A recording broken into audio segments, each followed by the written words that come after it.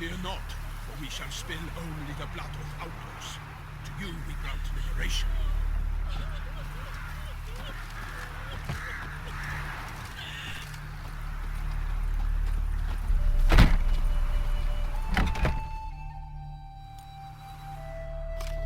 Geralt of Rivia. Ha! Sit with us, Witcher. Found your message on a notice board. You see, Palmerin? I told you. The griffin at White Orchard. I knew that were we only to follow the tracks of its slayer, we would in the end find Geralt. Milton de Peyrac Peyran and Palmerin de Lawnfall.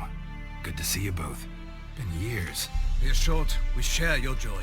You must forgive us our, surroundings. When we pledged to place the village under our protection, the village elder gave us this hut as our lodgings. He swore it is the best hut in the village. Get involved in some squabble? We discovered that in retreating, the Redanian garrison had left this land's tillers at the mercy of numerous plagues. A tyranny of bandits, the most onerous among them. These plunderers shall soon descend on this village to collect tribute. Milton and I will dissuade them. We are both sworn to fight injustice and oppression wherever they rear their heads. The matter does not concern you, of course, but do us the kindness of waiting. Once we have dealt with these marauders, we have a matter we must present to you.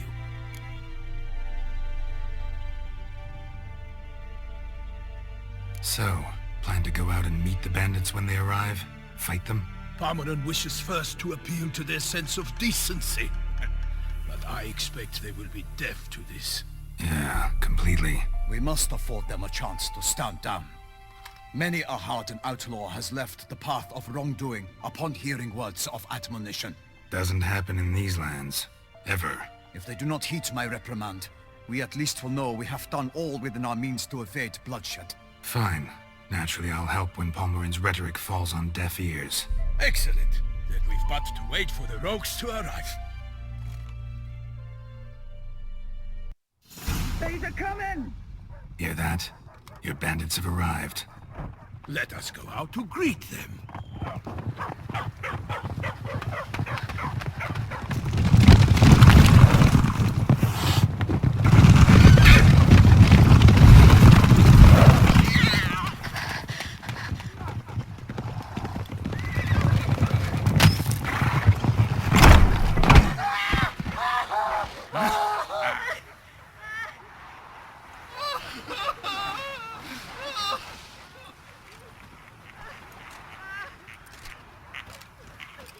Hark! Contemptible curs!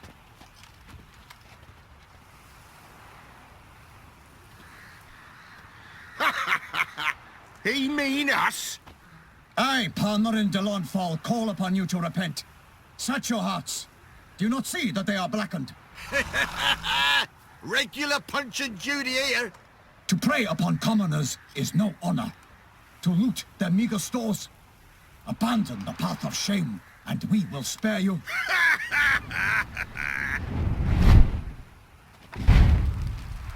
Right good jest, that. Had us a laugh. Now, fuck off before we lose our patience and you lose something else. Nay, wait, Zorg. These lads are a lark. Mayhaps they know some tricks.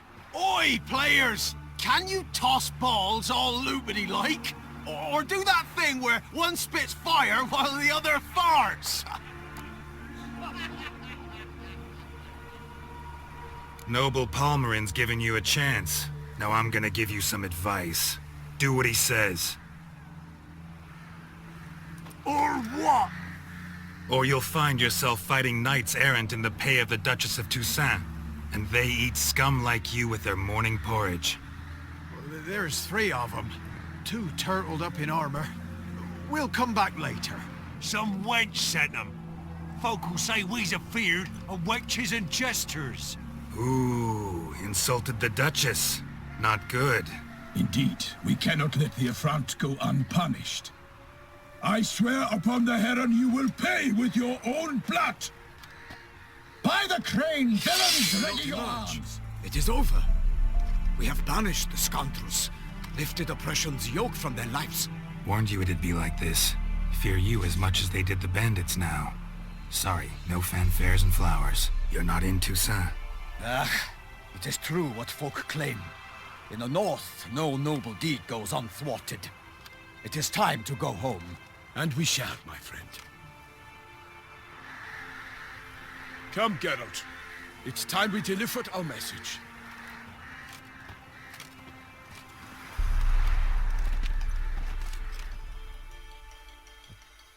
So fess up. What brings you such a long way? We are to deliver Her Grace the Duchess's message in full, with all due ceremony. For tradition Is sacred in Toussaint. All right, fine. Most honorable Geralt, slayer of monsters and all evils nefarious, which prey on the defenseless of this world. Whereas never have you been known to deny help to the innocent, nor leave widows and orphans to fates undeserved. Answer you now our present summons.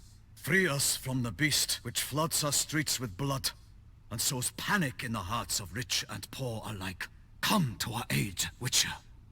Thus humbly beseeches you the star-crossed city's most gracious protectress, Her illustrious Highness, Duchess Anna Henrietta. Shall you answer her call? Anna Henrietta really say all that? Word for word? Well, in point of fact, she said, bring me the Witcher and dare not spare your horses. Only make certain this time he comes alone. The Ducal Chamberlain added the rest. You know how it is. Yeah, I remember. I might add, be it unofficially, that a hefty reward awaits. Yet the specifics you will need to verify with Her Illustrious Highness. Might be the most fervent request that I take a contract ever. And the most polite. And now we've got all that behind us. I want to hear more about this beast. Some kind of monster? Just guessing. Most assuredly, though no one has caught a good look at it as yet. Our only sure witnesses. Bodies massacred in a brutal, horrid manner. Look, some sketches drafted from descriptions given by those who claim they glimpsed the beast. Each quite different. To my mind, these witnesses lie. How many victims so far? 2. When Her Grace learnt of the second, she discharged us immediately to fetch you, promising grants of land and fortunes in gold, should you answer her summons. An ill wind blows, Geralt. The beast cannot be tracked. Folks say it wields black magic. Also, both victims were nobly born, and the start of a tourney draws near. Beast wields black magic? What makes you say so? The first victim vanished between bites at a feast. Of the feast-goers, none noticed this. They saw but an open window, then heard desperate cries from the street below, where a corpse had just been found. The second killing, similar. A night in a locked room. Servants all about the house. Guards all around the estate. Yet the beast somehow got him out, dragged him to the town square, and killed him there. No one saw, nor heard a thing. We have no fear of creatures against which sword and shield protect. But of this beast, nothing is known. Save that it cannot be traced, kills effortlessly, and with no rhyme or reason we can discern. Anyone tried to hunt it? Knights errant, for example? Ha! Many have tried. Baiting, waiting in ambush, but to no avail. The beast is clever. It evades all traps and attacks of a sudden. It is like a ghost. An experienced tracker. This is what we need, with knowledge of monsters. In short, we need you. Mentioned a tourney. Why doesn't the Duchess just call it off? Simply, it is too late. The guests have arrived. The best knights of all lands, relatives of the Emperor. The beast could be a threat to others, not just to Her Grace's subjects. Got it. Before an aristocrat dies, at best it's a scandal. At worst, a diplomatic incident. I sometimes think back to all the contracts I've ever taken from sovereigns. Can't name hardly any where I came out ahead. You cannot be thinking to refuse. No. Just struck by a thought. How the Duchess can sometimes be... demanding. So you accept the contract. Excellent! We must set off at once. We long wanted this land searching for you. Yet time is of the essence. Ready to go, soon as you're packed. Then post haste to Toussaint. To Toussaint!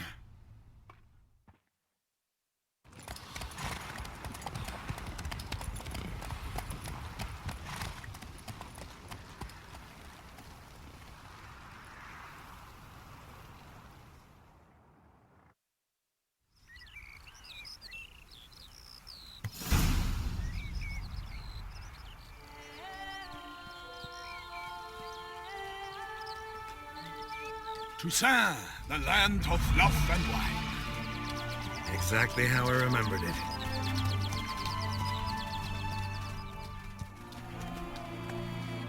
You will find Beauclair has changed some these past years.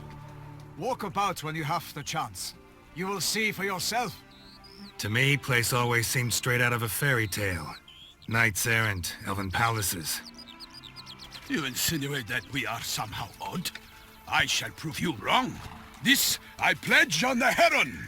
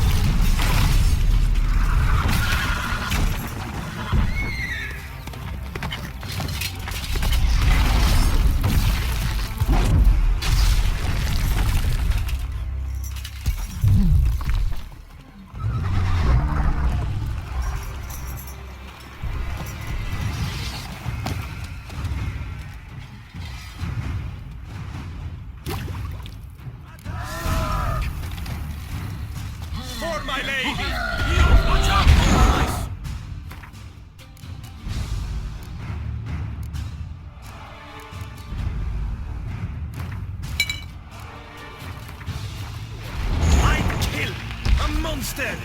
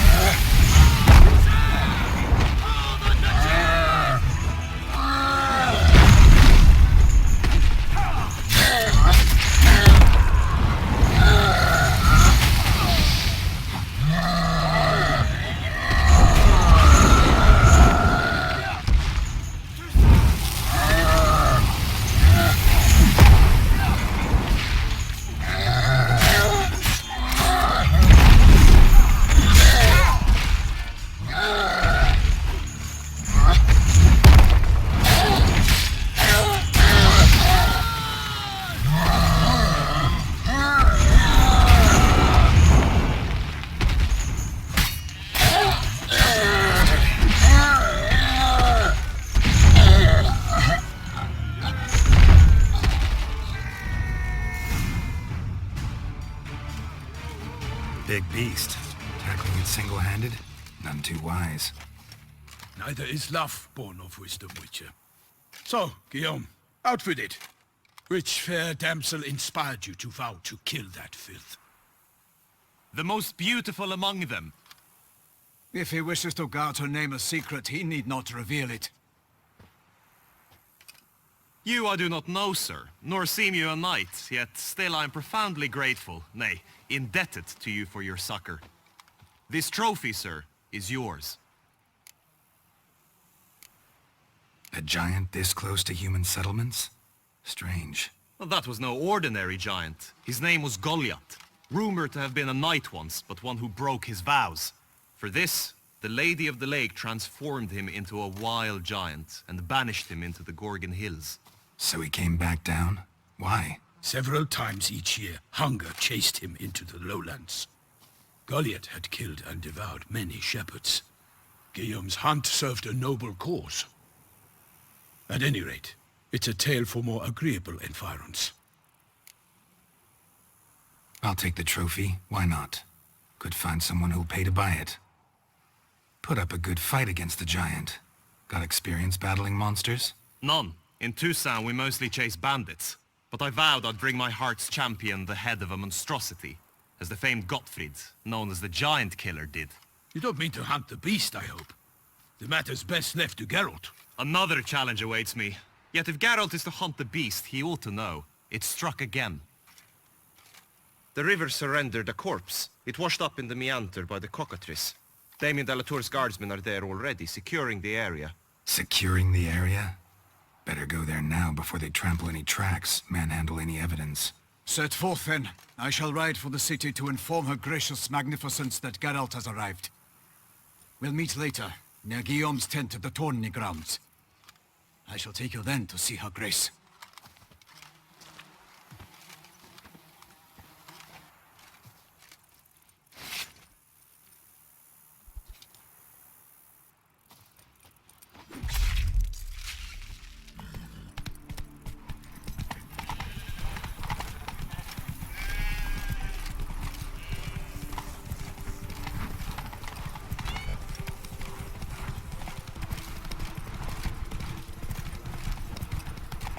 Can't get used to the way you knights talk, especially how you switch back and forth between flowery and, well, near normal. We are knights errant, in the service of her gracious magnificence. When we appear in her name or speak on her behalf, we are bound by tradition.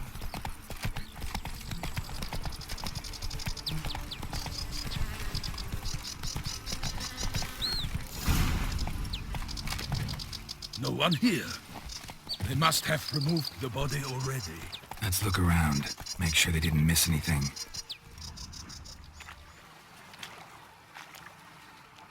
What now? This isn't the site of the murder, we know that.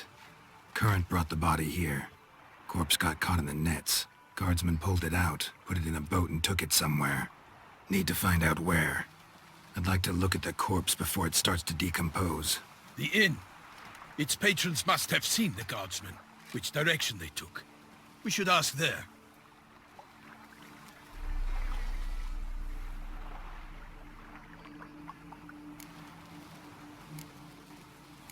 Seems we've got ourselves an audience. You think this surprising?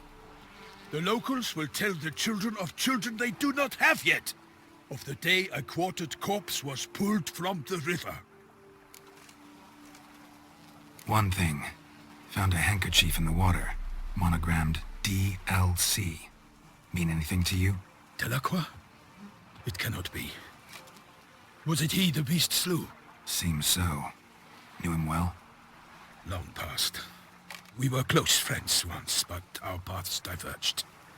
He was a man of extremes, standing by his companions no matter the odds, fighting his foes to the bitter end. Foes? You have a lot of them? He did. But I do not see what that has to do with the beast. Ah, Geralt, you've struck a raw nerve. Memories of a time long past, to which I'd rather not return now. I understand. We can talk later. Let's go to the tavern. I shall have to leave you soon. Return to court. Barely got back to Toussaint. A knight in the service of her illustrious highness knows no rest. In fact, I'd feared I would return too late to fulfill my duty. Yet it seems I've arrived in the nick of time.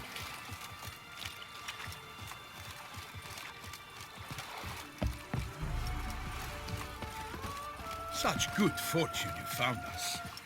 The gods protect her illustrious grace.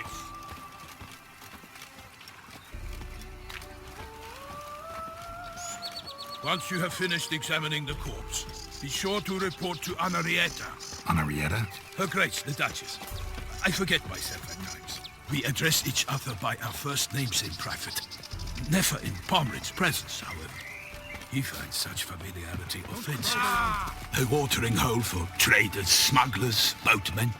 But you will find no better crayfish chowder in all Toussaint. The beast. Killer from the north. What? With no lads brave enough? Of course we have. But bravery's not enough against the beast. It needs dark powers. By my troth, that be the musty scent of fresh pate? Naught else, Sir de Peyrac Peyran. I see time has not dulled your senses. We would be honored if you would join us. Your companion as well. But why do I not detect even a whiff of crayfish chowder? No soup today, on account of there being no crayfish. I reckon you've not heard, but all I caught was a corpse. I awoke at the crack of dawn, as I do each day, but when I looked up, I beheld a blood-red sky. This corpse is precisely why we're here. For the man whom you've invited to join you at the table was summoned from a far-off land by her gracious magnificence. He is tasked with tracking and killing the beast. We invited 2 men to join us, yet since Sir de Peyrac Peyran in temperament is more akin to hare than hound, I surmise the other is the hunter. With whom do we have the pleasure? Name's Geralt. A humble introduction. You've clearly not tarried long with Sir de Peyrac Peyran. Spare us the petty insults. Geralt is a master of the witchering trade. He has questions concerning the beast's last victim. I was the one to find the corpse. The sun had just risen when I awoke, sat straight up in my bed, looked out the window, and beheld a sky red as blood. Ask Geralt, please, or we shall be here till winter. Must have been early in the morning. Went to check your nets and then... I stepped out of my hut and saw... By my troth, to the point, man. You found a body ensnared in your crayfish nets. We know this already. What happened then? Did you see anyone nearby? Did you spy anything noteworthy? Anything at all? Not a soul around, just me. As for noteworthy... well... What did you see? But be warned, if I hear the sky was red again... I saw a head bobbing, eyes bulging, the tongue blew and popped out. Next to it, a hand rocking upon the water. Get a good look at the body parts? They gave me such a fright. I bolted to town fast as my legs would take me, then returned with guardsmen who told me to keep out of their way. They had a hard haul. The parts were so tangled up in my nets, they were forced to cut them. Need to examine the body. Know where they took it? They ferried it across, then loaded it on a cart and hauled it to a cellar at Corvo Bianco to keep it cool, see? What? Why, Corvo Bianco is Baron Russell's estate. When he learns they've turned his cellar into a morgue, he'll set his hounds on them. While you were gallivanting about the north, his vineyard was auctioned off. Who was that? Woman who just left.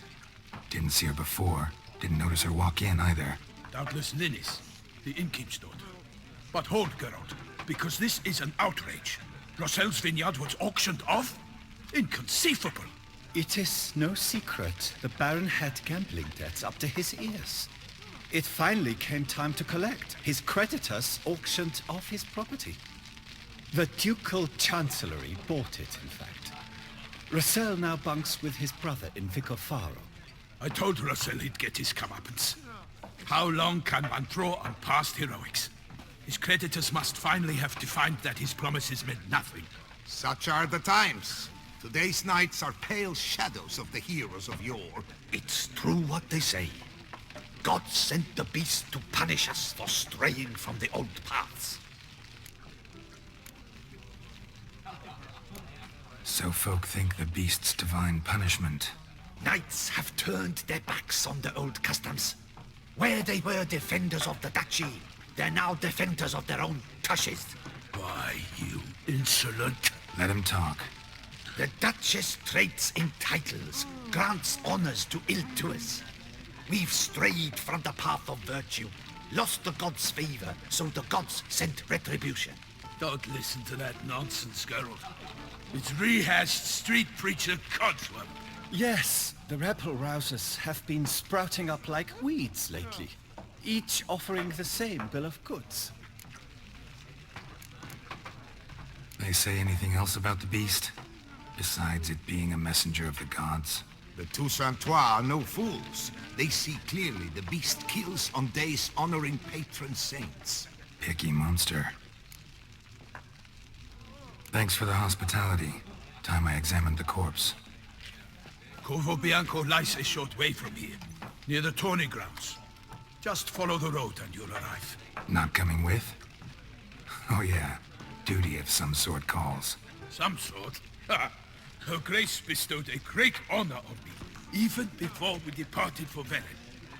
I'm to play the hare during this year's game in the Palace Gardens. When you see me in my costume, you will wet yourself laughing. A little tempted to ask a few questions, but it sounds like a long, complicated story. One involving lengthy digressions into local history and tradition. So, see you later, Milton, and good luck. Damn it, killer must still be here.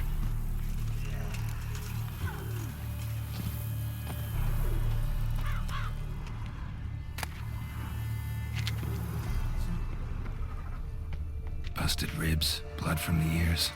Took a solid hit.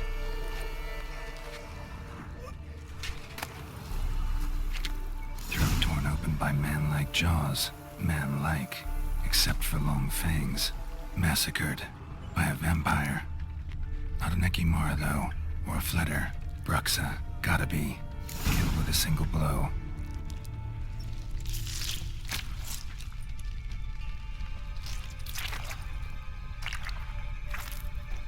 You. Saw you at the inn. I know what you are. Don't know why you killed these people, though. Clearly wasn't for their blood.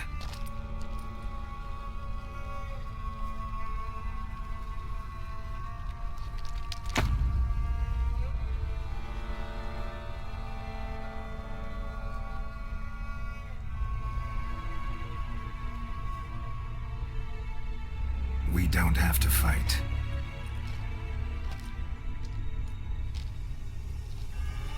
You are wrong.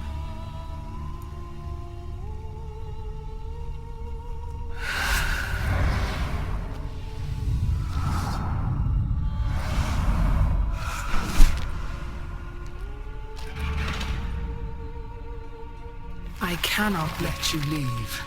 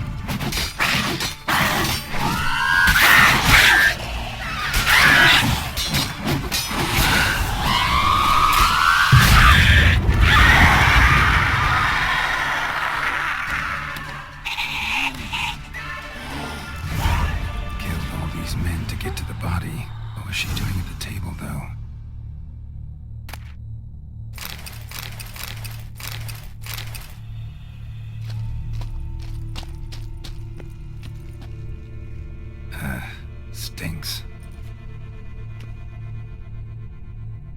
Waterlogged. Both hands amputated. Body was quartered just as I thought. Laid in water for some time. Head swollen, and something took a few bites out of it. Something in the throat. A bulging with coins. Nilfgaardian florins from several different provinces. If the murderer did this, means we're dealing with a sentient thinking beast.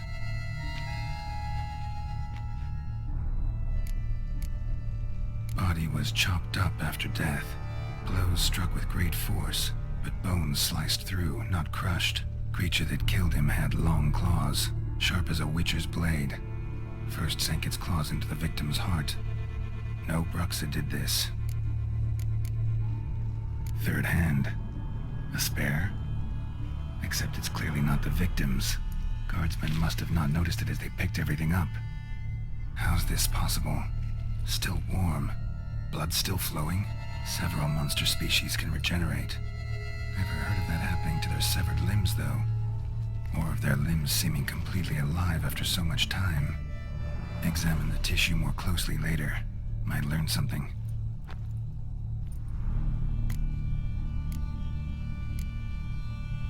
So, murderer was clearly a monster, but not a BRUXA. But then why'd the BRUXA come here for the severed hand? And who does the hand belong to? Why the hell's it still warm? Now, pouch shoved down the victim's throat. What's the significance? And why was he chopped up into pieces? Lots of questions, no answers so far. Need to know about the other victims. I'll ask Palmerin to get me in to see the Duchess. Need to speak to the Duchess, urgently. All right, you scamps. Story's done. Go find your parents. But Sir Palmerin, what about the story of Rittik and the dragon? Our tales for another time. But take a good look at the man who stands before you now. This is Geralt of Rivia, the master witcher who lent his valiant hand to the defeat of the giant Goliath. Master Witcher, is it true virtue always trumps villainy?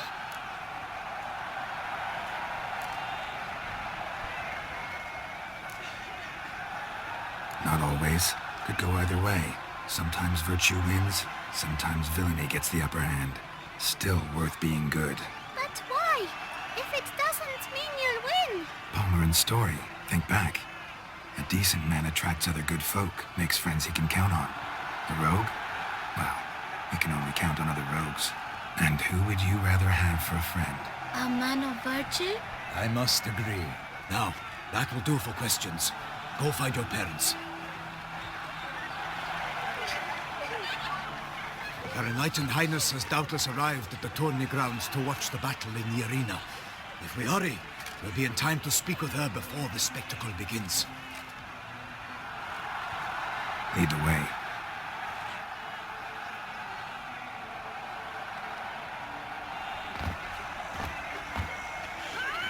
Who's fighting? Nilfgaardian gladiators? Close, but not quite. As you will soon see. Someone's gonna fight a Shaelmar? With some bells on its tail to confuse it, slow it down? Whatever is the problem? The beast is a gift from the Emperor, no less.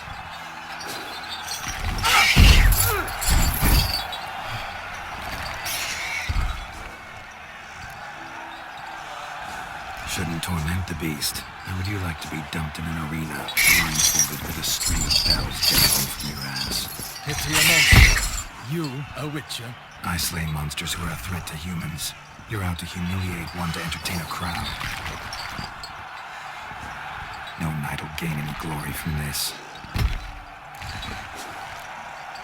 Who's going to fight the beast? Guillaume, the young man you met. Yeah. Mentioned he'd promised his heart's capture a monster trophy. Great love demands great sacrifices. Let's go.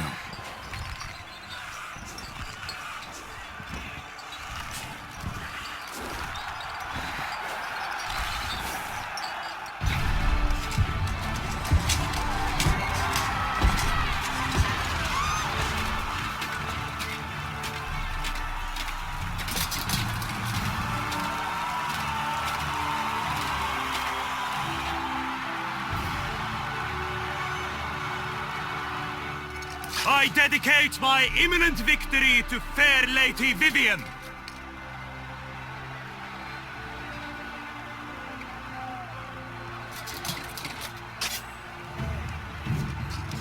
It's begun. The fight shall have to end first. We must wait.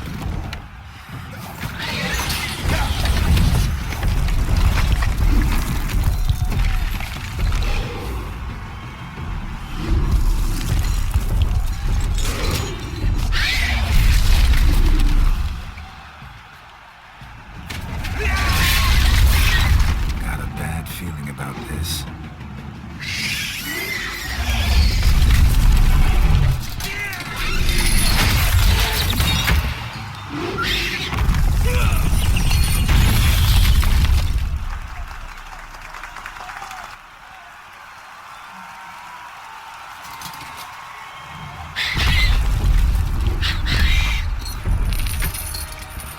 Damn it.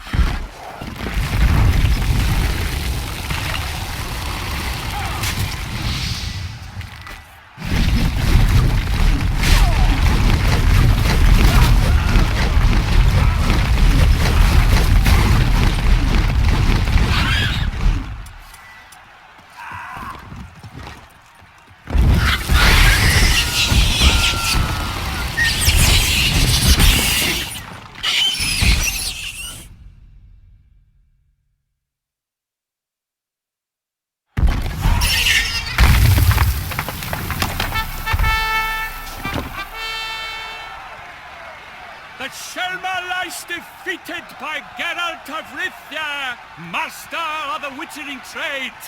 Behold, sheep from the beast.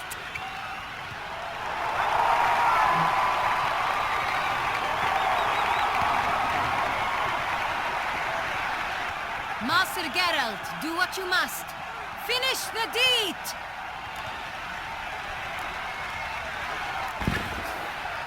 Monster's no threat. No need to kill it.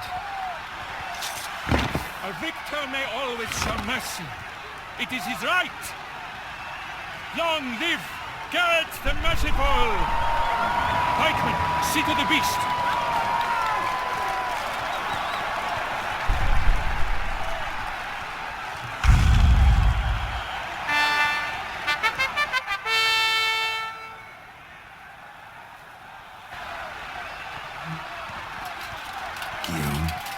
The lad came damned close to dying. I'm fine. Not hurt at all. Vivian? Smile as befits a hero and keep silent. Speech clearly paints you. She approaches.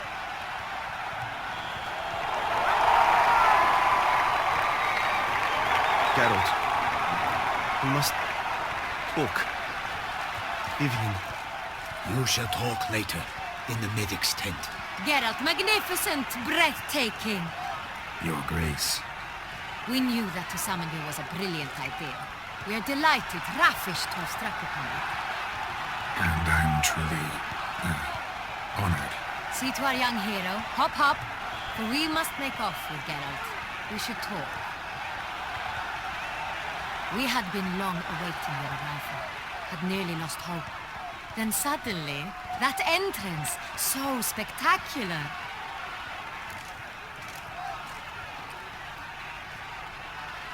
Your Grace.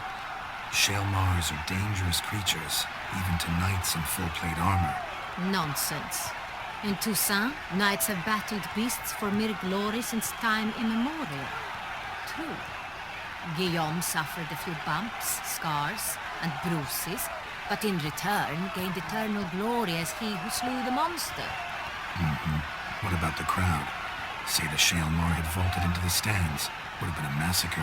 Geralt, though we value your fortuitous intervention in the arena, we would remind you your services have been retained, and as shall soon become clear, you will be generously compensated for completing another task altogether. Your Grace, my contract. I'd like to discuss it. Naturally, but not here. We shall need Damien. He led the investigation pending your arrival. But wherever could he be? Come, we must find him.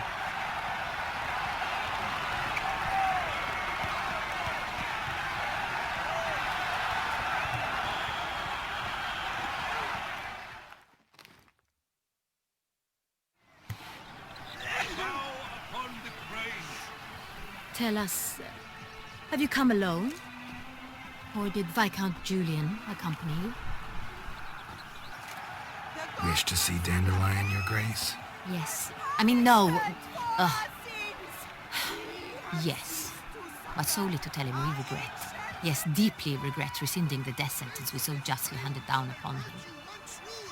If we could turn back time, we would make certain he sat in a tower till he rotted.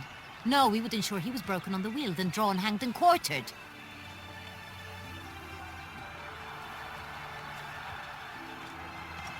Ah, the very man we would entrust with these tasks. Damien de la Tour, captain of my personal guard. Your Grace. Witcher. Greetings. Sorry to have to tell you, but the guardsman handling the last victim's body... I know already. The creature in the cellar of CORVO BIANCO. Was it the beast? No. A BRUXA. A kind of vampire. Not the beast, but tied to it in some way. You know this how? Through careful analysis of the evidence, both on the riverbank and at CORVO BIANCO. Do you mean to insinuate the investigation thus far has been sloppy? Geralt insinuates nothing of the sort. We must listen to him attentively.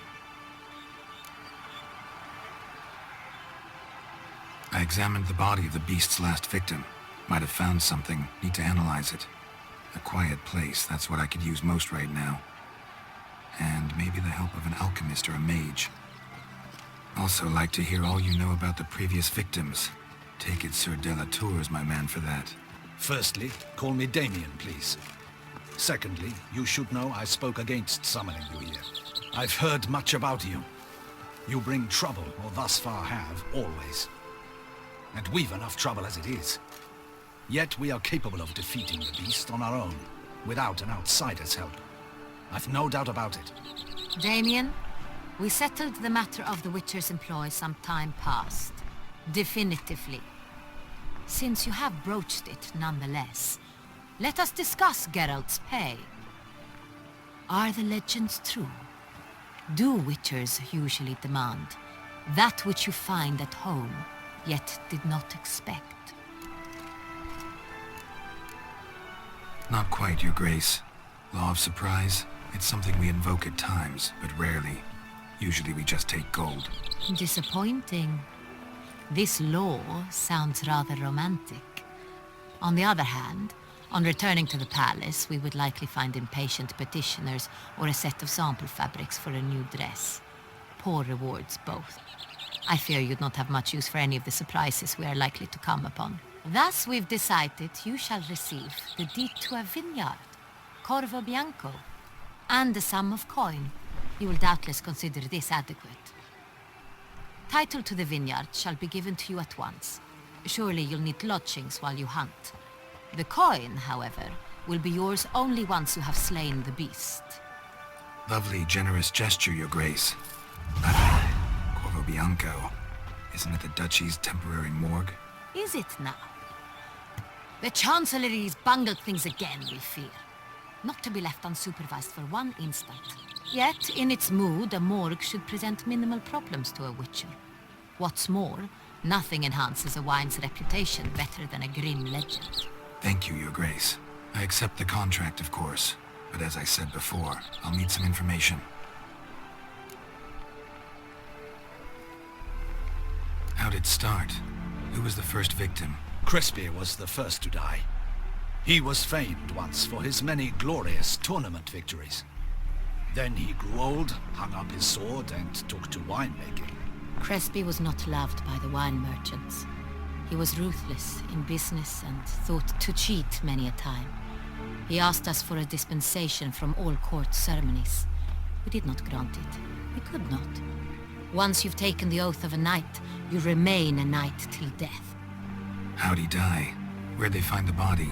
Quite unusual, the circumstance. He was at a feast when suddenly one of his fellow feastgoers noticed he was missing. The town watch found him an hour later. On his hands and knees, propped against the town pillory, his sword hanging from his neck. He had died of wounds inflicted with claws, not a weapon. Blows of great force. So he died suddenly, but the body was on its knees, meaning someone posed it. So it seems. Second murder. Tell me what you know. In the city there are certain nooks. No one reasonable ventures there after dark. Ramon Dulac's corpse was found in one such place. With the first murder, terror gripped the city. Its inhabitants grew wary, kept to safe areas. Consequently, news of the second victim came to us from a group of concerned cut-purses. Criminals fear the beast? Telling in a way. Take it you've excluded the possibility that Ramon died at the hands of these bandits.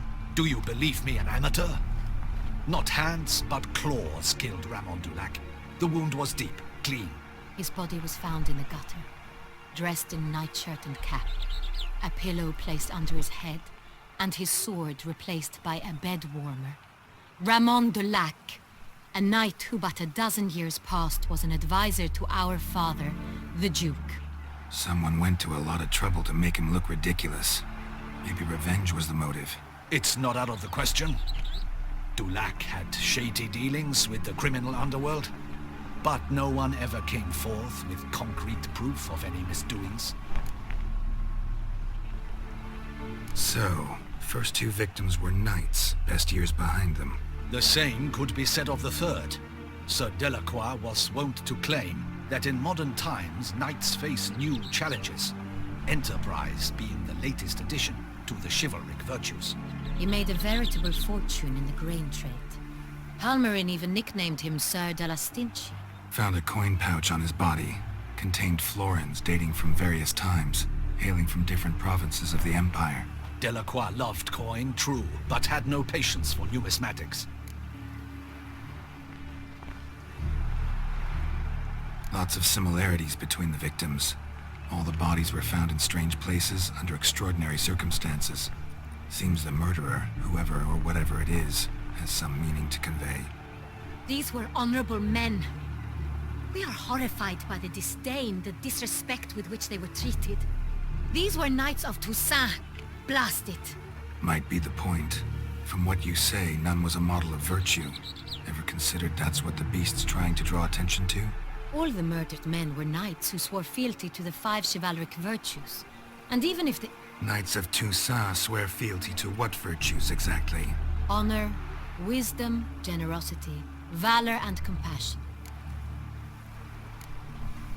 5 virtues. Why are they so important to your knights? Strange question.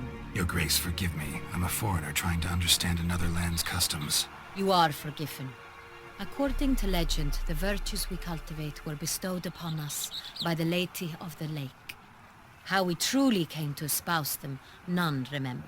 In Toussaint, we believe men of low birth should be simple-hearted and obedient. We expect much more, however, of our knights. They are to be soldiers and courtiers, lords and servants. Thus the need for clear moral guidelines. At the time of his dubbing, a knight vows to demonstrate throughout his life honor, wisdom, generosity, valor, and compassion. Beast seems to be pointing up moral decay, denouncing it. Victims were all humiliated. Might have been murdered to emphasize their lack of specific chivalric virtues. Honor compromised by the pillory. Wisdom by ridicule. Generosity by a coin pouch shoved down a throat. It seems to fit, true, though not perfectly. Can't discount the theory if it's on the lips of everyone in town. Say our reasoning's right. Next murder will be just as showy and denounce the victim's lack of the 4th virtue, valor. We can also assume that victim will be an elder knight. Let's think. At the moment, all the knights are either at the tourney grounds or in the palace gardens. Our annual hare hunt shall begin there shortly. Have you heard of the custom? Milton mentioned something. Seemed excited to prance around in a bunny costume. Not sure why. Hang on. Strange circumstances. A knight advanced in years. The famed cowardice of rabbits. Could it be that simple? Is Milton de Peyrac-Peyren the next victim? Milton also knew Delacroix. Told me so down by the river. Damien! To me something so obvious. De Peyrac-Peyren, Crespi, Delacroix, and Delac formed a knightly team. It was years ago, but... They were a team? They were close friends, tightly knit, and as such earned the trust of our father, the Duke. We often witnessed him turn to them with delicate matters. Later, their paths diverged. Unlikely to be a coincidence. Beast must know it too. It's a lead, I'm sure. Your Grace, we need to find Milton, immediately. Rather problematic. You see, the garden entertainments are due to start, and he's disguised as the hare, hiding somewhere, waiting for some tipsy courtiers to find him. The hare's hiding place is a carefully guarded secret. We must call off the game, at once. First and foremost, we must remain calm. Damien, order the garden searched immediately, but discreetly. By no means can we disrupt the festivities. Panic will only incite the beast to strike sooner. And you, Witcher, follow me. My gardens, my night, I shall take the fall. A murder is out of the question. I will not allow it. Not near my palace. Horses? Ready our horses!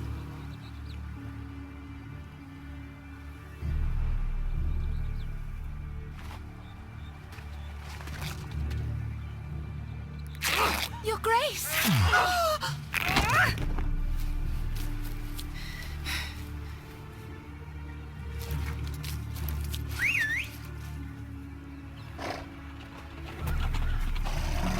What the hell? Why, I should... Your Highness, Mind it doesn't get wrinkled.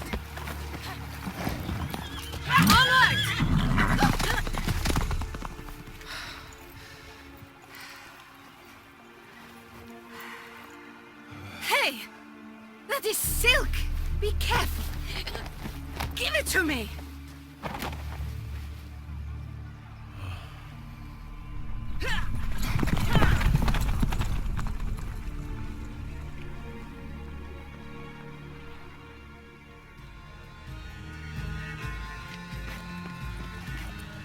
On second thought, through here.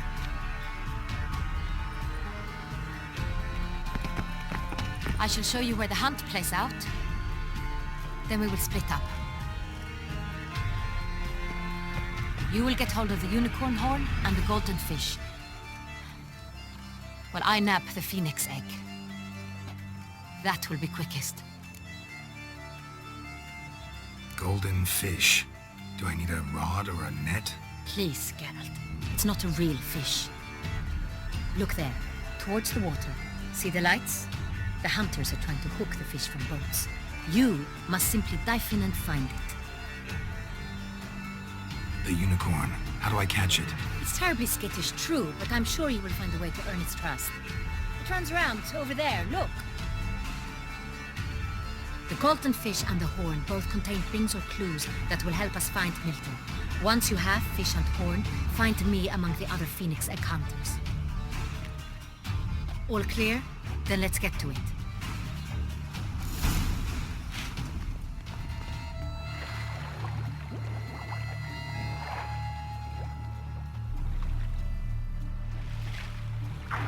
Hey, wait.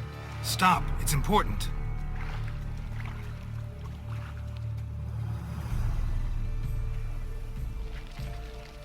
King Cormorant, sire, accept this offering we bring. Prithee cast upon us your merciful eye, and bear before us its secrets. As the moon is heavenly coursed up trace, in my domain I await that moment of grace, when a soul of good or ill repute brings me a gift, fitting tribute.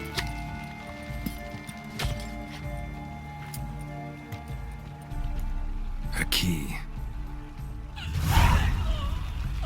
Why, you bomb? He's ruined the game! Disgraceful.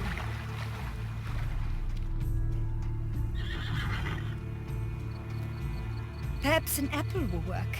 Or some sweets. We would not be in this predicament, dear sister, were you still a virgin. Do you really wish to have this conversation again?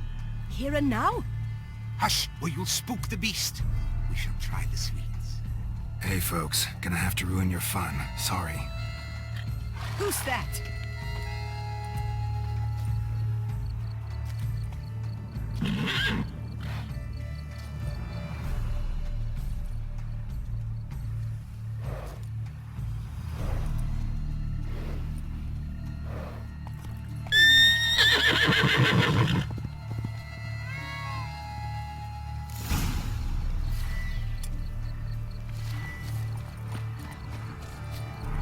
Come on, stay calm.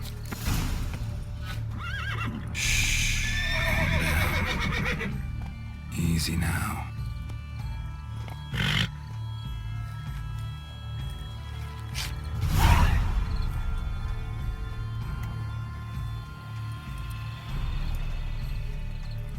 Well, that's hardly fair.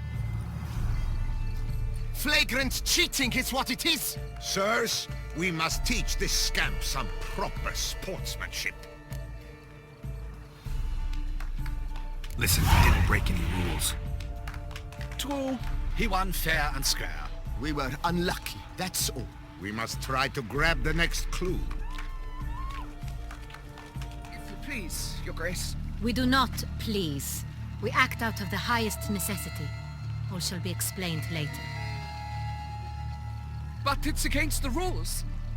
I am the rules.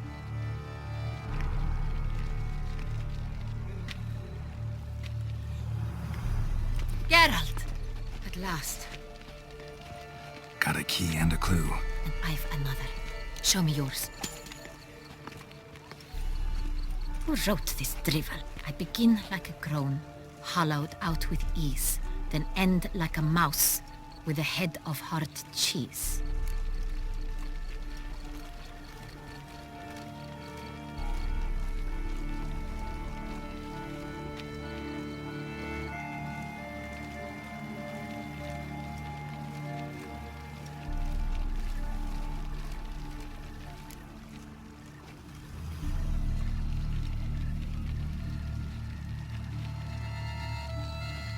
Mice and cheese. Palace pantry, maybe? No. The hare is obliged to hide here in the gardens. Look, if we take roll, hollow it out and fill it with ease. The letters, that is. We get green. Then mouse, but starting with what heads hard cheese. Why, it's greenhouse! Pretty clever. And it sounds right to me. There are several greenhouses in the gardens, but only one with a door that locks, and the key to it looks just like the one we found. Greenhouse it is then. Let's go.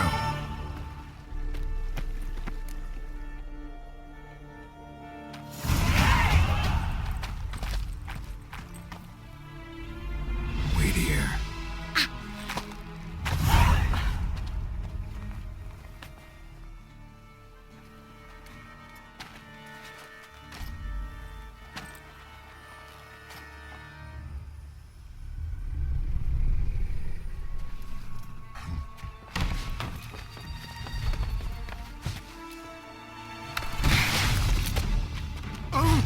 What the butch?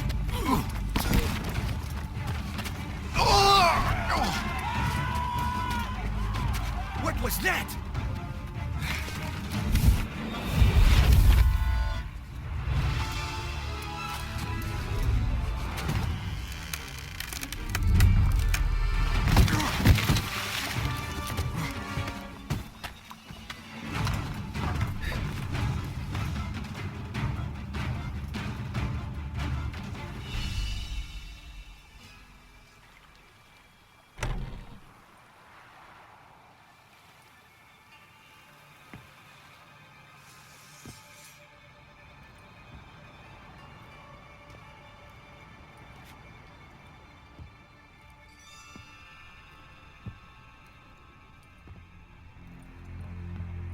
I'm here.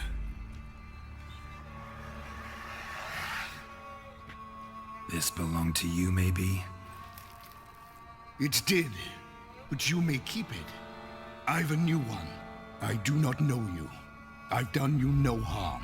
Yet first you butchered a BRUXA who was dear to me. Now you pursue me.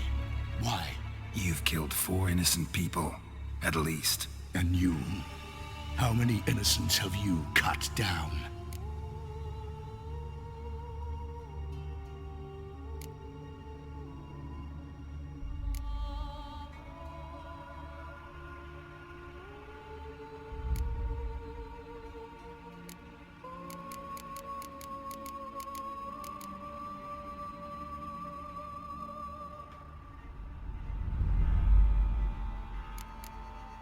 I don't kill innocents. Murderers, though, you bet. I'll soon be done. I've but one left. And you, should you not stand down. And once you're done, intend to leave? Go kill somewhere else? No. I intend to live. Happily ever after.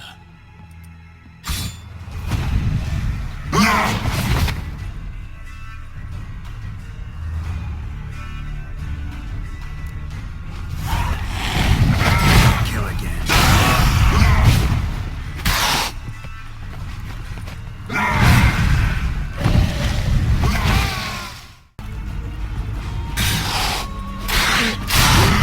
Bastard.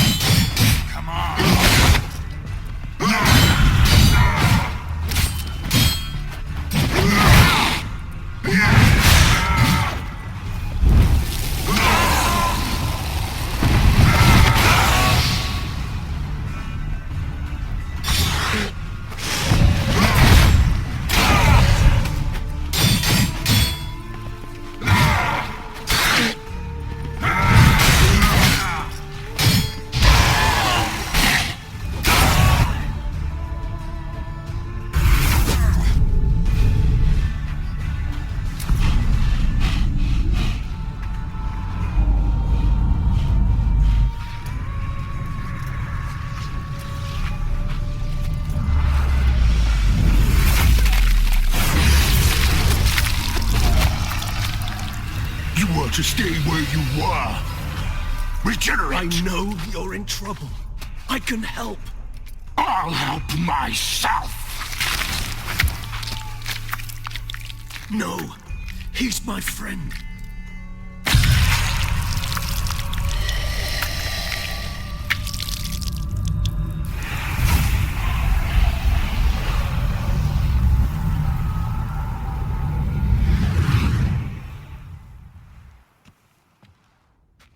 Yes, Geralt, it's me. Regis? You all right? All is well. All's in order. Wounds such as these heal on vampires in moments. But we've not seen one another in ages, my friend. At least in human terms, that is. How's this even possible? Last I saw you... I was a bubbling, shapeless smear, having been rather spectacularly melted into a column of a certain castle. In somewhat better shape now, as you can see. Hardly peak form, mind you, but were I human, folk would think me a demigod, I dare say. I'm sorry. What happened, it was my fault. Never got a chance to apologize. No need, Geralt. Bygones. I did not have to join you on that expedition. No one twisted my arm. Miraculous regeneration. How do you manage it? I had help. From the one you hunt. Him? How? And what have you been doing all these years? Not the time nor place for such stories. I suspect we'll get a chance to speak at ease and at length later. Now, however, we must deal with the reason that brought us both here.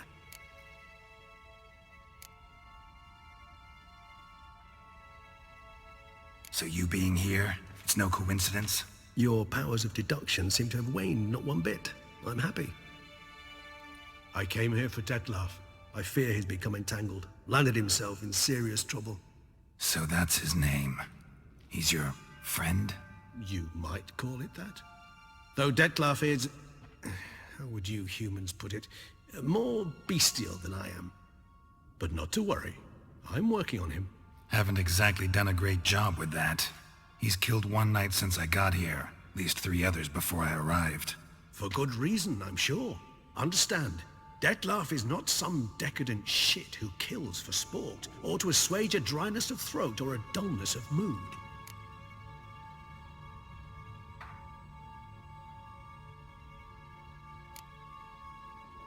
Seem pretty damn sure of that. I am, because I know him very well.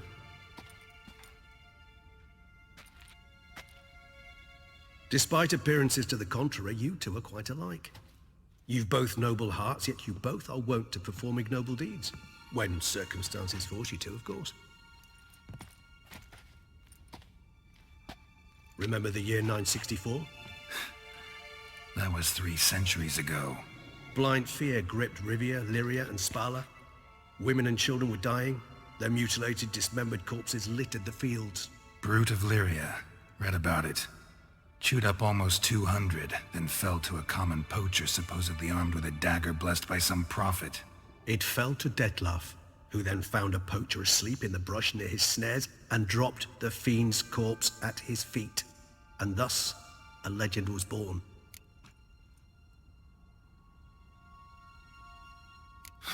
Vampires rarely help humans. Must have had his own agenda, hunting the beast. You err. He slew it for one reason alone.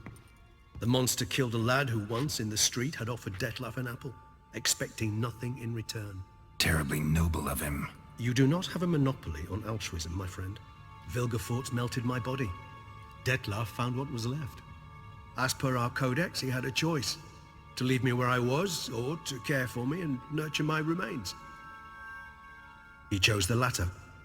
Regenerated me at no small expense in his own blood. Do you know what that means to a vampire? The gravity of the endeavor? Probably same thing it means to a human. You owe him your life. Much more than that. The act itself made us blood brethren. A bond so strong humans cannot even imagine. Which is why I know something ill is afoot. Always had an overdeveloped sense of empathy. Each vampire has a unique talent. One they hone over centuries.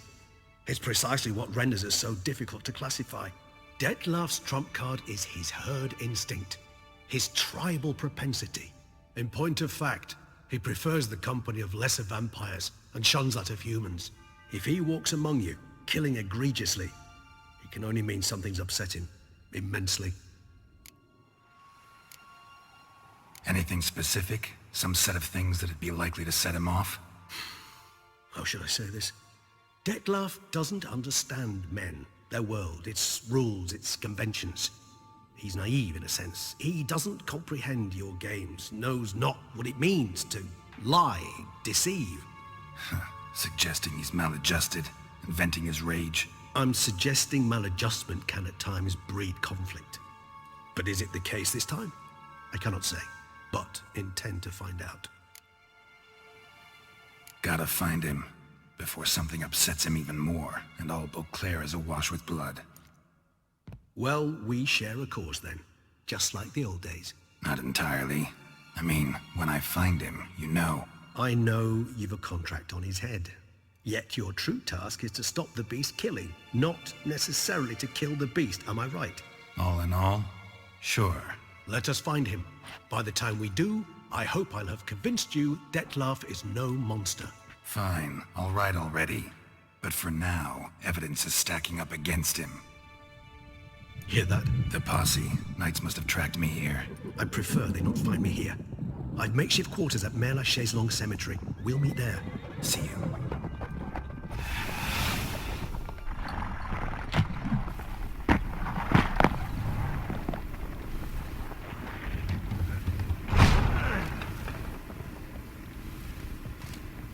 Witcher, we flew here as fast as our courses would carry us. Yet I fear we're late all the same. Pray, where is the beast? Still investigating. About to inspect this site. Withdraw your men before they trample all over the evidence.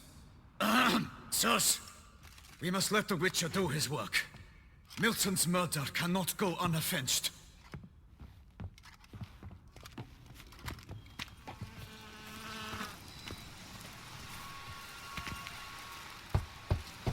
Regis! Damn it. Locked. No way I got the place wrong. This is it. Gotta be. Gotta be another way in around here.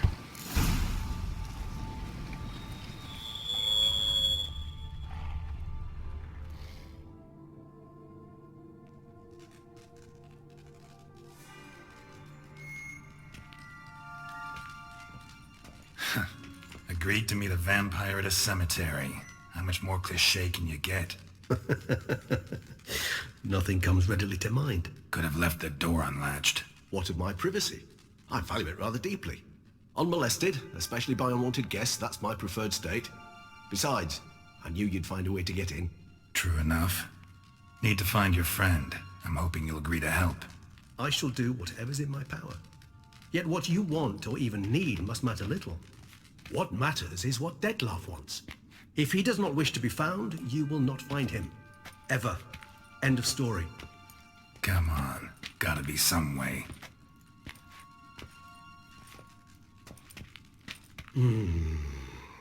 Vampires can evade detection by the senses, and no divination magic works on us. Even the most precise megascope would be useless. And this? Could this help? Wherever did you get that?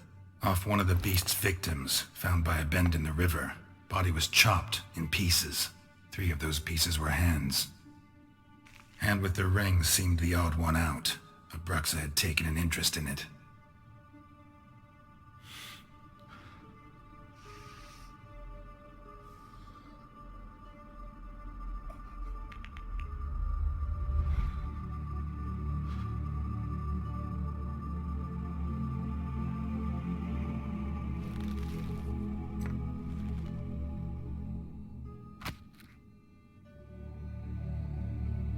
It's Dettlaff's hand, without a doubt.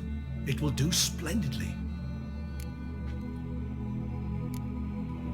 Ring's pretty intriguing. Made of no metal I've ever seen. And the ornamentation. It comes from our home, where we lived before the conjunction of spheres. It's actually mine. I received it from a dear old friend. You might call him a humanist. He saw us vampires as guests here. Guests who owe their hosts, meaning you humans and the elder races, Respect. Respect? Meaning not to treat us like cattle to be slaughtered for food? Precisely. And the reason why I, in turn, gave it to Detlef. To remind him of the ideals my old friend championed. The hand. What do you plan to do with it? You've heard of Kovinaris' theory of tissue memory retention. Rings a distant bell. Read about it in Alchemia Oblitera.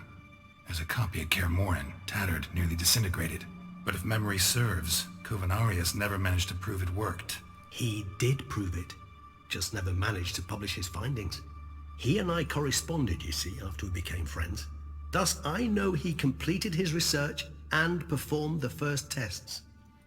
It's complicated, so without delving into details, it is possible to use any piece of tissue to reconstruct what a whole body experienced.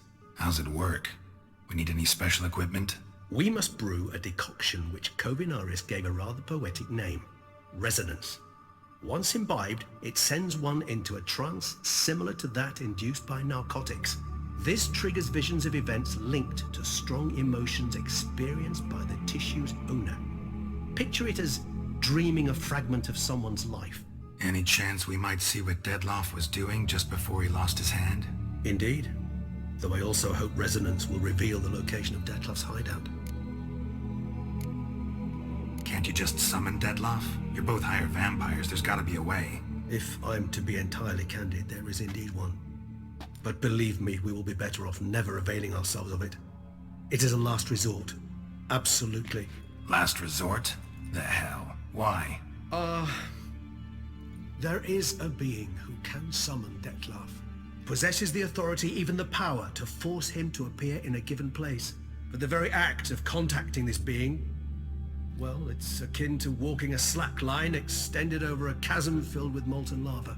An exercise as perilous to me as it would be to you. A risk I'm unwilling to take. I beg you, let's do it my way. It will be both quicker and easier. Kovinaris spent half his life proving his theory. Wild guess. Making a dose of resonance won't be easy. You guessed correctly. In addition to Detlef's tissue, we shall need a powerful occipital lobe stimulant. Effectively a poison, to make one susceptible to visions. Well, got a few ingredients to choose from. Unfortunately, all are pretty rare. There's Mamoon glands, but closest ones I know of are in Vizima. A spotted white saliva would also serve, but they were cooled to extinction over a century ago. Could go with a kobold's eyes, but the creatures are sentient. Rather not gouge one's eyes out. Given that we lack the time to sleuth this out ourselves, permit me to summon some help.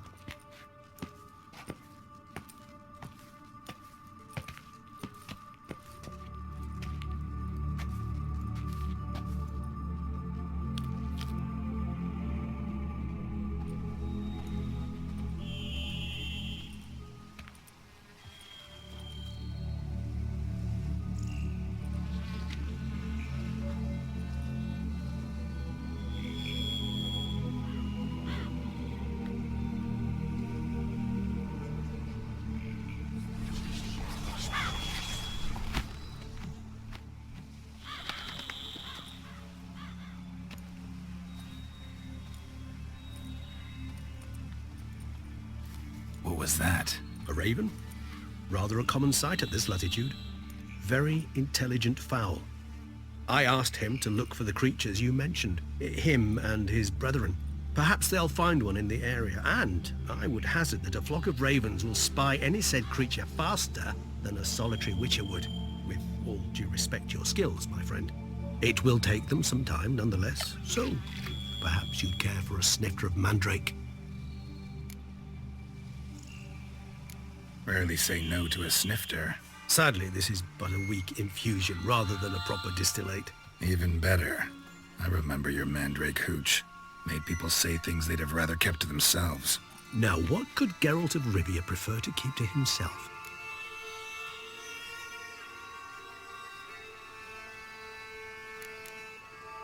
Everyone's got some secret. I agree wholeheartedly. I also believe it wise at times to share one's secrets, unburden oneself to those one can trust. This your sophisticated way of asking me if I trust you? I prefer almost always to ask indirectly. It seems a test of intelligence, one you just passed. Maybe you should go first. Reveal one of your secrets. After all, you vampires lead very interesting lives. Anything in particular interest you?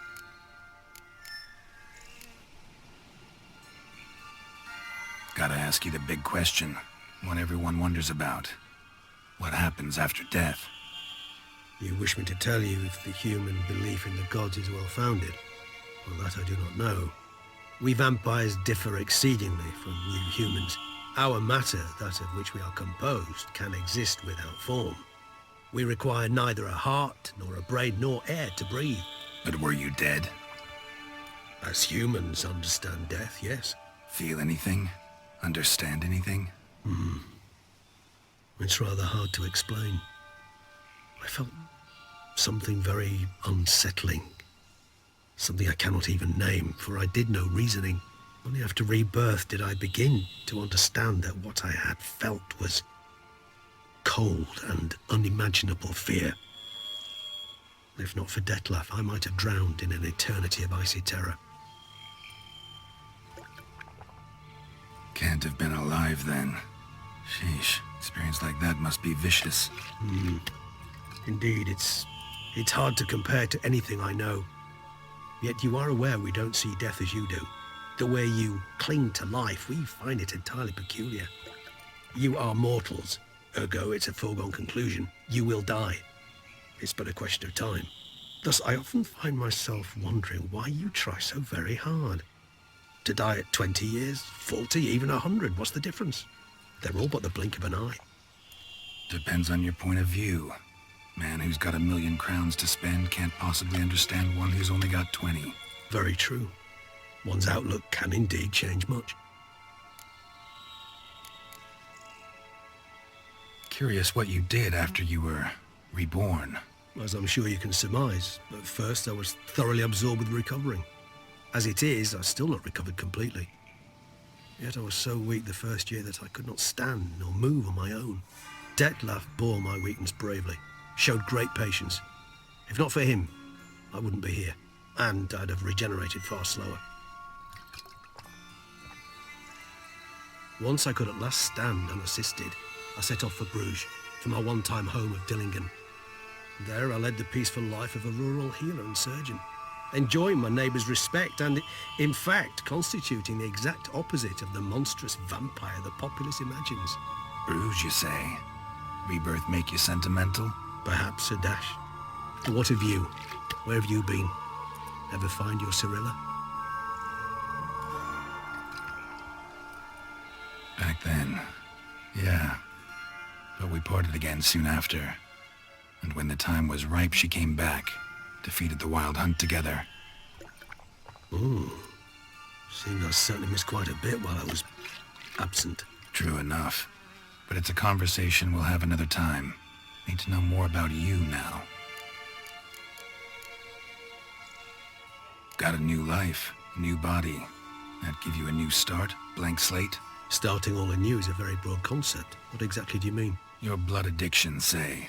Wondering if your body's the same, if it still remembers. Maybe if you drank now, you wouldn't get hooked. All addictions are a form of slavery. Re-addiction's not a risk I'm willing to take, just to test a hypothesis about corporeal regeneration and whether propensities carry over. Fair enough. Curiosity, that's all. Sorry. Not to worry, Geralt. Curiosity is a natural reaction under the circumstances, apart from which I've always valued that trait in you. Always fascinated me the way vampires can regenerate. A hand growing back is one thing, but Detlef recreating you out of a wet smear? Something else entirely. A difficult and laborious process, but one that's possible, as my presence proves. But I've heard you too had quite the adventure. They say you lost your memory. For a bit, but Triss helped me get it back. Actually pretty damn lucky I only had amnesia. Yes, you humans are rather buggered in those terms. To strip you of life is, well, it's just plain easy. I've always pitied you in that regard. We vampires are much harder nuts to crack. If a member of another race kills one of us, we can be reborn with a living higher vampire's help. However, if one of our own strikes the deadly blow, death is permanent. There can be no rebirth. One of the chief reasons why vampires long ago swore never to fight one another.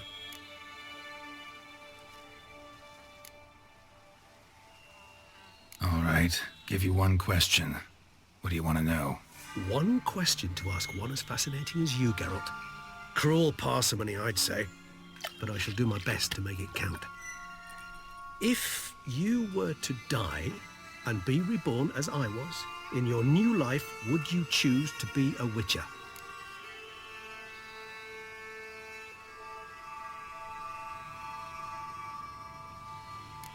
See, Regis.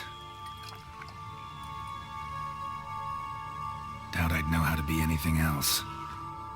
Ever tried? See, you're determined to get an answer, to find out if I like being a witcher. Just refuse to ask directly, as always.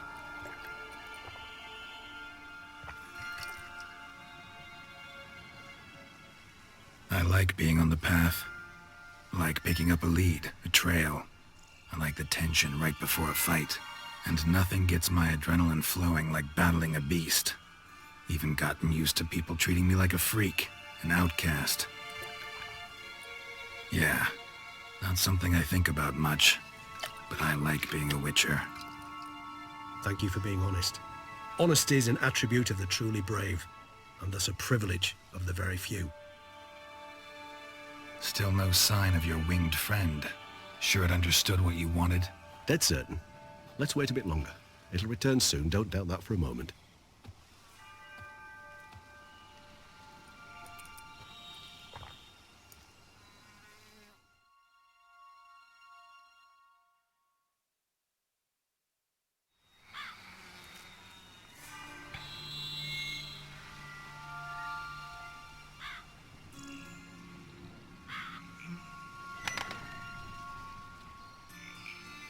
Ever vigilant, even in his sleep. Quite vampire-like, in fact. Are you absolutely certain they don't administer a few of our genes during the trial of the grasses?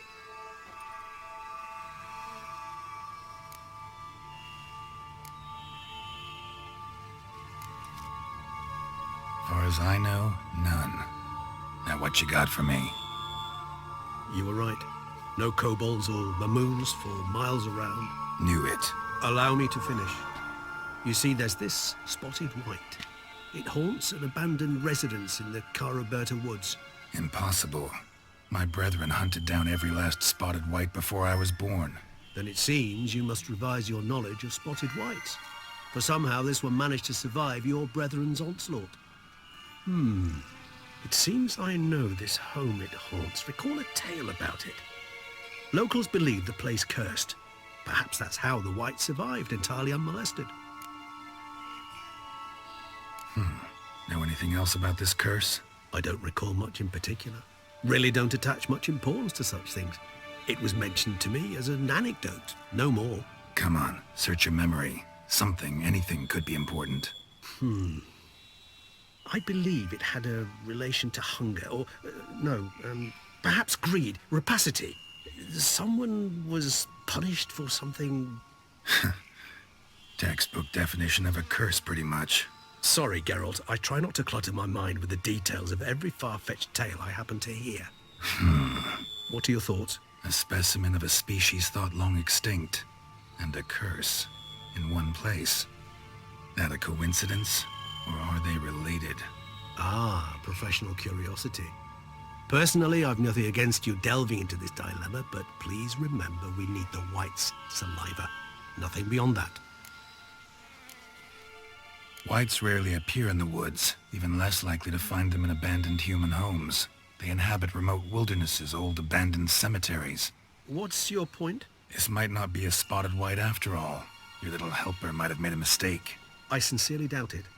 Ravens are devilishly intelligent creatures, and they've highly developed observational skills. What exactly did they observe? The area around the estate. It's covered in... spoons. Spoons? Spare me the skeptical smile. I'm but the bearer of this news. Or perhaps this spotted white is a hoarder. Or the spoons are somehow related to the curse.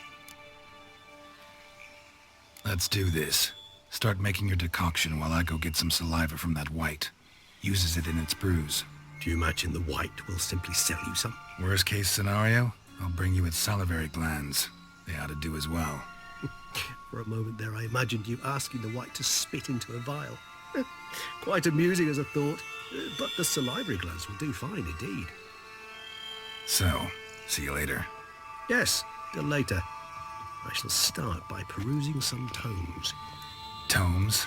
Thought you were gonna make this decoction. We require one last ingredient. Alas, obtaining it could prove a trifle toilsome. Thus, I hope to identify a suitable alternative. All right. Good luck. And to you, my friend.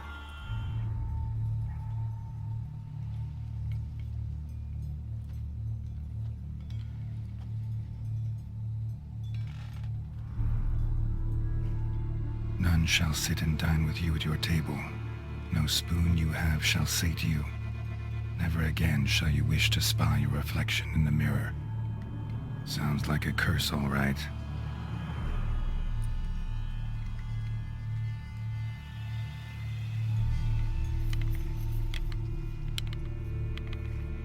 Somebody's clearly obsessed. Regis mentioned the place might be cursed. Can't be a coincidence. Need to look around.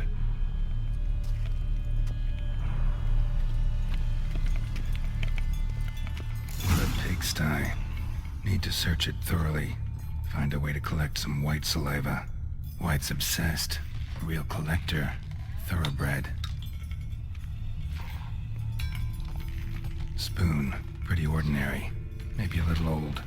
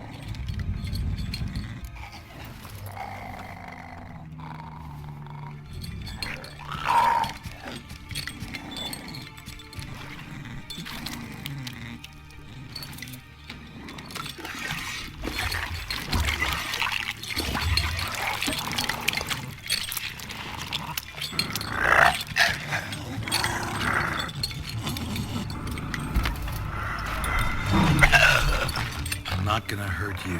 Wanna help? I've seen the words of the curse on the walls. Think I know how to lift it.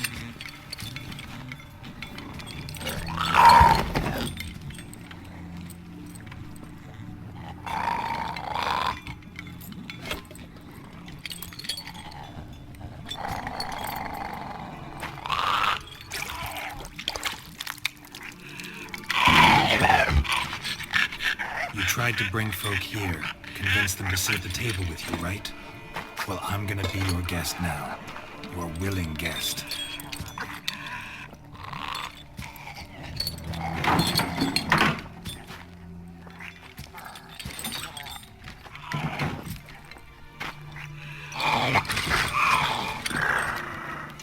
Just need a bit for Regis. And now we'll tend to you.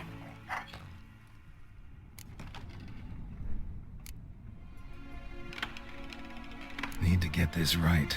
Words of the curse were, none shall sit and dine with you at your table.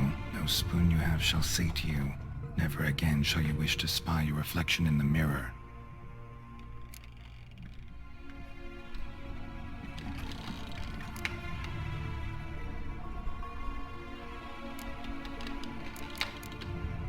Need to get this right. Words of the curse were, None shall sit and dine with you at your table. No spoon you have shall sate you. Never again shall you wish to spy your reflection in the mirror.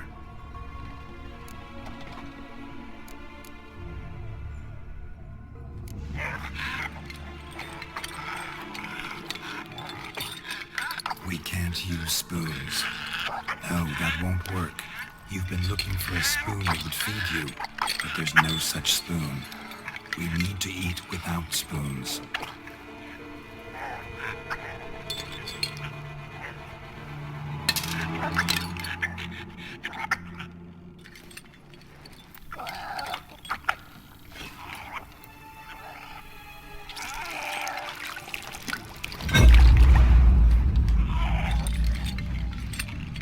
Open your eyes. You need to see your likeness.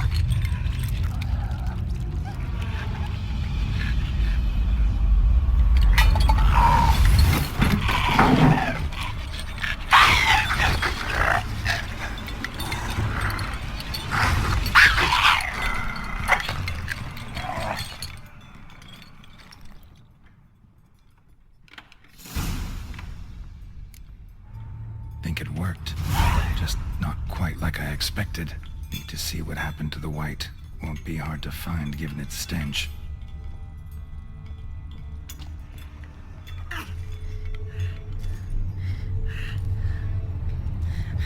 Shh, easy. Not gonna hurt you. Eat. I must eat.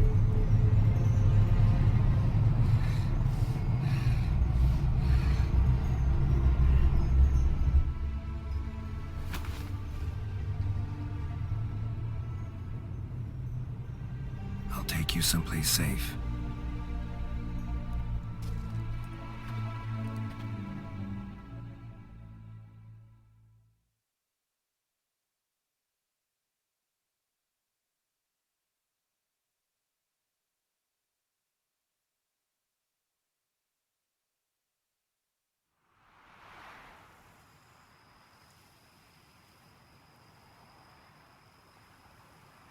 So I took her by the hand and led her here.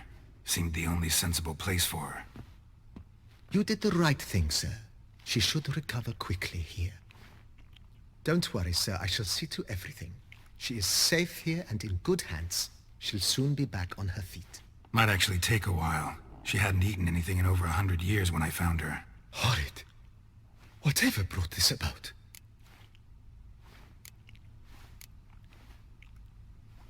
Told me her story on the way here. Her name's Marlena. She was once the very beautiful and proud heiress to the Trastamara estate. One evening, when she was holding a banquet for friends, a beggar came to her gate seeking alms. He had a bowl and a spoon with him. He sat outside her fence and waited. I've heard of the custom. An ancient rite of hospitality that obliges one to give food and drink to such a guest lest he depart hungry. To neglect the custom is to bring great misfortune down upon oneself. Marlena didn't care a whit for the old customs. She drove the man off, saying she'd rather feed the leftovers from her feast to her dogs than to give the beggar anything. The beggar then broke his spoon, cast a curse. She was beautiful, so he said she'd never wish to look at herself in the mirror again. Since she adored feasts, he swore no one would ever wish to sit and dine with her. And as she even refused him the crumbs from her table, he swore she'd never find a spoon in the world that would sate her hunger. A harsh punishment. I imagine lifting the curse was hardly simple.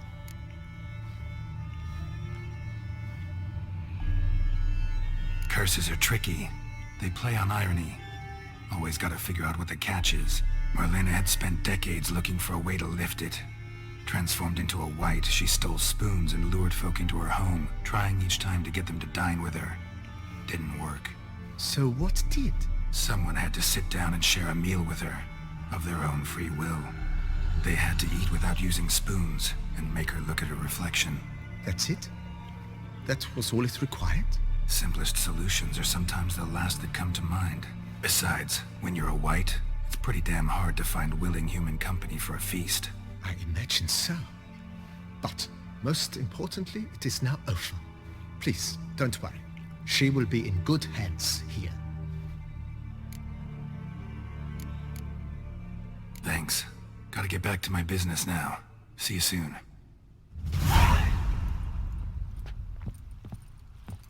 I thank you. So tasty.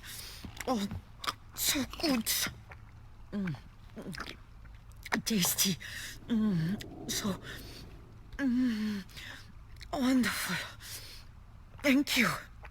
I thank you. So tasty. Think your friend's hand will make for a nice broth? You've clearly honed your sense of humor. But we are not cannibals, Geralt. I took a fragment of tissue from the hand. It will suffice to prepare some resonance. What did you do with the rest? I cremated it, as our codex commands. A raven told me you'd acquired the necessary ingredient.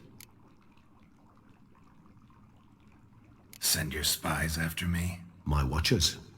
Were something to go wrong, I could then arrive quickly to help. Managed fine alone, but thanks for the thought. Gonna need much longer to finish brewing resonance? Mentioned a last ingredient, too. What about that? That, I fear, might prove troublesome. You see, to use the concoction to summon the memories of one, the solution must contain the blood of another specimen of the same species. Shouldn't be a problem. I happen to know a higher vampire who should be willing to help. Right, Regis? It's not that simple, I'm afraid. While you were away, I tried my damnedest to identify a replacement, but, alas, none such exists. Not sure I understand what the problem is. Can't we just draw some of your blood? The blood must be in an agitated state. As I'm certain you know, higher vampires can change their corporeal shell. As our flesh changes, so does our blood's chemical composition. To make a long story short, I shall need to induce in myself a state of strong psychokinetic arousal. In brief, madness, rabidity. And that stands to be very, very dangerous. Dangerous? Why? I mean, you'll still be you, right? True. But I should be highly agitated, in a state of fury. You know better than I that fury cannot be controlled. If you've ever seen an enraged vampire, you know very well that all who find themselves nearby will be in grave danger. How will we handle that? I'd rather not have you lunge at me, claws extended. That makes two of us. But worry not. I've thought it through very thoroughly. Details to follow soon. All right, so what do you want to do? We shall visit Tesha Mudna, an ancient vampire estate. There we will find cages suspended in the air. I will enter one, be confined. You will lure beasts there. Beasts you will then kill. The bloodletting should prove profuse. Abundant enough so that the blood scent will drive me mad. Wild. Tesha Mudna. What's it like? It is a place of torment. A torture chamber. Long ago, shortly after we'd arrived in this world, one among us named Kagmar developed such a taste and lust for human blood that in one night he could imbibe an entire village. This brought trouble on the entire species. Common folk wearied quickly of living in constant fear. They began to hunt us, seek the aid of mages and witches in tracking us down. So what? Not like they could ever hope to kill you. But they were bothersome. Forgive the comparison, but when did you last enjoy mosquitoes buzzing around your head? In any case, the other vampires decided something had to be done. Kagmar had to be caught and punished. A torture chamber was thus outfitted in the dungeons of Tesha Mudna. Inside it, a cage made entirely of a special alloy of silver, dalvinite, and meteorite steel. Kagmar was captured and locked in the cage. Sat there over 2 centuries, driven to fury time after time, never able to escape. Thus I know the cage will withstand the fury to which we shall drive my humble being. See no reason to dawdle. Tesha Mudna. Take me there. In a moment. Just one last thing.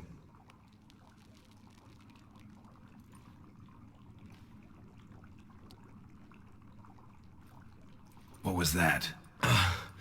Blood. Oh, the last favor the Raven did me. I've also taken some Sancurium, a solution that sharpens one's sense of smell. One drop of blood shall smell like a gallon to me now. You crazy? You're a recovering addict. Your outrage warms my heart, Geralt. But you must remain calm. I have no choice.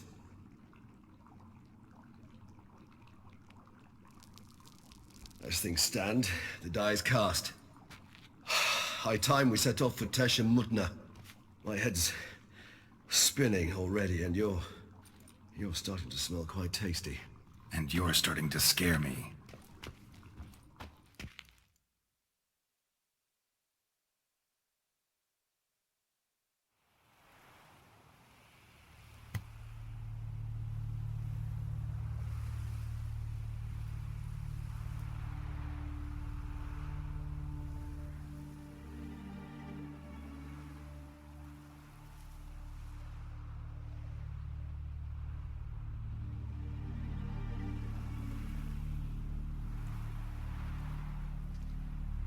We have arrived. The sacrificial chamber of torture and torment lies underground.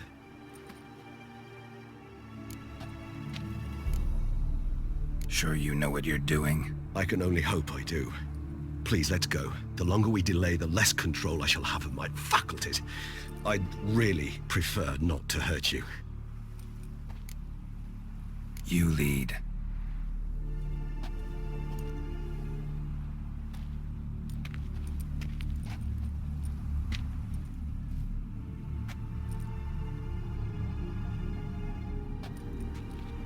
Scurvers must be getting close to their feeding ground.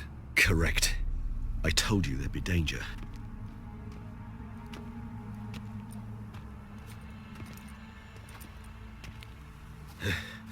Beyond this wall lies... an ancient vampire dungeon. Seen a lot of things in my time. Nothing quite like this, though. I feel honored. A man with such a wealth of experience, yet I'm about to show him something new. Now, to open it.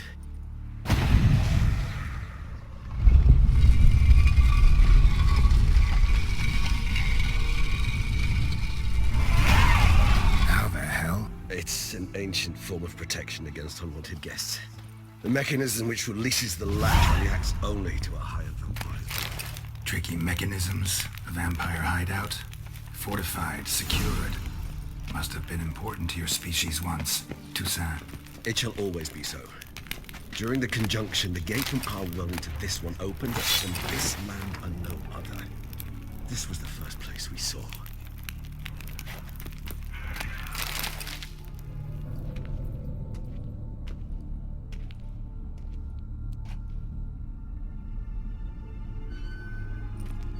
Charming place. But what are all those cages for? Mentioned one vampire being kept here. Yes, well, you see, humanitarians is something my ancestors were not. They concluded Kagmar would best be punished if he were tormented with the scent of blood he could not taste. Thus, they also kept humans here. Humans whose blood they slowly let. Kagmar ranted and raged in pain as those humans slowly bled to death. They treated them like livestock. Live bait. I'd like to be able to turn back time, deny it, but alas, I can do neither. Feel shame for my brethren. That is all I can do. Don't take it so hard. Nothing you could have done about it. Let's get to work. Well, that was awkward. Fine. I prepared the bait.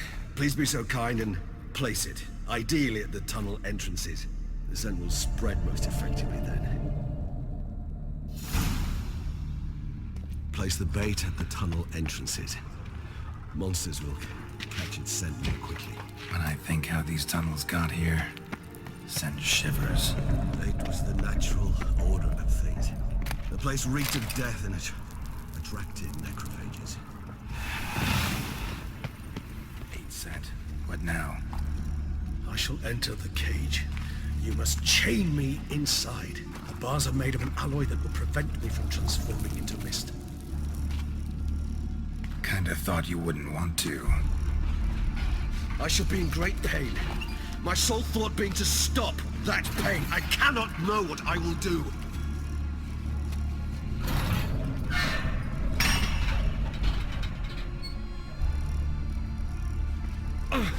We must hurry. The beasts have caught the scent and also my head. I started spinning. That the blood? Someone who's never experienced a vampire's bloodlust does not know the true meaning of thirst.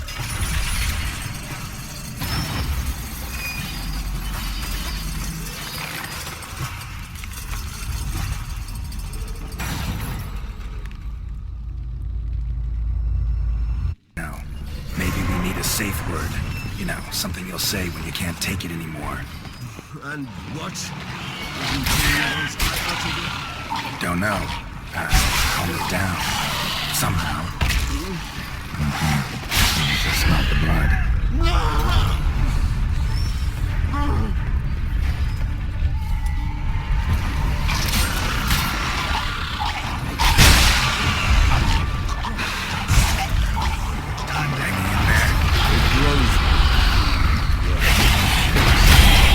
I shall overcome. Good.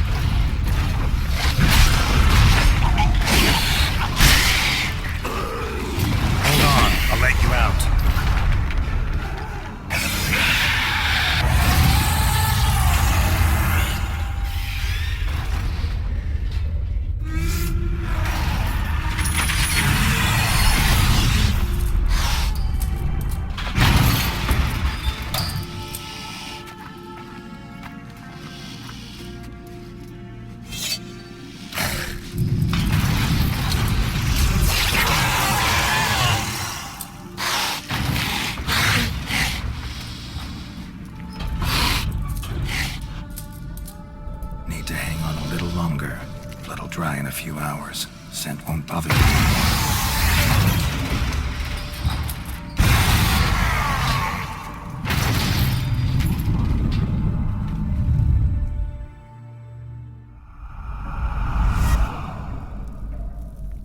Get you out of here.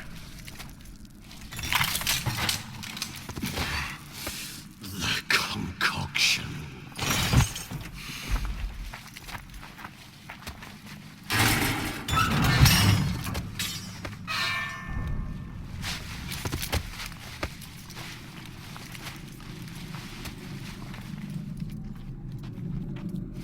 You can't finish it in this state. Tell me how. I'll help you.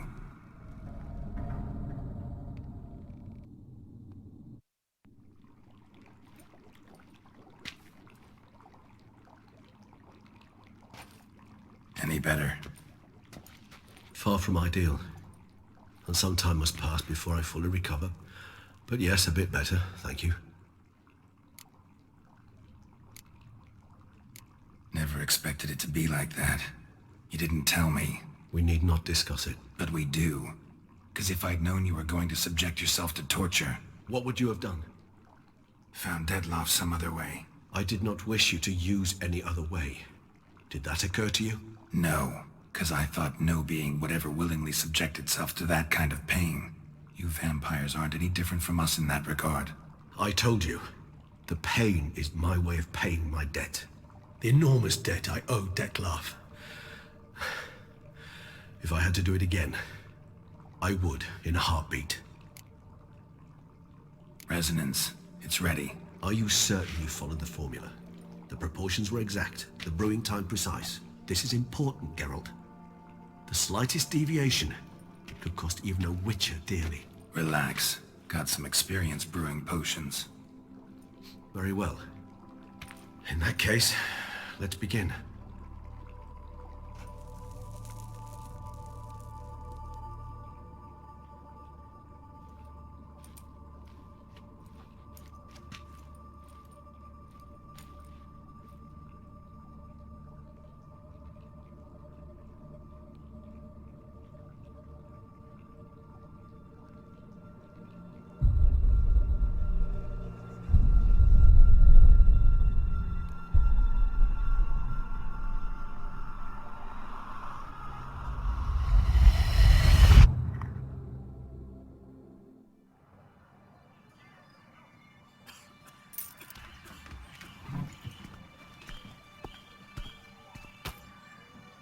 Excuse me.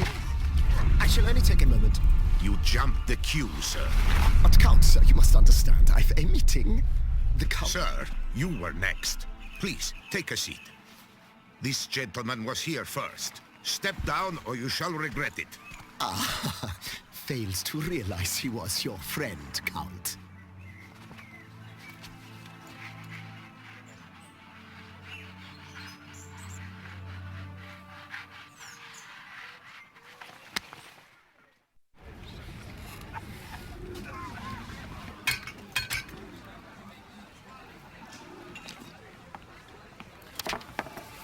It was then I ordered him to give up his seat and step off the stand. If only you'd seen his face. We got him good, didn't we, Detlef?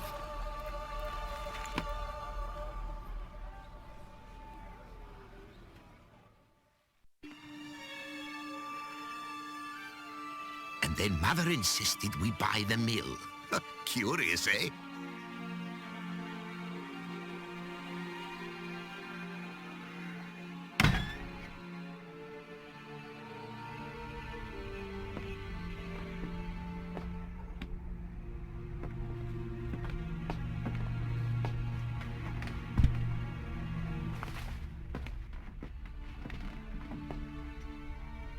But at least I've a yarn to spin for friends and associates.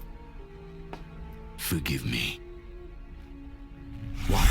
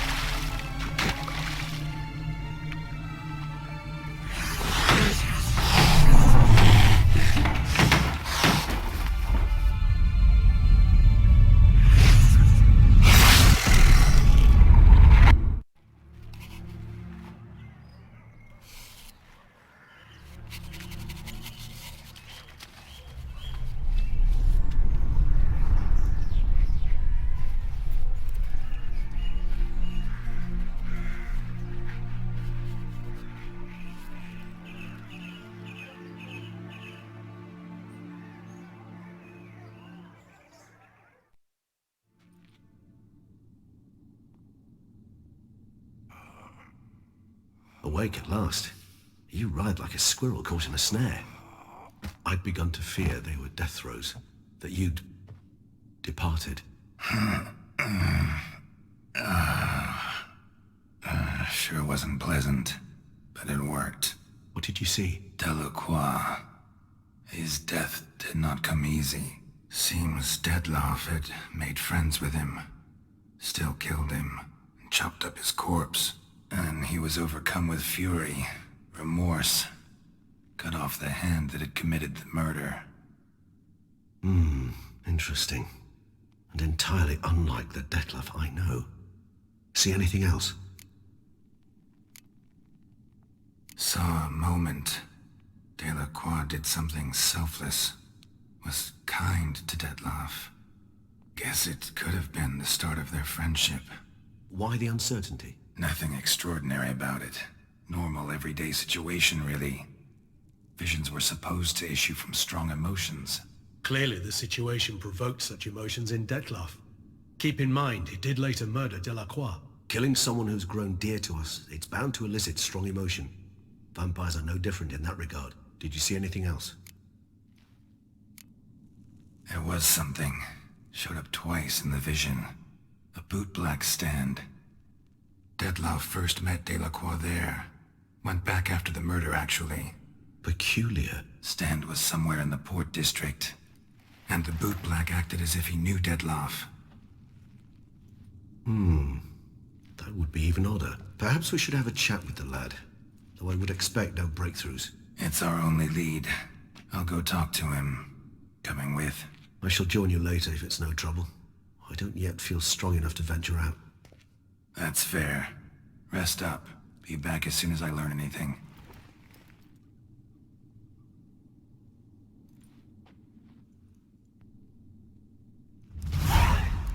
So how would you explain it? Whether it pours for a week or the sun bakes our pates, we've always mud up to our ankles here. You can't blame me for Beauclair's fickle weather. fickle weather! I've seen you! You empty your chamber pot in front of our shop each morn, so folks will dirty their boots, go to you to get them cleaned. A far-fetched conspiracy theory, sirs. I'll conspire to welt your bum with my belt. Come here! Leave him alone. Just who the spit are you?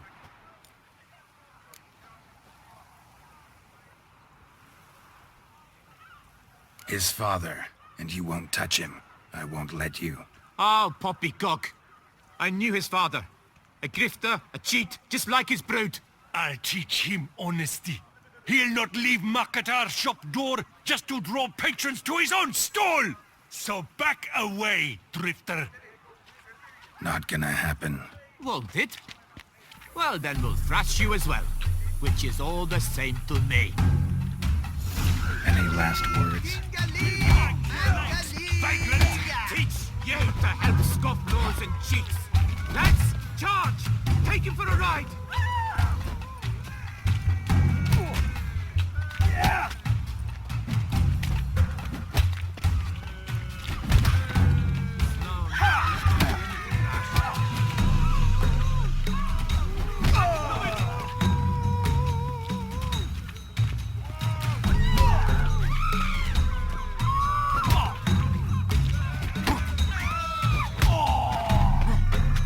Lads, charge!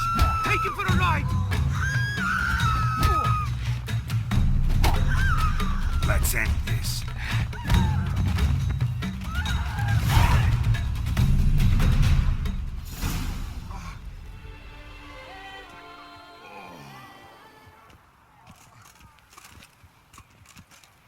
What's the meaning of this? The brawl? Who started it? I'm investigating the beast, on the Duchess's orders. Ah, yes. We've heard of you. And these men, what are they doing?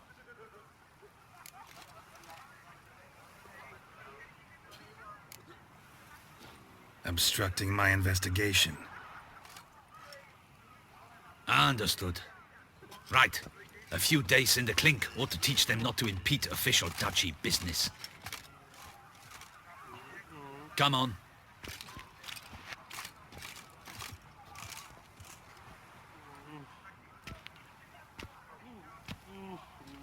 You're very good with your fists, sir. Wouldn't be looking for work, would you? We'd make a fine duo. Yeah? How you imagine that working? Splendidly. That's how. I suggest a partnership, where I see to the boots while you stand guard. And as you're the stronger, come morn you take the chamber pot out and help me make mud. Bit about the mud's true? They were right to want to box your ears. I've got to make a living somehow, so what say you, sir? Partners? Let me think about it. Listen, I'm interested in a certain gentleman. Oh, wait! Before we get to talking, please, take a seat. But my boots are clean. In this city, no boots are clean unless they've just come off my stamp. A seat, sir, please.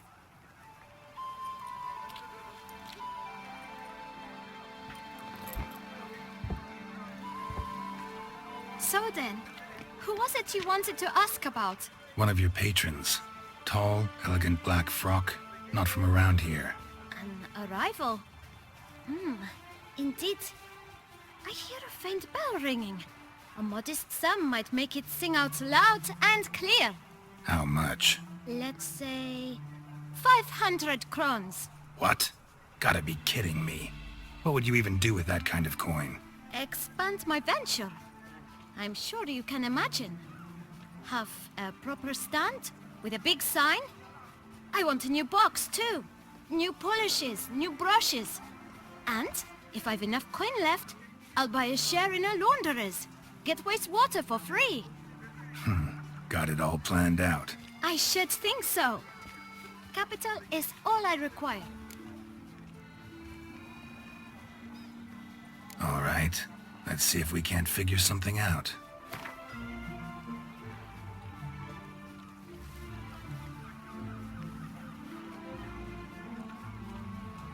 That's not even worth the spit I'd need to use to discuss it.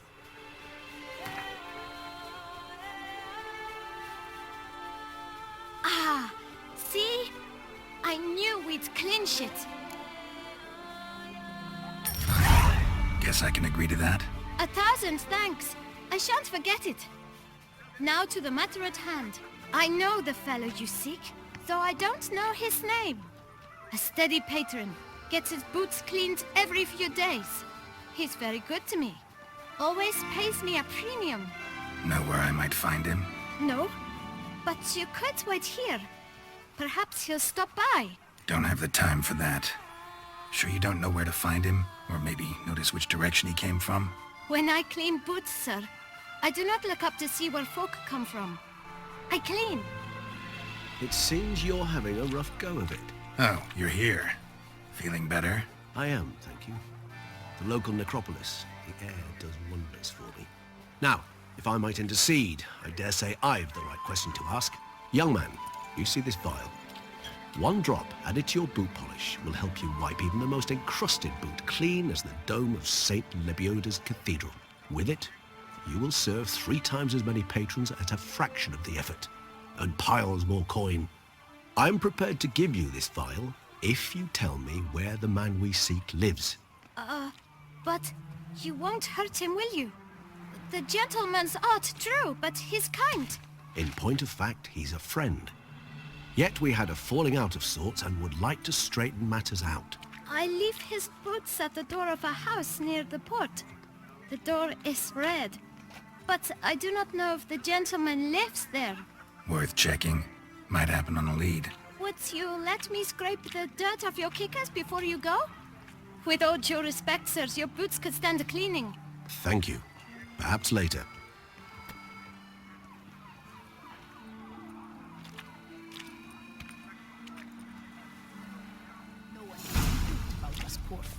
Handled that kid pretty well. Finding the right approach. That's the trick to dealing with children. Yeah. Saw that. Meaning, the right thing to bribe them with.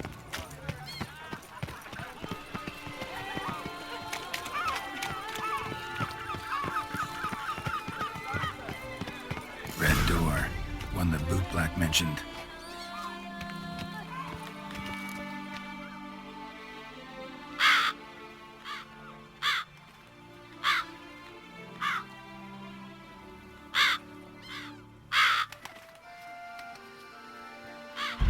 Won't budge. Gotta break it down. You might just as well stand out in the street, pound on a drum and holler, "Detlef, I'm coming for you." A bit more finesse, I implore you. Let's hear your idea. Give me a moment.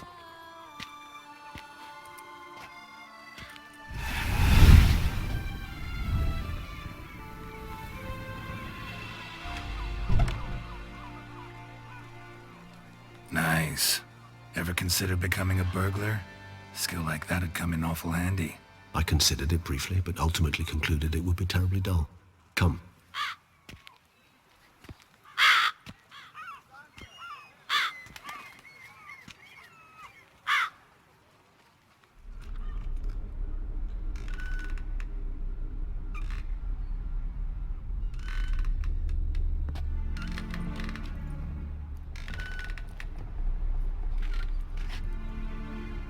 He here? Sense him. No, he's not here, but he was here recently. His scent is still strong.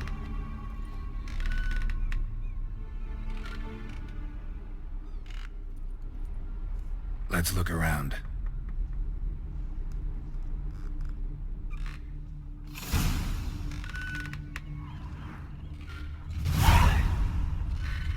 Old toy. No use to anyone.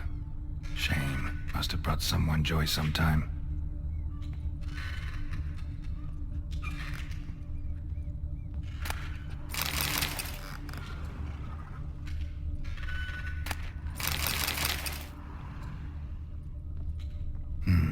Somebody fixed this recently.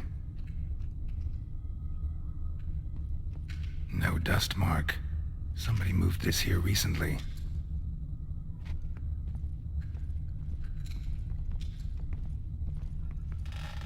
Attic. Let's go.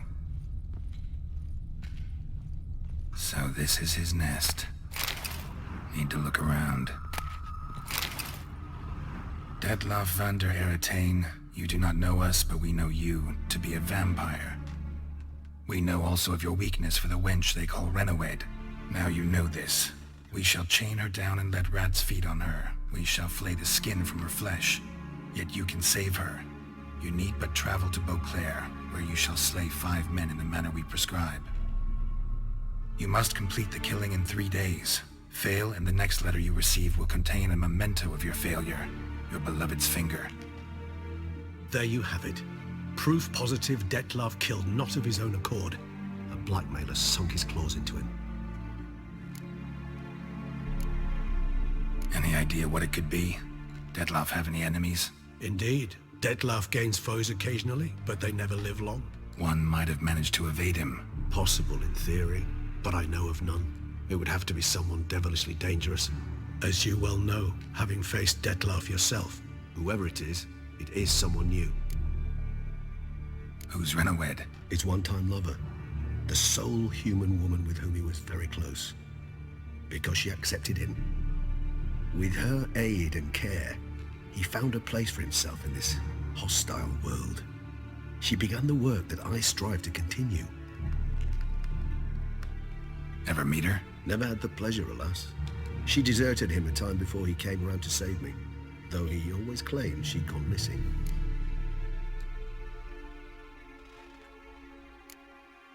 Why do you think that? Any signs or clues to that effect? None to be found. Apparently she disappeared one day. Her belongings disappeared with her. Not a scenario one associates with kidnapping. In my humble opinion, she left on her own. Scared off perhaps by a bout of Detlef's rage that revealed his other, more monstrous side. Detlef have trouble letting go, accepting that she'd left him? Is that so hard to believe? Do you know no humans who've struggled with just such a thing? And Detlef is so much more emotional than most humans. Not only was she his beloved, his lover, his mate, she was a member of his pack. And one never leaves one's pack voluntarily. Detlef ever try to find her? I mean, if she was that important. Higher vampires have their ways, all kinds. Should have been easy as pie for him. Geralt, as you rightly noted, we are vampires, not miracle workers. He searched for months on end before giving up. Clearly Renawed knew him all too well. Enough to cover her tracks, leave no way for him to find her. Even if Renawed did abandon him that time, looks like someone's actually kidnapped her this time. Hard to argue with that. And hard to foresee what he's prepared to do to free her, get her back. He's prepared to kill, that's clear. As would you be for Yennefer. He kills for he cares for her deeply. And that blood, those individuals, they mean nothing to him. Yeah, I get it now. He's out to rescue a female from his pack. Exactly. Right, so someone's blackmailing him. We know that. Still have no idea who. Need to look around some more. Tools were used recently. Detlef unwind by fixing toys between murders. Really now, Geralt, must you? Nice tune. Indeed. I'm not certain why, but it reminds me of home. Our true home from before the conjunction of spheres.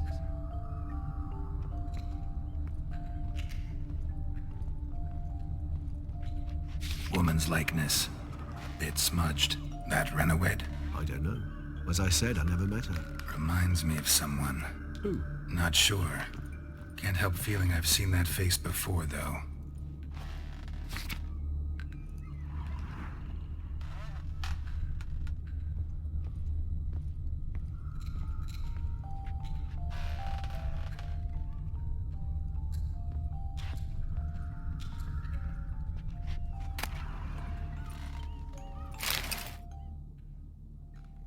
Look, slips of paper, name on each.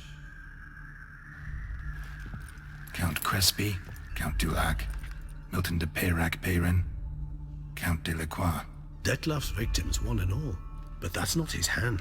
Must have come from whoever wrote the letter. All of it written using the same ink.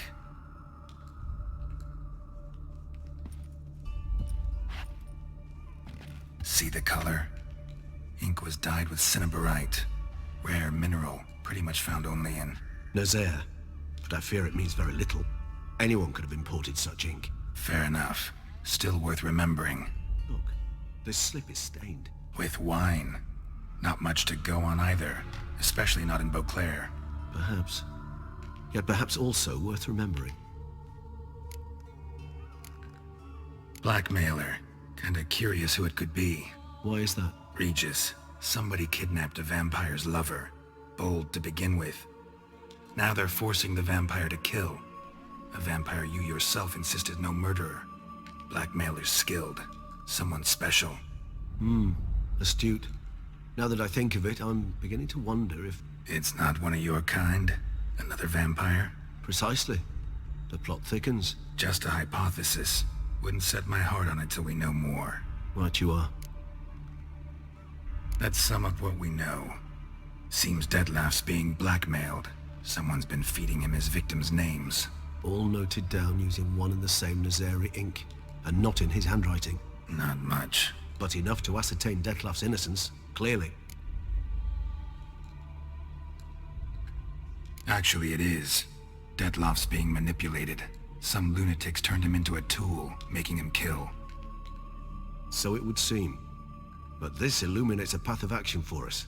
We must find Renowed, render the blackmail senseless. The lunatic or ticks will thus lose hold on Detlef. That's one idea. Could be worth a shot. But what about Detlef? He gonna go on killing while I'm out searching for his lover? He will not. I shall convince him to stay his hand. Assure him you're a friend seeking to help. I'll await him here. He's sure to return sooner or later. Think he'll listen? He will. Ought to wait with you, maybe. No. He'll sense you from a mile off. Simply fail to appear. I'd better stay alone. You must trust me on this. Fine. Need to report to the Duchess first. So be it. We'll await you here.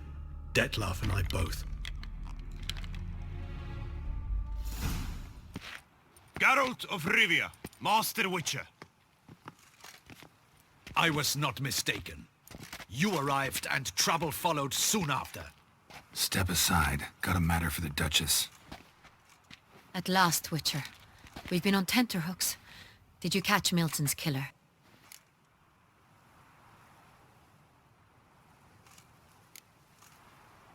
Case is more serious than we thought.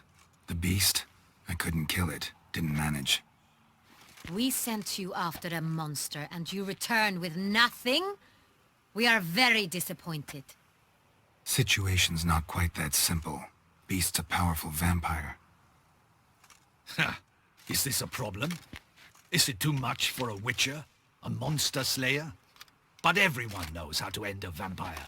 Draw him by trick into sunlight. Or arm yourself with ample garlic and drive a stake through its heart. Garlic's useless against vampires. Sun and stakes don't hurt him either. Those methods, pure invention. Only work in legends and fables. And buckthorn? When I was a child, Grandmama Ademarta always claimed buckthorn drives off vampires. Silver sword's your best option for keeping them at bay. But it won't get the job done, because only a higher vampire can truly kill another of its kind. Excuses. Ha! Your Grace, I shall assemble a battue. Bring the matter to its end at once. The Witcher need but tell us where to find this monster.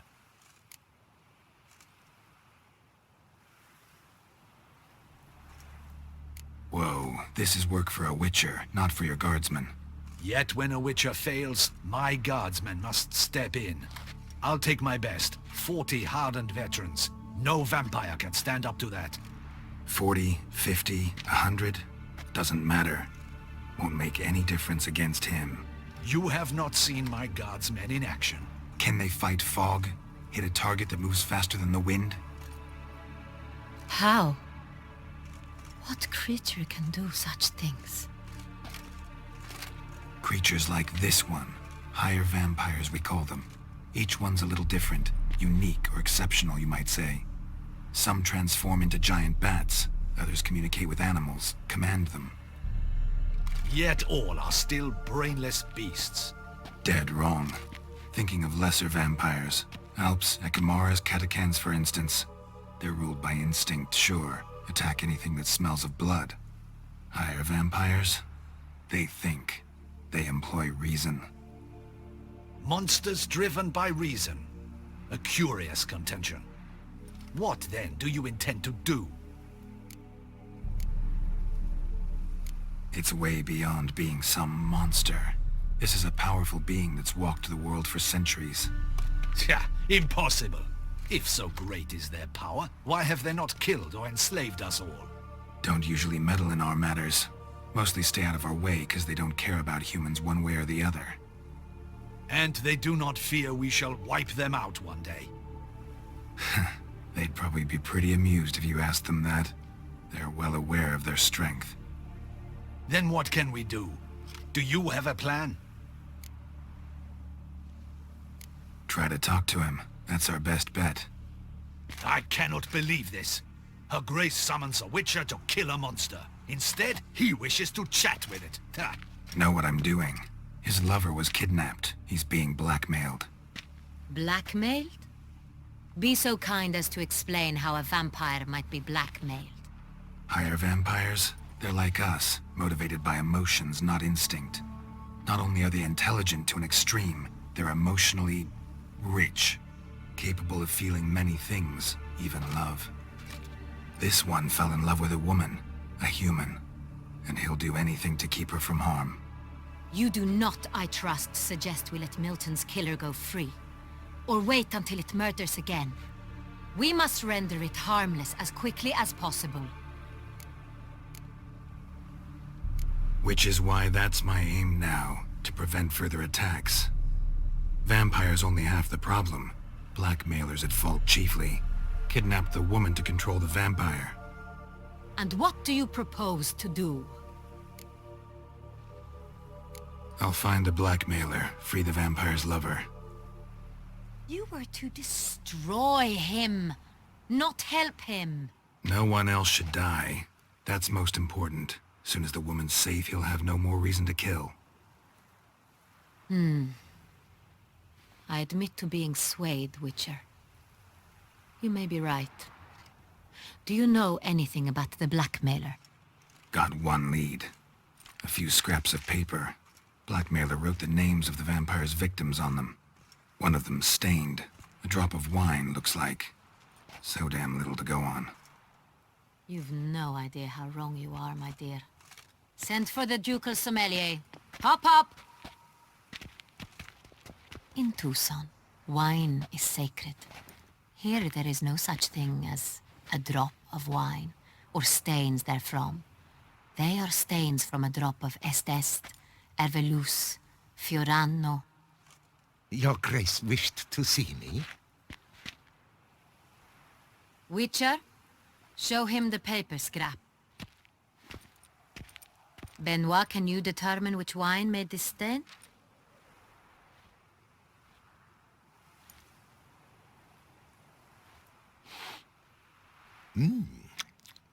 Yes, yes. The west bank of the Sarre Tour. That's rather obvious. Aged in barrels of Beauclair oak. Hue, deep burgundy. Clarity, high. It's simple. Saint-Réal, the 1269 vintage. That's impossible. The wine is produced at Castel Ravello, especially and exclusively for the ducal table. Perhaps some Saint-Réal was stolen. We must go to the vineyard, see if there's not been an incident. Saint-Réal. Never heard of it. It's highly unlikely you've ever had a chance to partake of it. As I said, it is only ever served to the ducal family. Didn't stop it from ending up on that scrap of paper. Unless your Grace's sommelier is mistaken. In matters of wine, Benoit is never mistaken. If he says it's Saint-Réal, it is Saint-Réal. We must ride to Castel Ravello at once. Discover what has happened. Wait. Your Grace wants to go with me? Out of the question.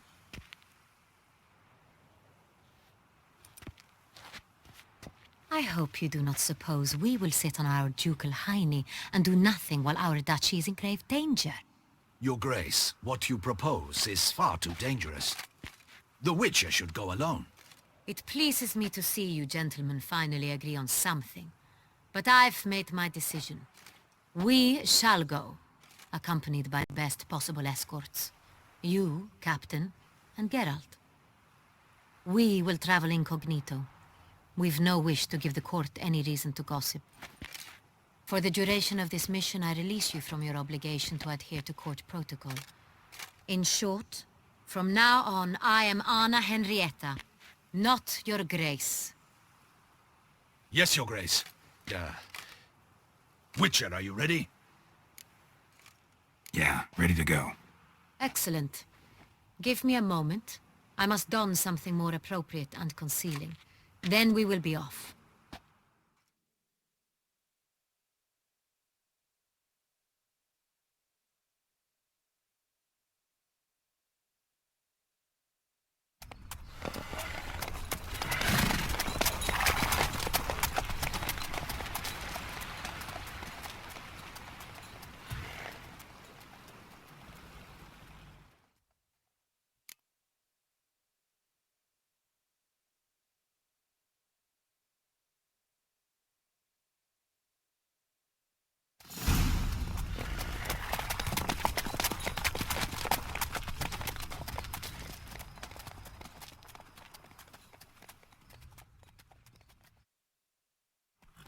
This vampire, have you ever faced its sort before? I have. How did it end? Did you kill it? Didn't have to fight him. Hadn't killed anyone. Have you ever heard of anyone defeating such a vampire? Know of a man who defeated one, sure, but he didn't manage to kill it. Ultimately, only another vampire can kill a vampire. Tell me more about this vineyard, Castel Ravello. It's the best in all Toussaint. An old master of the winemaking trade runs it. Fabrizio. He trustworthy? He's held his post for years. There's never been a problem. Till now. I wish to know your thoughts, Geralt. The Sonreal stain, how did it wind up on the paper? Is someone from the vineyard blackmailing the vampire? Could be a servant. Could be the steward. Could be the wine was just stolen from the estate. We shall know when we arrive. It's not far now. Whoa there, Roach. The guard brings peace to our domains. Flout its writ and rot in chains. Captain de la Tour, we did not expect any visitors from the palace. How are affairs at court? Doubtless you've heard of the Beast of Beauclair. Well, we've our hands full. Especially since the rogue last attacked in the palace gardens. I trust Her Illustrious Highness was not harmed? Kind of you to ask, Master Fabrizio. I am well. Your Grace? We were not warned. I shall order the salon prepared at once. That won't be necessary. As you can see, we are not here on an official visit. Naturally. Might I ask then what has brought you to Castel Ravello? Came to see you. Got some questions. In this land, it is seen as polite to introduce oneself before asking any questions. This is Geralt of Rivia, a witcher. He has come to Toussaint on my personal invitation. Which is to say... Which is to say, I expect you to treat him with the utmost respect. Of course, Your Grace. Did you hear that, Witcher? Fabrizio will be delighted to answer your every question. Want to talk about Sonreal? I am at your service. Some of this wine might have been stolen. Just a suspicion we have, but any burglaries lately? Burglaries? Not to my knowledge. And a few days past I took stock of the inventory. All was accounted for. The barrels lie safely in the cellar, I assure you. The Sonreal. How many vineyard workers have access to it? One might say only I do. Not like you make the wine all alone. At least a dozen others work here. I see you've little notion how wine is made. Grapes travel a long road before they become Sonreal. The workers assist me only to the stage of fermentation. I see to the maceration personally and let no one near the fat. Workers, again, assist me during barreling, but then I seal the aging barrels myself, each and every one. The wine lies in the cellar, gains character. Once this process is complete, it becomes Sonreal. And as it happens, only I have the key to the cellar in question. We'll not get anywhere asking questions, I see. It's a waste of time. Your Grace? How am I to understand this? Master Fabricio, we have proof someone's gained access to Sonreal. Someone who should not have, which means one of two things. Either you lie to our face, or you are an idiot who has had wine stolen from under his nose and not even realized it.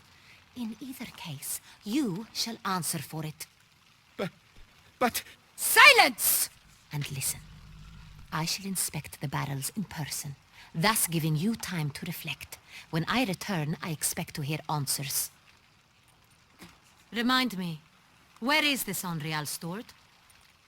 In the main cellar, around the corner. I'll show you. I shall find it. Give me the key to the cellar and wait here. Oh, of course, Your Grace. Here it is. Come, Witcher.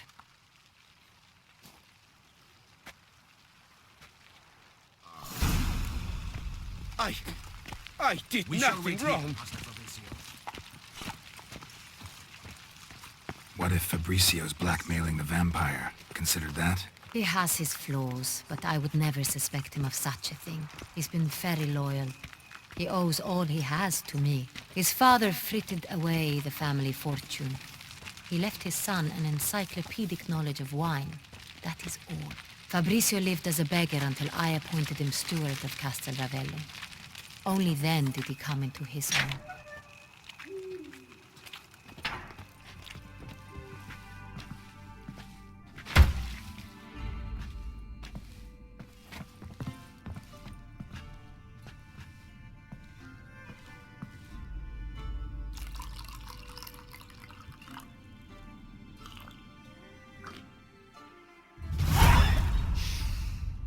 Revolting, bitter plonk. Could have gone sour while aging. Impossible. This is not wine. This is contaminated refuse that should never have made it into a barrel. The fact that it did was no accident, I'm sure. Master Fabricio. Let's see what he has to say about it.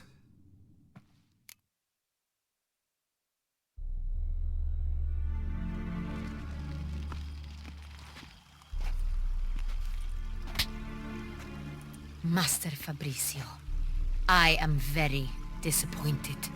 But, Your Grace, You are a step away from losing your head.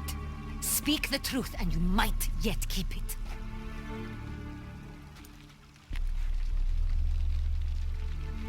I admit it. I sold a barrel of Sonreal. I beg you to forgive me. Why did you do it? I couldn't resist. The sum they offered, it was enormous. I gave in. Is what I provide not enough? I wished to buy back my family's estate. For here, nothing is truly mine. I've a roof over my head, ample food to eat, but what is a nobleman without land of his own? I shall tell you everything, if you agree to show me mercy.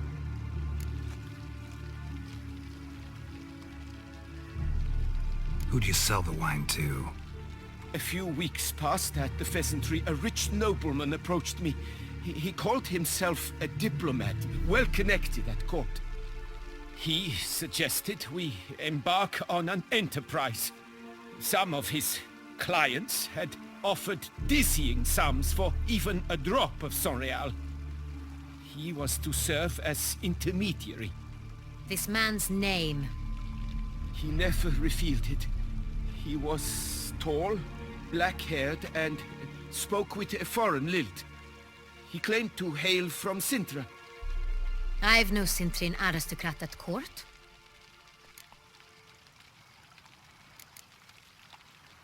Really thought nobody'd find out. I was a fool, very foolish. I beg you, Your Grace, you must forgive me. Wine itself, how'd you hand it over? We met under the cover of darkness in the ruins of Fort Astre. A dozen or so men came to collect. Armed men. The kind that stink of trouble. I had hauled the barrel there. They transferred it to their cart, and we went our separate ways. That's it? At the last you ever saw of them? That is to say, a few days passed. A messenger arrived. He said they wished to buy another barrel and, well, I've prepared it. Have it ready to deliver.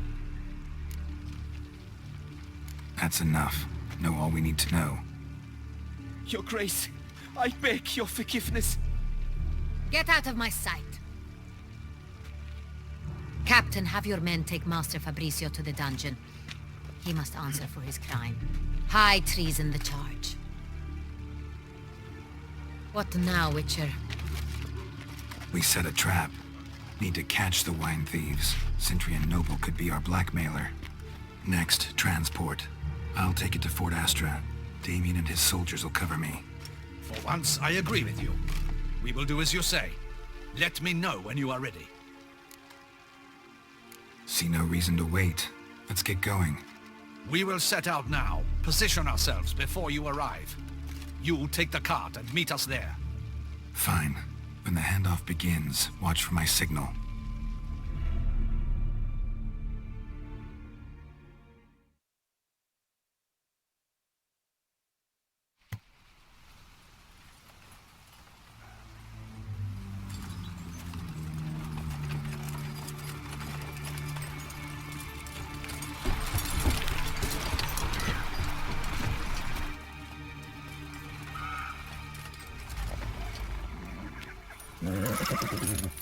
Relax. Now we wait.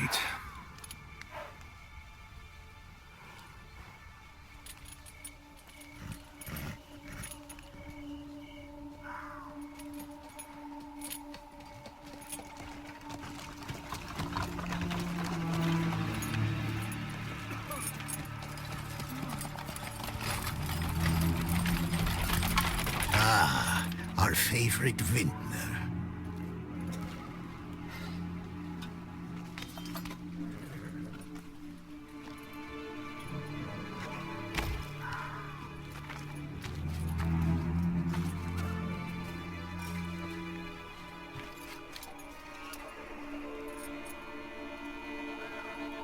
It's not him.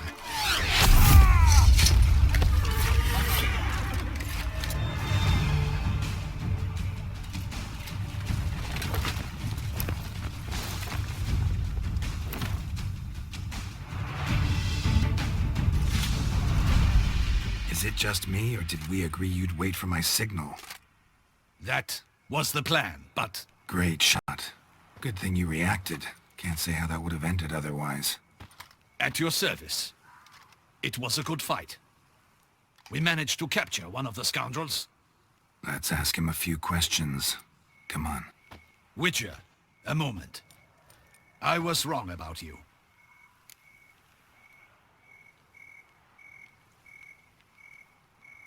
Well, had no reason to trust me, and I didn't do much to change that. True. You are not the most endearing of men. At any rate, I see the effort you put forth. And I appreciate it.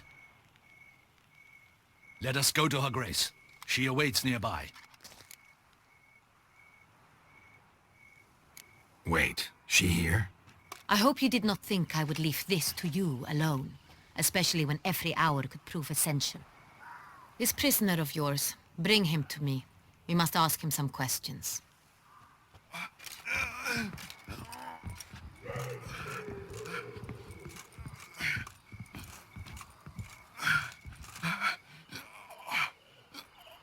Captain, do the honors. Who sent you? His name is Dog. They say he plowed your mother. Once again, who sent you? Your nun's lover. They call it... Wait. If he doesn't wish to speak, he needn't. I can think of several other ways he can be helpful. I'm certain the Witcher will need bait to lure the beast of Beauclair. What?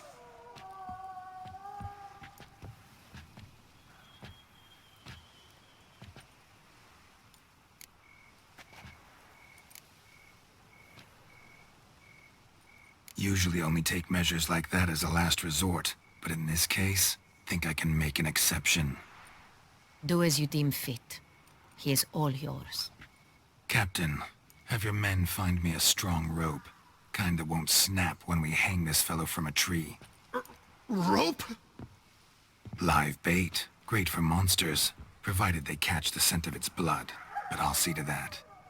What? No. Crikey, no! Don't let him! Stop screaming. Save your strength. Got a long night ahead of you. No! Don't let him! I'll talk! Barrels. Where were you gonna take them? I don't know. Captain, need that rope after all. I truly don't know. Hornet's the leader, only he ever knew where to go.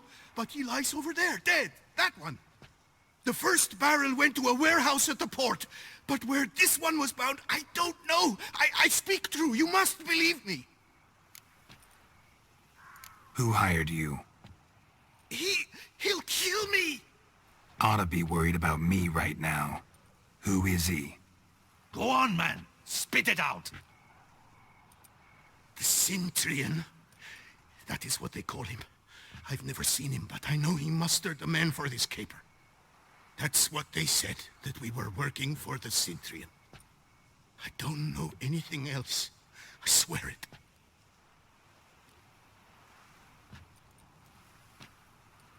Take him away. Throw him in the dungeon. He shall await trial there. Captain, we ride to town. Gather your men and seek out the Cintrian. Someone else must have seen him, must know of him. Yes, Your Grace. I'll report to the palace as soon as I learn anything. I shan't return to the palace. Our mission has not yet ended. The Witcher and I will await you at the guard post near the port. Let's go to town.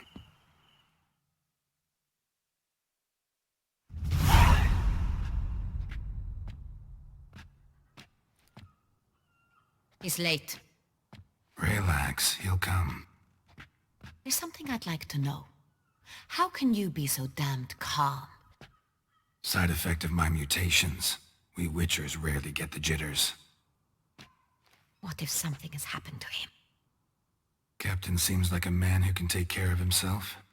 Perhaps he can, but this Cintrian appears to be no common bandit. He managed to steal ducal wine from under my guardsman's noses. We only learned of it through a fortunate coincidence. And it was he who specified the victims for the vampire. One must be exceptionally confident to blackmail such a monster.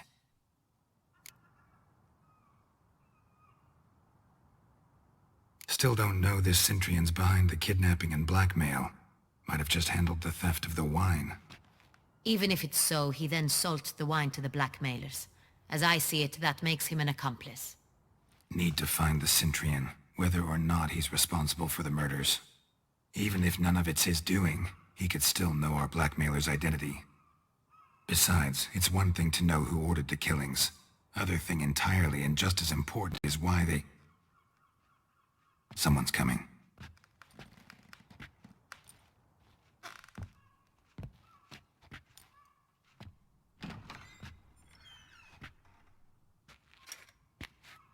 Captain, why so long? We expected you hours ago. This Cintrian does not work alone. We are fighting an organization, not one man. Bandits attacked us, not a small force either. One of my boys has a broken arm, another a shattered knee, lamed for life. And the word on the street is there's a hefty bounty on your head, Geralt. Used to it. Not the first time I've been hunted. Must you always? Now, the port warehouse where the wine was delivered, we identified it, then learned who had hired it out. This proved to be a beggar, a stand-in. We found him. He admitted all. A man had paid him to sign the lease, a man he met while begging outside the pheasantry. There, fate lent us a hand. A waitress recalled spilling wine on a nobleman who spoke with a Cintrian accent. What did he look like? Her description was not helpful. Handsome, well-dressed, with a beard. No distinguishing marks. This could be anyone. But she remembered his female companion very well, as she recognized her. On the Cintrian's arm was Cecilia Bellant. The singer? I've heard of her. She's said to be gifted, fairy. The same. We went to her home immediately. Cecilia was not there, but we questioned her servants. A chambermaid claimed Cecilia is to meet a Cintrian gentleman tonight. She'd invited him to a reception mounted by the Mandragora. The Mandragora? What's that? A club, an affiliation of local artists. Painters, sculptors, troubadours and dancers. Never heard of it. They exude mystique, consciously, I think. Behaving like an exclusive cabal. Artistic elites. Every now and again they mount soirees. Only wealthy patrons are invited. All arrive in elaborate masks, then drink and flirt. Gotta nab the Cintrian. Seems we have to go to that get-together. You read my mind, Witcher. I shall gather my men, surround the establishment. Not a mouse will squeeze through. Out of the question. If the Cintrian truly does have men about the city, he will find out and escape once again. Duchess is right. Need to be careful. Best go there, blend in with the crowd. Precisely what we shall do. We, Your Grace. Geralt and I. In that sort of company, the Witcher could use my help. Where's the event gonna be held? The Mandragora always assembles at the same place, a residence in Oatville. It's a very distinguished district. Geralt, you must don appropriate attire. Then meet me in Oatville, in Mountebank Alley.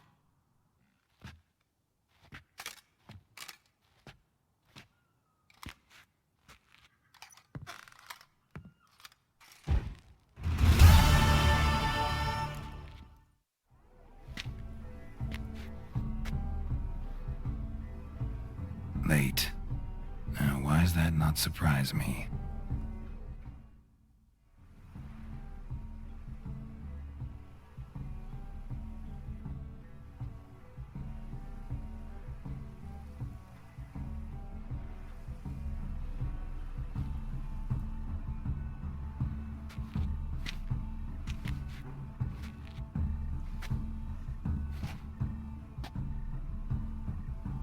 Well, well. I did not expect you to have such a sense of style. Not all bad. Nothing like a budding artist, of course, but... just one other detail. Here, put it on. A mask? All who attend the Mandragora soiree wear them. If you have one on, no one asks who you are. Any idea why they wear masks? Likely because they imagine it oh so very romantic and mysterious. The truth is far simpler. This way, no one can tell which drunken aristocrats are pinching the performers. Let's go. Soiree's started. Mm-hmm. Wise of you to hide your weapons. They'd not have let us in otherwise, that's certain.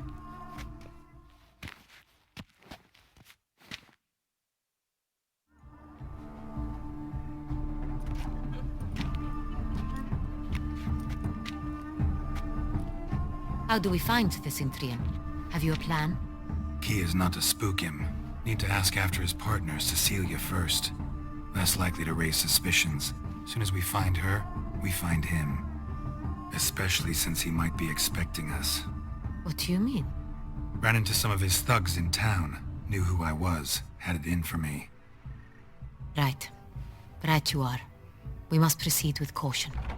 Come, it's our turn. Madame, Monsieur, an extraordinary pleasure to welcome you to the Mandragora's soirée. Tonight, I particularly recommend you direct your attention to the performances prepared by artists of our community. Tell us about these performances. This evening, the Mandragora has the honor to present 3 superb displays of artistry. The first was a concert by Cecilia Bellont, a singer whose voice, were it stone, would surely be a diamond. Sadly, Mademoiselle Cecilia has sung. Shame. We would have loved to hear her. Luckily, you are in time to see the great Calesti, a master of visual illusions, come to us from far off Afir. Visual illusions. Interesting. And the third artist? The third and fourth, for they are a duo, are the TOUSSAINT brothers, presenting their newest pantomime. We were really hoping to meet Cecilia Bellont. You are admirers, I surmise. I'm certain you will have ample opportunity to converse with her. It cannot be easy to identify anyone in this crowd. Perhaps you could help us find her. I don't know where she is now, but I can give you a clue. Let's hear it. Seek the Kaveri orchid. Meaning? Cecilia wears one in her hair. You shall recognize her easily by the orchid. Well, well. Dandelion's always complaining about artists being poor as temple mice. The residence belongs to none of them. They are guests here. Oriana, she owns this. Woman in the black dress. There, on the balcony. Got her. Doesn't wear a mask? It would be pointless. All would know her anyway. Kaveri orchid. Let's look for it. If we find Cecilia, we'll find the Centrian.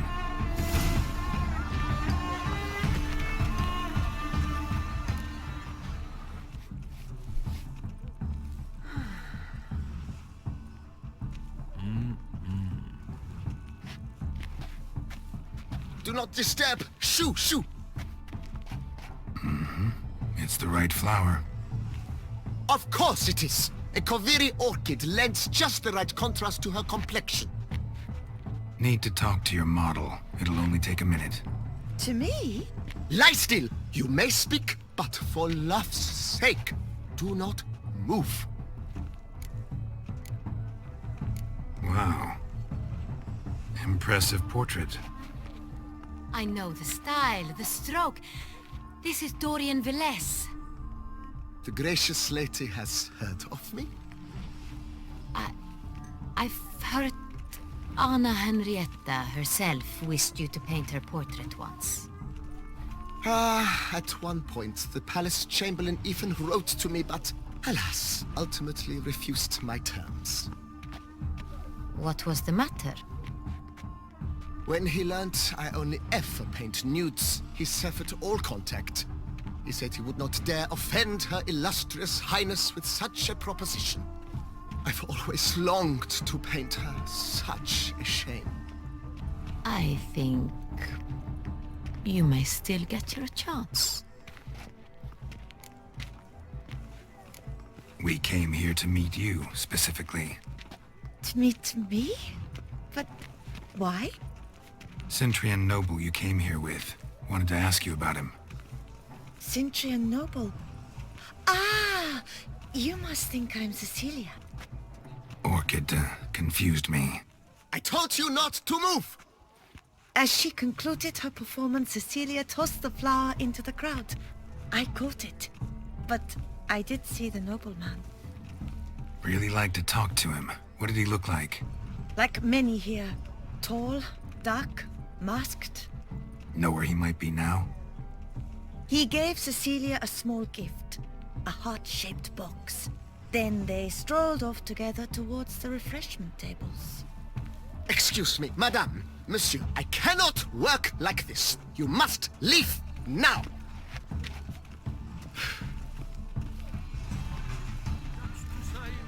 Empty, heart-shaped box. Cecilia must have left it behind. It looks like it held a flask of perfume. A gift from the Synthrian, I imagine. Scent still hangs in the air. Let's follow it.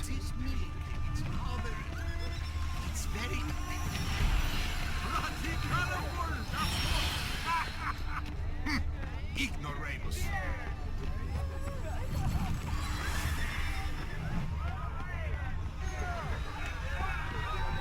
Aren't they even? Because the right cuff seems some...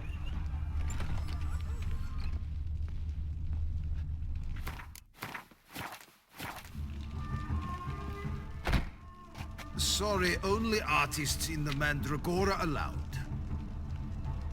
Come, we must consider what to do. I'd recognize that voice anywhere. You must be mistaking me for someone else. I served 15 years in the palace. Your Grace, I'd not mistake you for anyone. Shh! Not so loud. We are here incognito, on state business. Yes, Your Grace. How may I serve? I hope we can count on your discretion. Of course. I shall be silent as the grave. Looking for Cecilia Bellant. Seen her? She's in her dressing room, where she went with a nobleman. They clearly were drawn to each other. What did the man look like? Tall, broad-shouldered, a black beard peeping out from under his mask, and he spoke with a foreign accent, a drawl of sorts. That must be him. We must get to the dressing room, quickly. Yes, Your Grace. I'll take you. No, stay here. Anyone tries to flee, you stop them. Understood. Quickly, upstairs.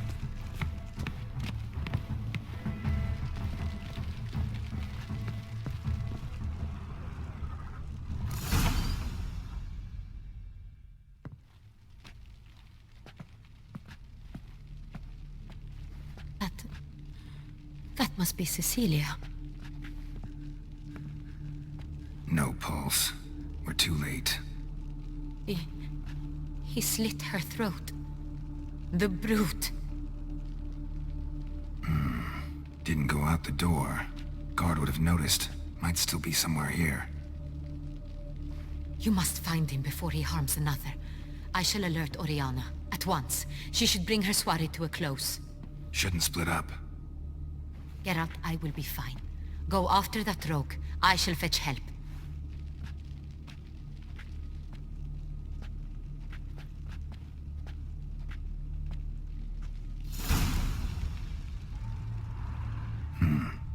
Killed her, then went out on the balcony. Bloody handprint. It's his.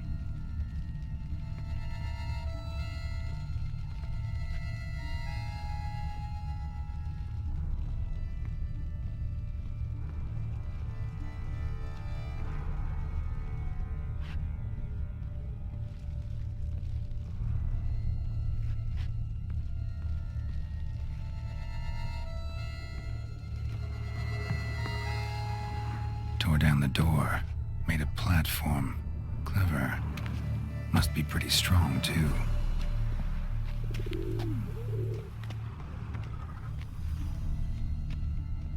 Broke the flower pot when moving the door, then stepped in the soil.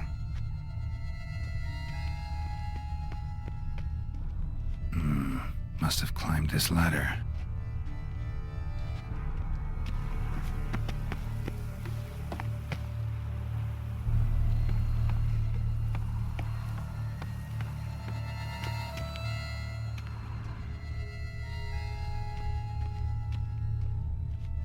Could still be here. Need to stay alert.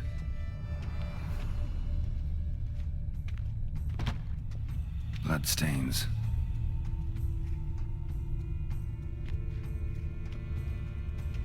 Links of a snapped chain. Jewel must have been on it. Precious stone. Bloody fingerprint on it. Thief came for this, must have. Tiny chain links next to it. From a snapped necklace? Seems there was a struggle. Jewelry box. Lock's busted. Picked open, probably.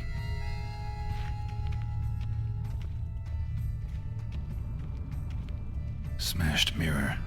Someone crashed into it, hard, then sank to the floor.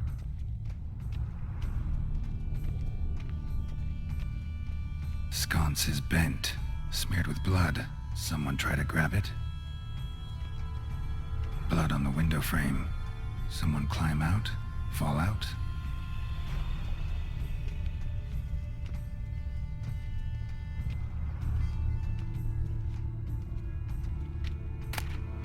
Hunting knife. Richly ornamented. Used during the fight, probably. Jewel was in the box, it seems. Centurion tried to steal it, but someone got in his way. They fought, struggled, that's clear. Ended with one of them flying out the window. Fall had to have killed them. Jewel's still here, though, so our Centurion must have been the flyer.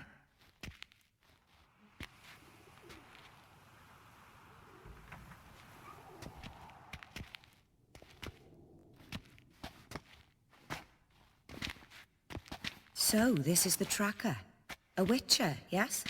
Indeed, this is him. We found the body together. Then he set off in pursuit of the killer.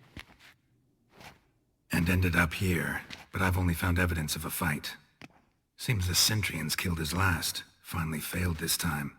Shame it happened too late for Cecilia. Poor girl. Always told her she chose her males badly. But I would never have suspected she could arrive with a murderer. I'll alert the staff. Have them see to her body at once. Meanwhile, we should sit. I will tell you everything, in full detail.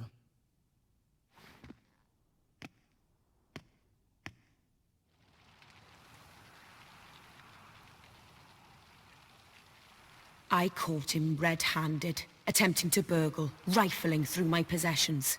What did you do? Summon the guards? There was no time. I feared he'd escape, refused to give him the chance. He stood with his back to me, so I attacked. He struck his head on a picture frame as we struggled. He was bleeding, dazed, and then he drew a knife. Everything happened very quickly then. I knocked the weapon out of his hand and pushed him hard. He fell out of the window. Just so. None too wise picking a fight with an armed robber. Why? Because I'm a woman, in a frock rather than plate. I can take care of myself, I assure you. A hairpin might look like mere ornament, but plunged into an eye, it can be as effective as a blade. Claim the man was trying to rob you when you walked into the room? Yes. He stood over my dressing table, pouring through my jewelry. Mm-hmm. After this is my guess. Picked it up while searching. Why, that's the heart of Toussaint. Oriana, how did you ever come to have it? I bought it, many years ago, from a young woman. Jewel seems important. Why? The heart is an heirloom. It belonged to my family for years. Then it disappeared. I didn't think we would ever recover it. Seems someone is very determined to find it. The thief left his tool bag behind. Found this drawing inside it. Look.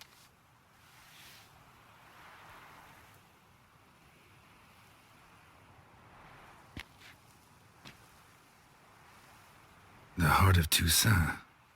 Representation's pretty faithful. Centurion must have been on a job. Got very clear instructions what to look for. So it is not him we seek, but his employer. Is this the only evidence we found? Also happened on the weapon he attacked Oriana with. Hunting knife. Used to skin game. Got an emblem on its hilt. This crest is used by the Lords of Duntine. The present master of the castle is a passionate hunter. Our next lead, perhaps. Untitled. Remember the place. Abandoned ruin just a few years ago. More recently, the family's last heir, Roderick, returned to his ancestral seat and restored the castle. Know any more about this Roderick? His grandfather was an advisor to Queen Ademarta. The family received those lands as a grant for his service. Roderick is quite the recluse. He avoids society, preferring the company of a small team of knights, though the latter term is imprecise, as they seem more akin to vandals with crests on their shields. Oriana, everything we discussed here, hope you'll keep it to yourself. Counting on it, in fact. Word gets out he, failed in his attempt to steal the jewel. His employer could run. We need to proceed cautiously. Discretion is in the interest of us all. I'll not ask what this is about, just as I expect not to be troubled about it again. By anyone. Forgive me, Madam Oriana, but might I have a word? You must excuse me a moment.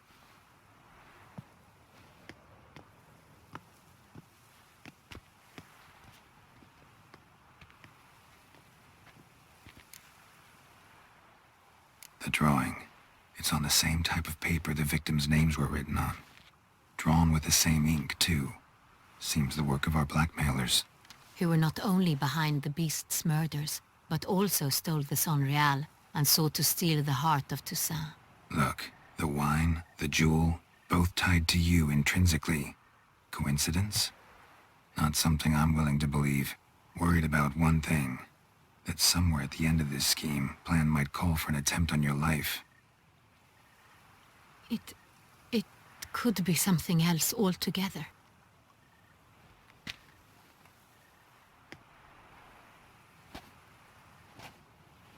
My sister, Siana, might be among the schemers. She left court when we were children.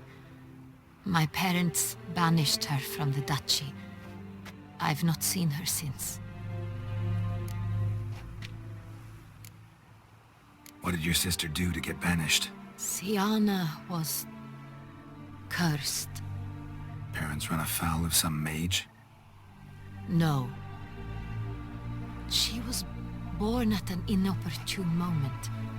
They said she was touched by the curse of the Black Sun. Geralt, is it true? Can an individual be evil because they were born during the wrong lunar phase? Could be the case. Could also be because they were treated like lepers from birth. Isolated, prodded, ostracized.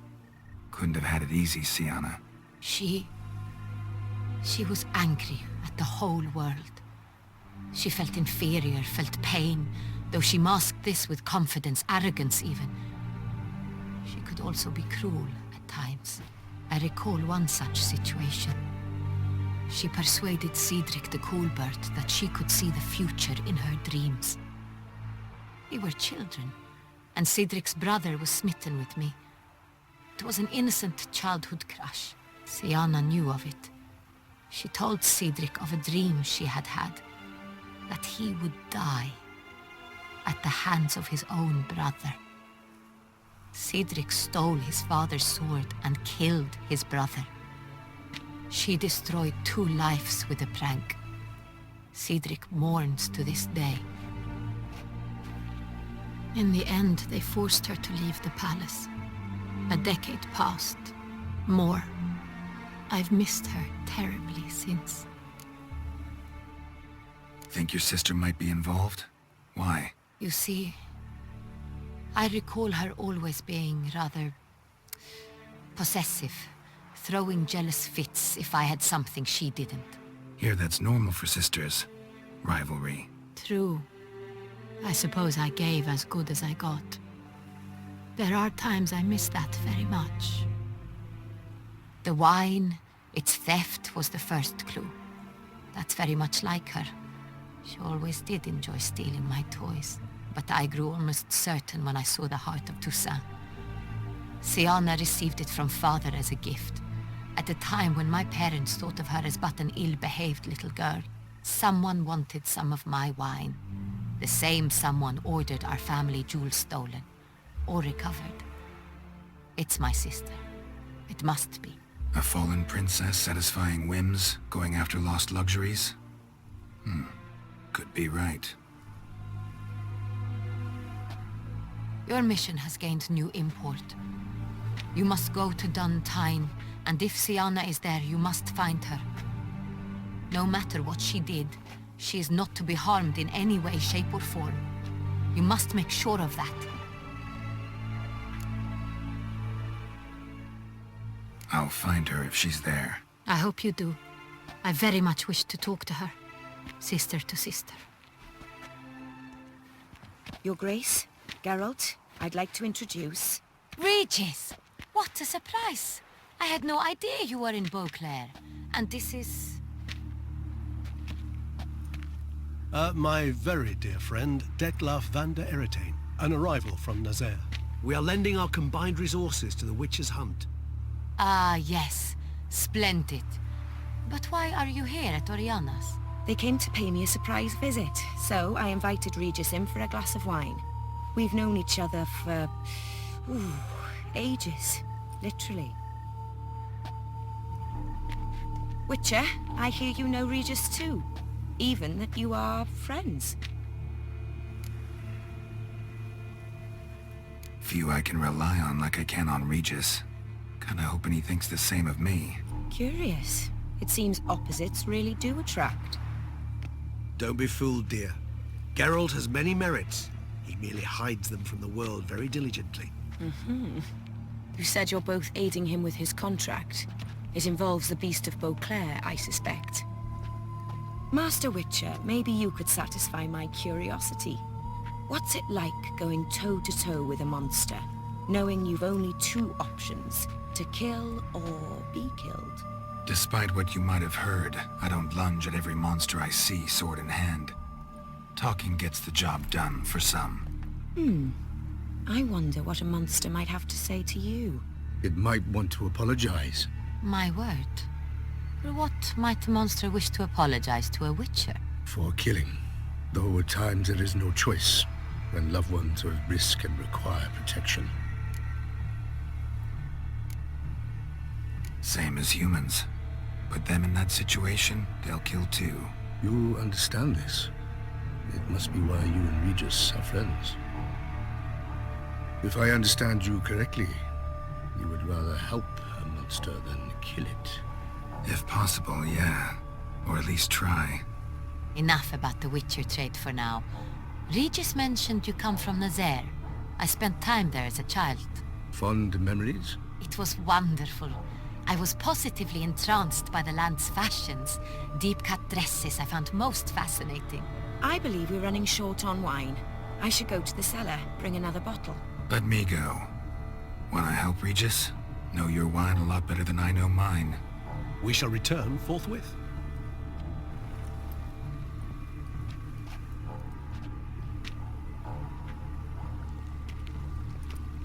An exceptional conversation, don't you think? Vampires, a witcher, and the Duchess of Toussaint? My. Highly exceptional, Regis. Wanted to talk to you in private. You crazy bringing Detlaf here? Geralt, allow me to explain. No, let me explain. He's dangerous, and you were gonna watch him. But that is precisely what I'm doing.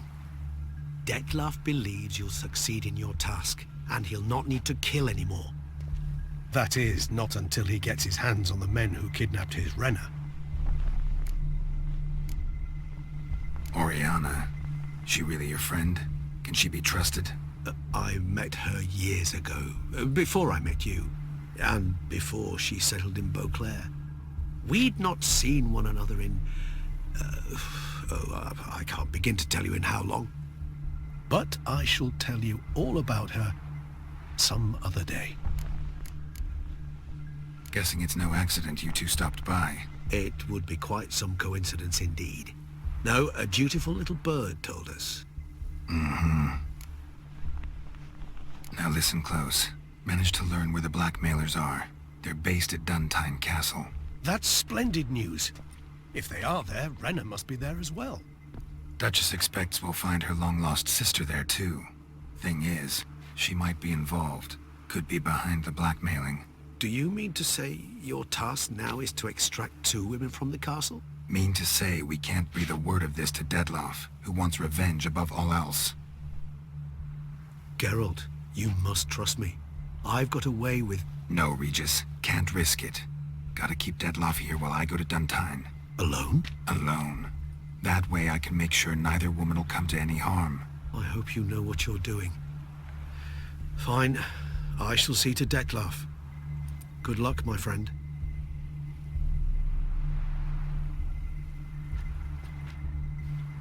Splendidly, Detlaff. Ah, I'm grateful you brought back those memories. You're back. It took you long enough. Contrary to what common folk believe, choosing a wine is not nearly as easy as it might seem. Especially a wine to be served to two exquisite ladies. Regis, gallant as ever. I regret all the more that I shan't finish this second bottle with you. Duty calls. Your Grace, always a pleasure. I thank you for your help. It's been invaluable. Geralt, will you see me out?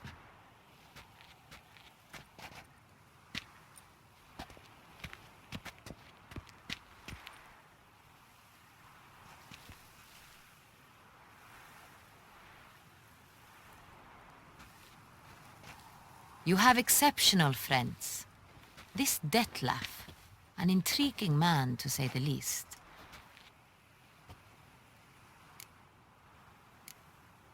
Don't know him too well.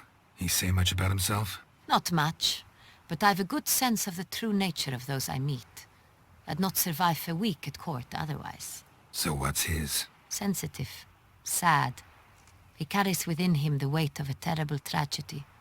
He is a good man, but lost, which is why he comes across as grim. Didn't expect the evening to end like this. Neither did I. But I have not drawn you out for a romantic stroll. I wish to make certain you know what you are to do. Mm-hmm. Gotta go to Duntine. I've decided my guardsmen will support you. You will meet them at Count Delacroix' mill. It stands along the Saône-Retour River, near the Cockatrice Inn. Captain de la Tour and his men will await you there at midnight. You shall storm the castle together.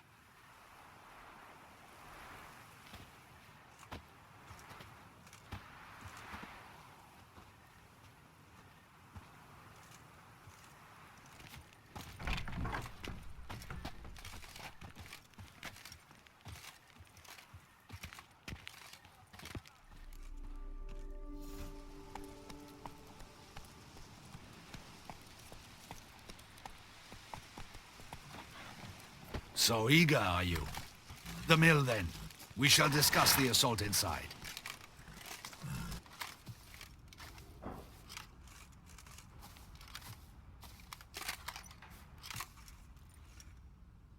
See, you already prepared a plan. Walk me through it. We have two objectives. To find Her Illustrious Highness's sister and capture the men who blackmailed the vampire. Duntine is a modest complex. Several old buildings, a high wall around them. At the center of the enclosure stands an imposing keep, restored not long past by the elderly knight of the castle, Roderick. We mean to strike here, through the main gate, then secure the area in front of the keep by storm. How many men defend Duntine, you know? Roderick maintains a team of knights for defense. They are no army, but they could number several dozen. Also, Roderick recently took in a band of foreign mercenaries. About them we know very little. Cintrian's men, gotta be. Ran into a few in town. They tried to kill me. Need to hit them from both sides. You draw the defenders, keep them busy. I'll sneak in the back way, find the women, make sure they come to no harm. I'll vault over the wall as soon as you start your assault. Your plan puts you at great risk. But I sense you will handle it well. Let us go.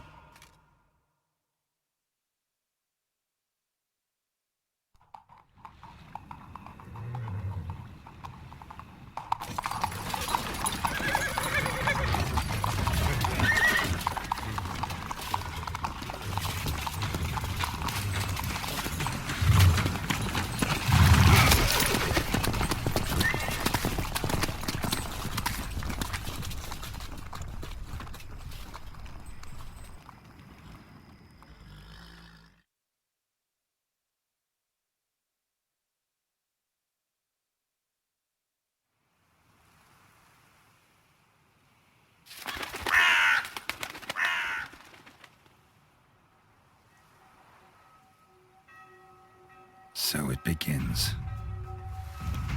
Quick! We grab Roderick's horses and we bolt. We won't vault far if the boys out front don't hold. Not so fast. Little change of plans.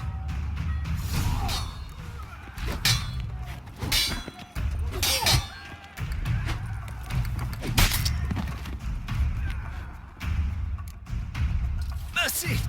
Mercy! I did no wrong! Nah, kept the wrong damn company. Centrion's men, where are they? I knew... shouldn't have let them under my roof. Where are they now?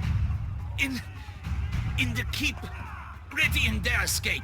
There's someone with them? Woman named Sienna? Of course. She convinced me to let them in. And a whole pile of trouble along with them. Where is she? Packing.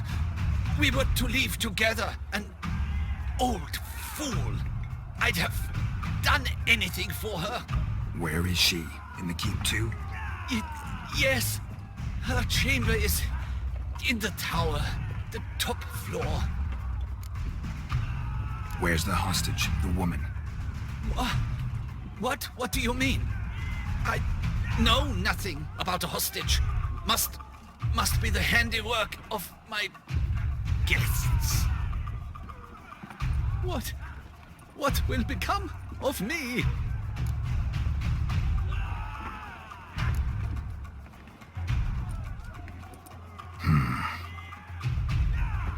Here, press it against the wound. Should staunch the bleeding. I thank you.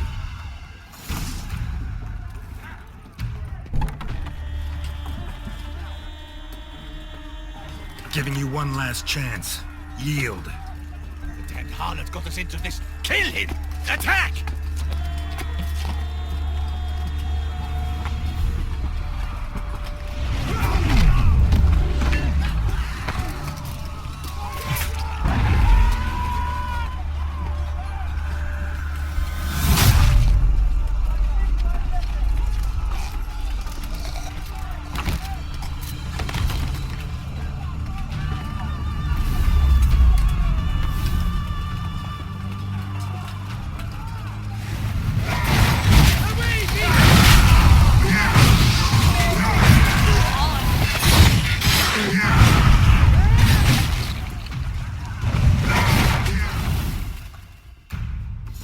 Wasn't expecting to see you two here. We thought you could use our help, so... Witcher, this is no time to explain. Where is Renna? Expect to answer a lot of questions inside. Let us go, then.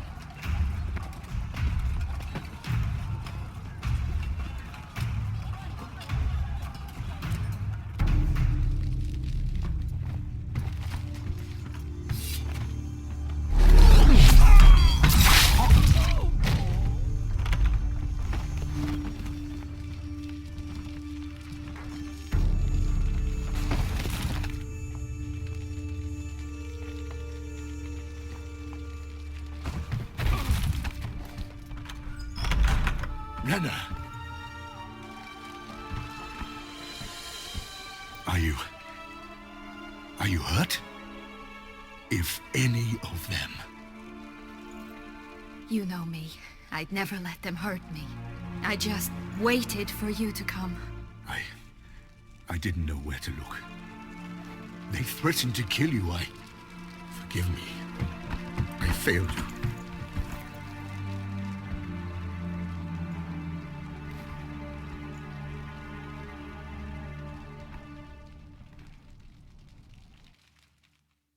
Now we need only find Anna Henrietta's sister. Where should we look? Do you know? Mm-hmm. Ran into Roderick, Duntine's lord. Told me where I'd find Sienna. Then speak and let's grab her. Time is short. Said she was in a room in the tower. Very one we're in right now. Which, incidentally, looks nothing like a prison cell. And just so happens there's a carafe full of wine here. Bet it's stolen Saint-Réal. What's your point?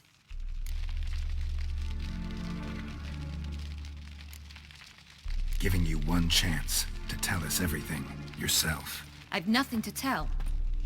Witcher, what is this?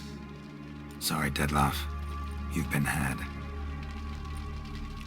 My friend, please. You must listen to what Geralt has to say.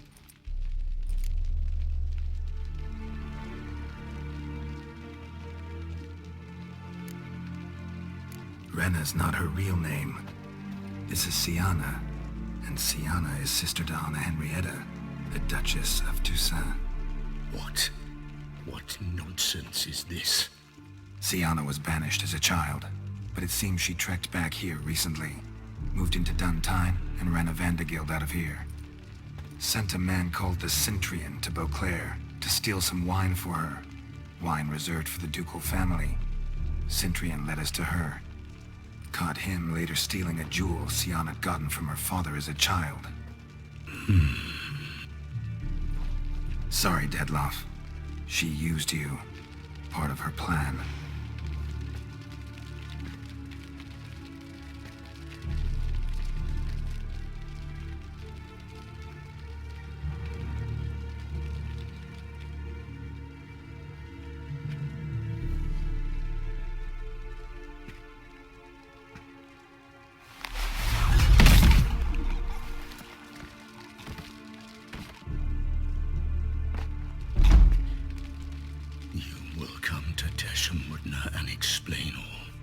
If you do not, I will raise Beauclair to the ground. This I promise you. You've 3 days. I shall be waiting. He just fly off? He did not wish to act rashly. He's gone to soothe his nerves. Think he'll do it? Make good on his threat? I cannot say. He can be unpredictable when fury consumes him. I shall go to him. Come again? After what he just... You don't know Dettlaff like I do. If I don't do as he says, he truly will destroy the city. He's more than capable of it.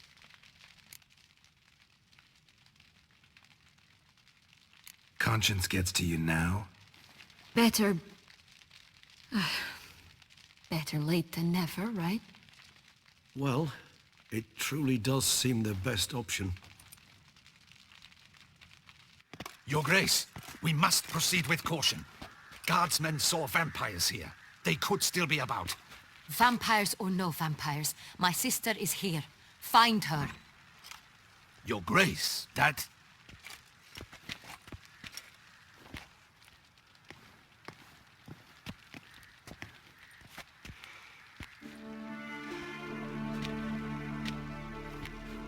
Siana, it's true. It's you. Sister, dear, what have you gotten yourself into? So concerned, I'm surprised. Is there an ounce of truth to it? You feel resentment. I understand. But I promise we shall work through all the unfortunate matters of the past. We will discuss them later. Captain, escort Siana to the palace. I shall meet with her as soon as we return. As you wish, Your Grace.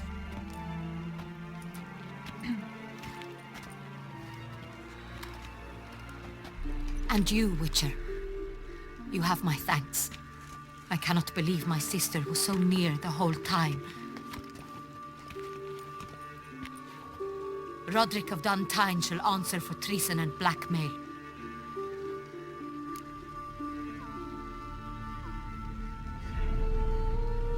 Roderick got duped and used, just like the vampire.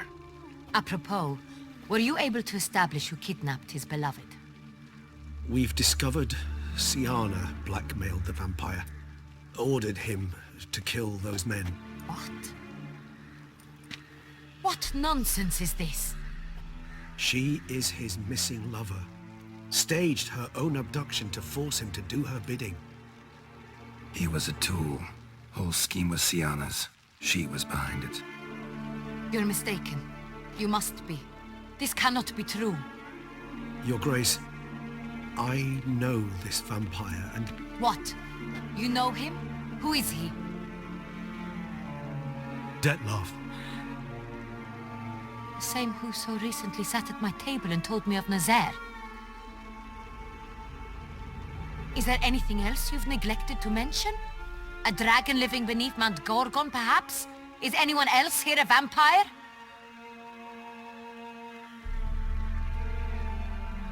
Where is he now? Waiting for Siana. If she doesn't show up to meet him by an appointed time, he'll destroy Beauclair. He dares threaten us?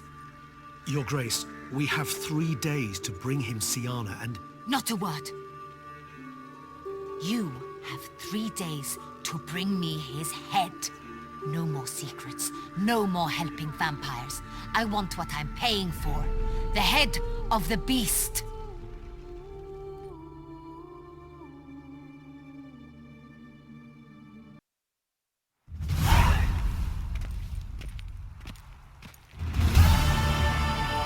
Do you think Her Grace's nerves have been calmed? Doubt it.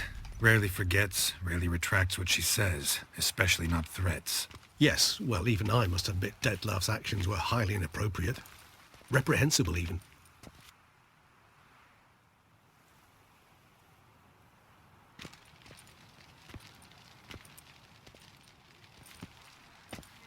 Are you upset? Why would I be? Let's see. You're returning from your hunt empty-handed. No trophy. No new lead to boast of, then pursue.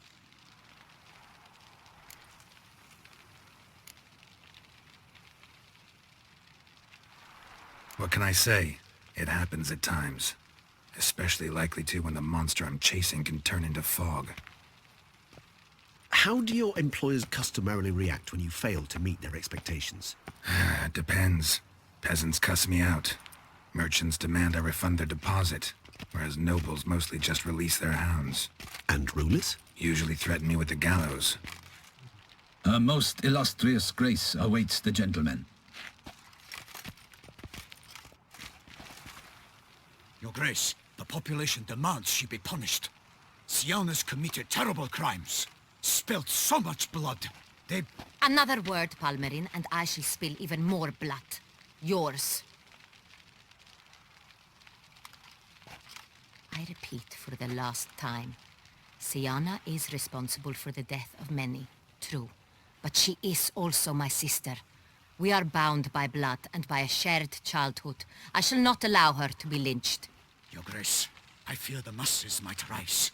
Storm the prison, pitchforks and torches in hand. Let them storm. They will not find her there. Siana is hidden away in a safe place. She shall await trial there until we have rid ourselves of this accursed vampire. Which, to judge by your means, has not yet come to pass. Did what we could, but... My patience is at an end, Geralt. Where is he? Where is Dettlaff?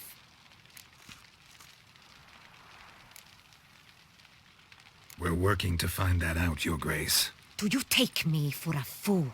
I wouldn't dare. I care not one whit what you have worked on, are working on, or shall work on. I'm interested in results, which thus far have been nil. At times, I hunt foxes. Do you know how it works? The ducal huntsman releases the hounds. They catch the fox's scent, chase the animal down, and lead the battue to it. All within an hour. You, Witcher, have had a week.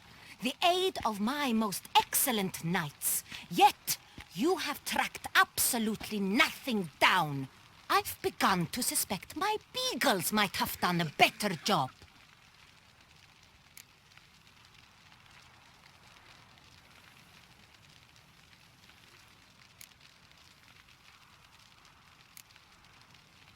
Allow me to point out certain subtle but essential differences between a higher vampire and a fox, or game in general.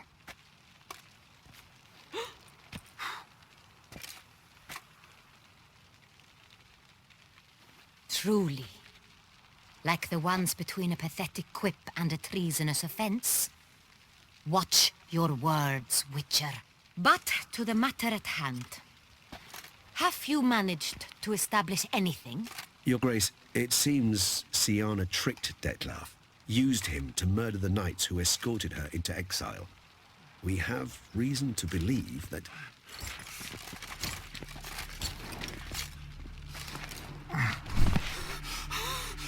Your Grace! Vampires! What? Speak now! Vampires! They protect the city! Captain de la Tour defends the square near the boat landing, but so many lives lost! Damn it.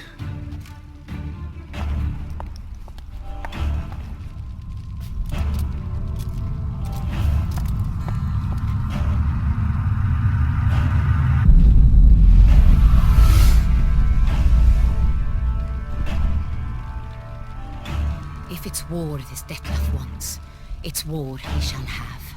Geralt, get to work. This time I'll hear no excuses. Palmer and you...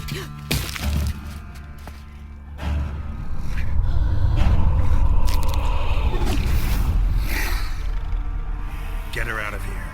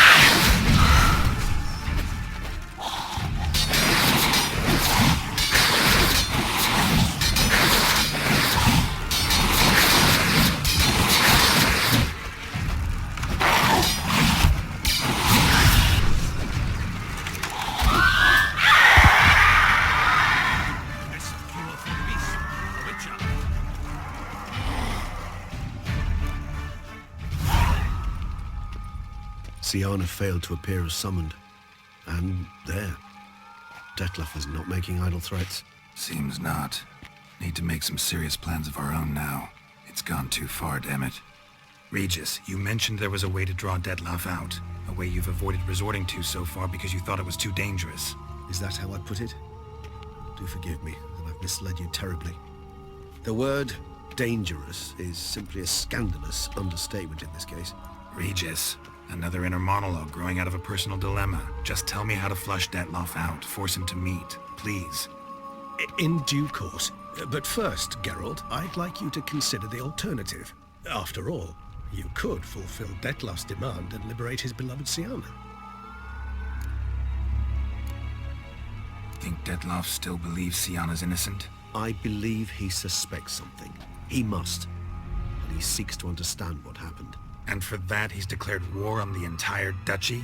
What can I say? Moderation was never his strong suit. Really want to free Syanna? Hand her over to Detlef? Refuse to accept you consider that wise. It's hard to believe, I know. But Detlef is not actually evil, merely impulsive. He needs but meet with her, speak with her, and he will spare the city. So say I agree to this, 'cause I might. Still no chance Anna Henrietta will. I do not recall ever suggesting we ask her permission.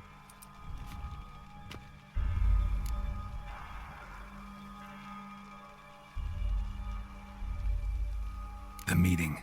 What if it's nothing like you say? What if it goes sour, ends in a fight? Willing to guarantee Syanna won't get hurt? It seems unlikely in the extreme that... Didn't ask for a lecture on probability. Need a simple answer. Yes or no. I vow that not a hair on her head shall come to any harm. Got serious reservations about this plan. Not least among them, we have no idea where Syanna's being held. You heard the Duchess. She's not at the prison. Hardly a reservation. More of an excuse. I'm certain you'll find her. You must merely decide you wish to. Could ask Damien. Duchess treats him like a lapdog, keeps him close most times. He might know something more. There, you see? I knew you'd think of something. Bravo. I trust I've dispelled your doubts, then. Not so fast. We're not done talking.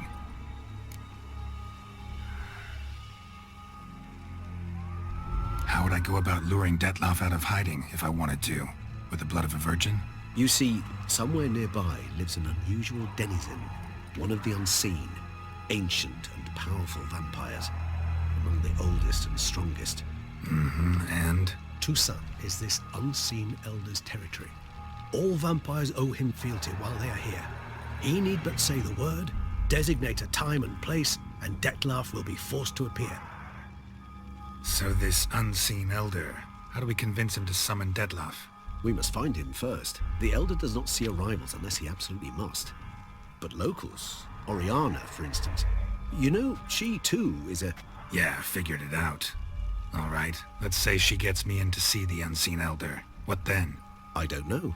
You'll have to improvise, I suppose.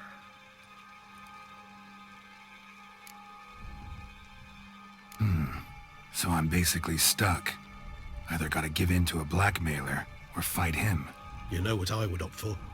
Should we free Siana and arrange for her to meet with Detloff, there's a good chance we'll all survive this ordeal. Detloff included.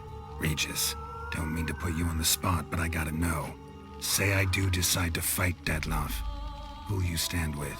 Should you decide your sword is the sole solution, I shall not stand in your way. Appreciate it. Certainly hope so. Now, please tell me, what is it you intend to do?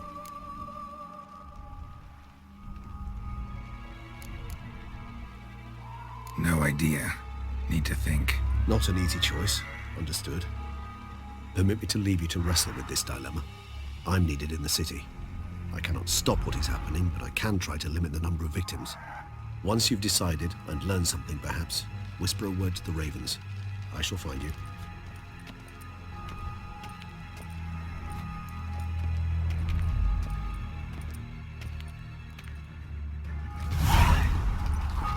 You killed it! Single-handedly!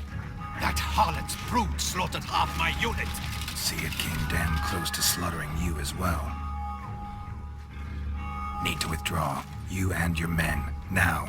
My duty lies with the city. Won't help the city by leading your men to the slaughter. Damien, conversation back at the palace, remember? I'll say it again. Your men don't stand a chance.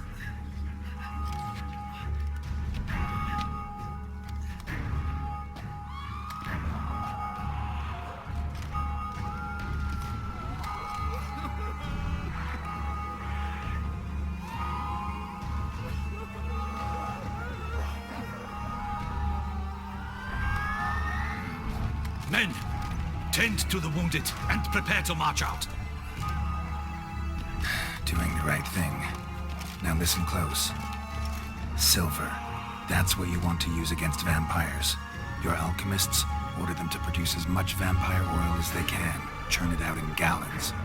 Then coat your blades with it. Keep an eye out for Alps and BRUXA. The shapely ones resemble women. There one moment, gone the next. Bombs containing silver splinters are a pretty good idea. Thank you, Witcher. I hope you're worth the coin the Duchess pledged you. And that you'll return with the head of the wretch that did this, skewered on a hook.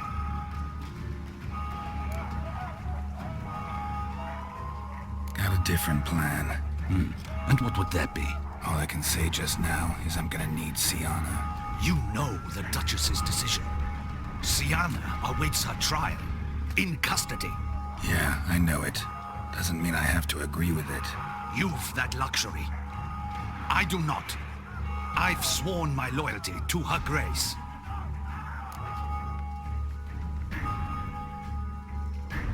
Folk are dying. Many more will, because of one. If her grace learns I helped you, my head will roll. And mine will come right after. Still willing to take the risk. See, I'm wasting my time here. Wait.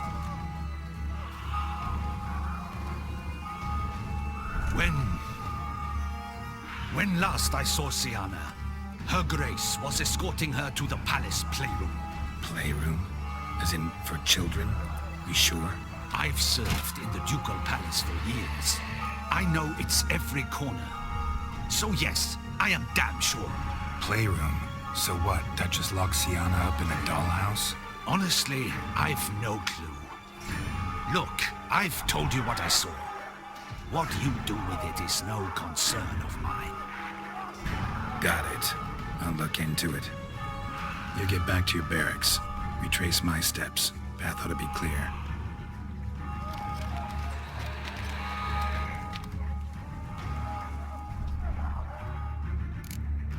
Gotta signal Regis. Have him join me.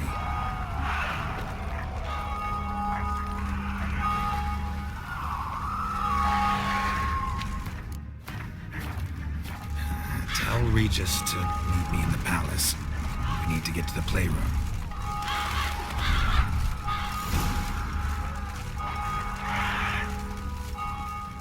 Locked. Of course. Regis. Rather not have a fist fight with his door. Do you mind?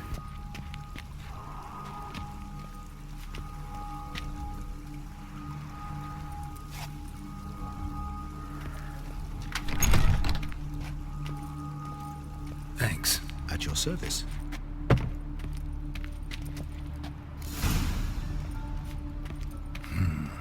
Utter silence. No one here.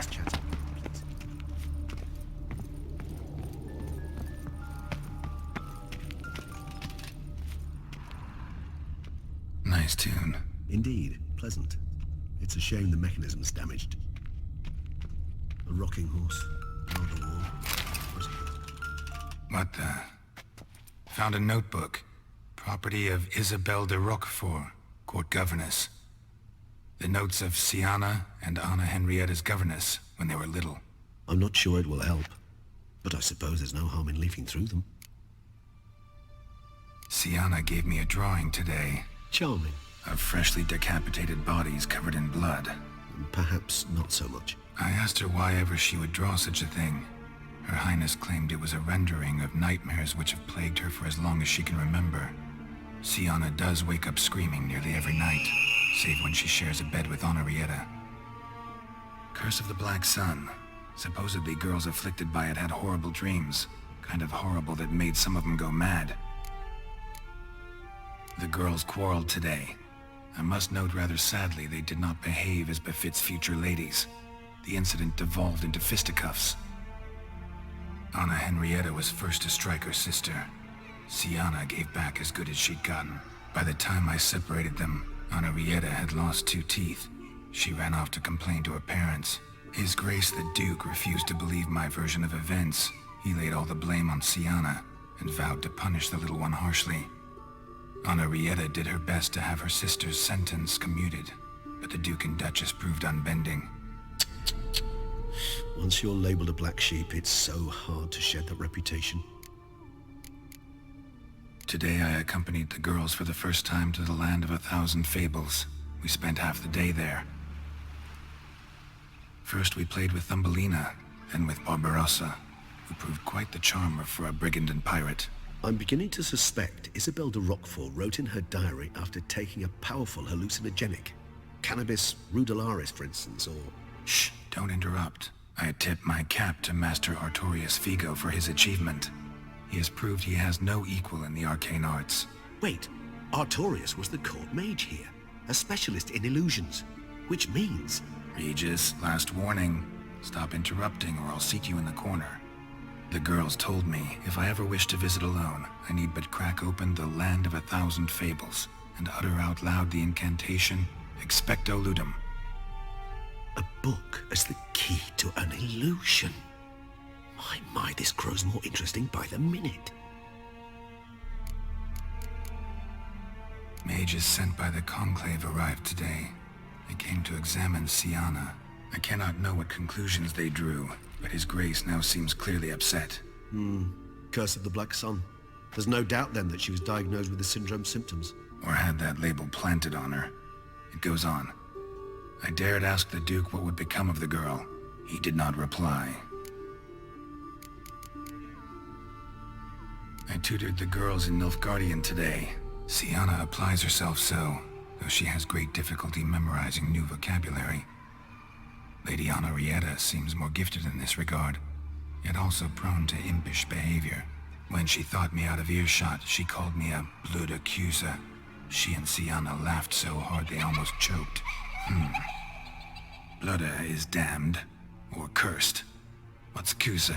In the melodious tongue of our none-too-friendly neighbors to the south, the word describes the many-petaled flower that blooms in that place we so unmelodiously call the crotch.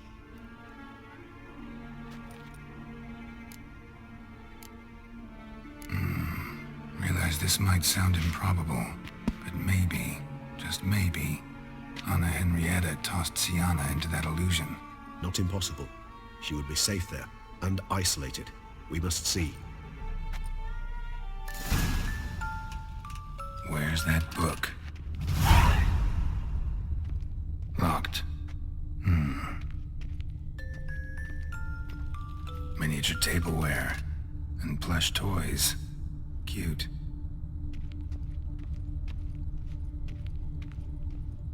Well, a key tucked behind a picture.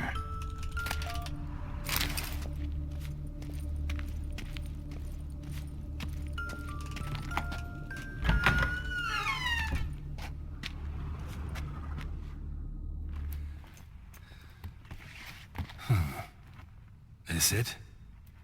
Let's see.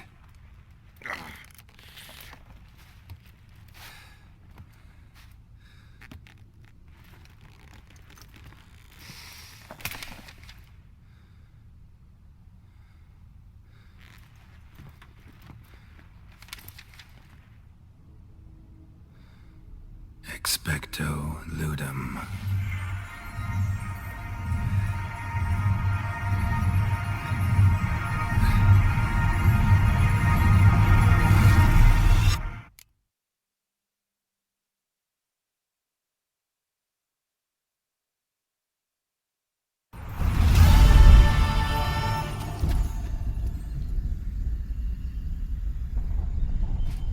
Regis? Regis!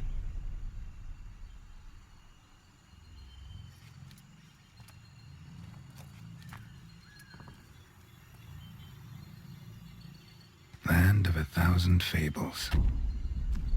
Incredible.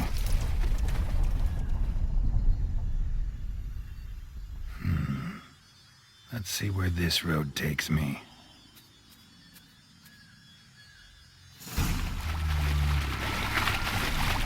Bloody hell, let him out! Voices. He gobbled up my gingerbread! Now it's my turn to gobble him!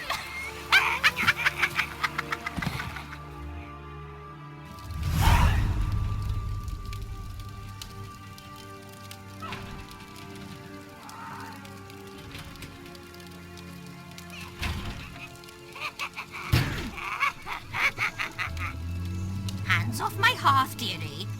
You wouldn't want me to get cross. Then you open it.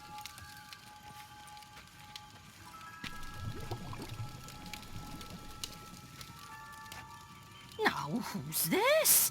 A lost traveler? You're not supposed to be here, sweetie. Why, you're old. Old and pale. But never worry. A bit of butter, a bit of spice, and you'll make a tasty morsel.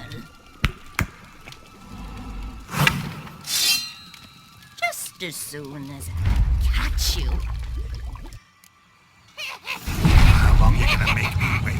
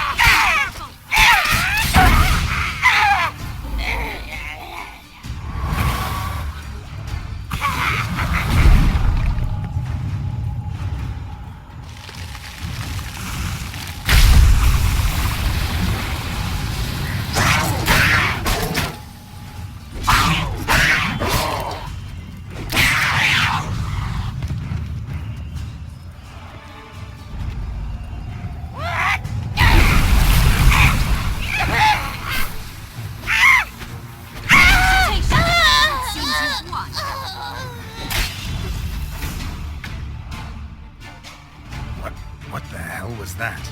The Wicked Witch. You've heard of her, haven't you? Now, where did you put that key? Listen, how'd you come by a weapon? It's Prince Charming's. He no longer needs it. Here it is.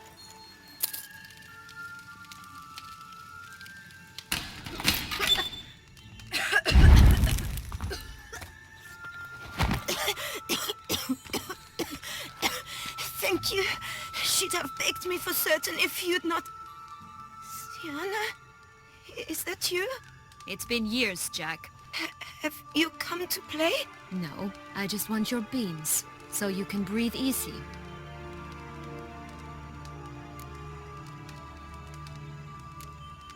Beans? What beans? Try not to interrupt. Well, Jack, where are they? Sienna, I'm sorry, but I haven't got them. Oh, something tells me you're lying. Perhaps you wish to play the old games after all, hmm? This little piggy went to market. This little piggy went home, for instance.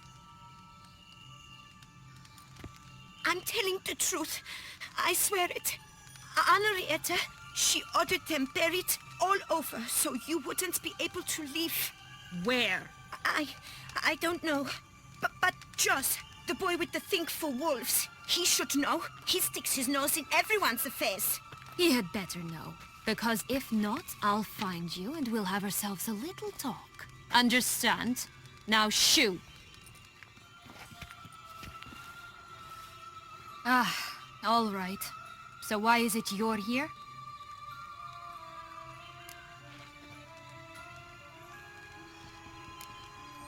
Searching for my lost childhood. Wound up at Kaer Morhen as a little boy. Don't quite remember how. Never had any toys. Never played any games. What do you think? Why might I be here? It's Dettlaff. He's trying to force Anna Henrietta's hand. Wants her to release you. Summoned monsters to attack Beauclair. Sounds like Dettlaff, all right. But I doubt you came all this way just to bring me up to speed on current events. So get to the point, please. Isn't it obvious? Offering to be your ally. We both want you out of here. You because you want your freedom back. Me because as soon as you meet with Dettlaff, he'll put an end to the chaos in the city. You exposed me. I landed in prison because of you. Now you come to beg my help, I dare say. My life is full of surprises, isn't it? Well, normally I'd tell you to sod off. But, from what you say, folk are dying who have nothing to do with this. Not part of the plan. Dettlaff was only to kill those who deserved it. No one else. Fine, Witcher. I accept your offer. Consider us allies. Shake on it.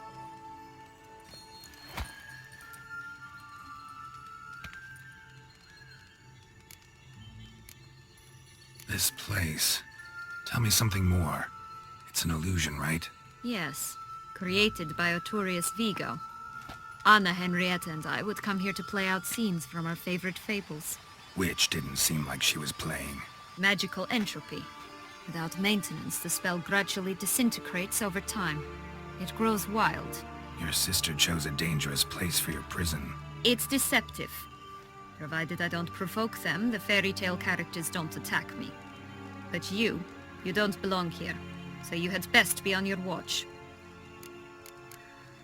Since you brought it up, the knights Dettlaff killed.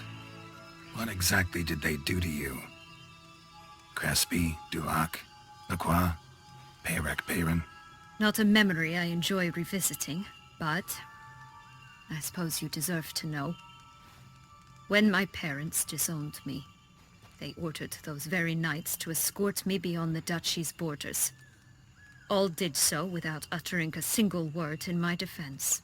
Like you said, they had their orders. Mm-hmm. But Crespi was not ordered to beat me unconscious with a horsewhip after my first attempt at escape. And Dulac had no instructions to deny me food and abuse me. I learned something then. Knights are not so chivalrous when no one's watching.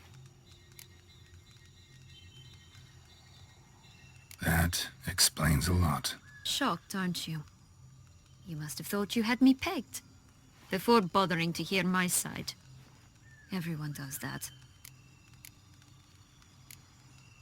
Curse of the Black Sun. That's why you were banished, right? Mm-hmm. Twisted princesses, mutants. I'm certain you've heard of us. Even met one of you. Renfrey of Craden. And? Was she truly monstrous? She was cruel, that's certain. But what caused it? The curse or what she went through? Asking myself to this day. You killed her, didn't you? Had no choice. Funny. Mum said the same when she tossed me out of the house.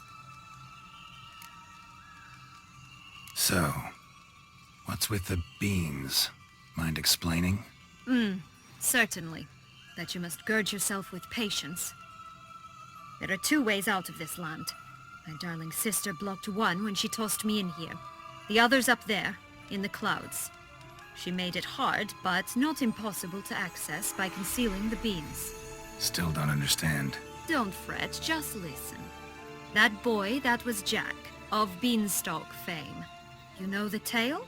Jack climbed a gigantic beanstalk to a giant's castle, high up in the clouds. As we shall do if we can just find those blasted beans. There are 3. 1 red, 1 blue, 1 yellow. Stalk won't sprout from just one? No, because it must transpire exactly as it did in the tale. Clear now? So we must find Joss. Perhaps he will be able to help us. You lead.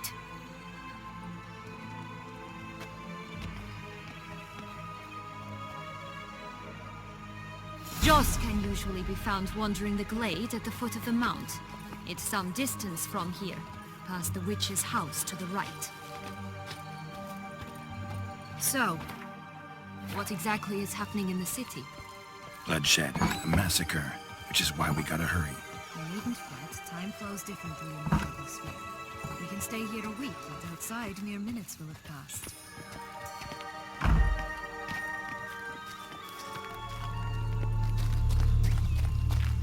Oh, unicorns! We must catch them. We won't have to walk everywhere then. I call the pink one. Exciting, isn't it? Reminds me of my childhood. Reminds me of something altogether different. Care to elaborate? Rather not.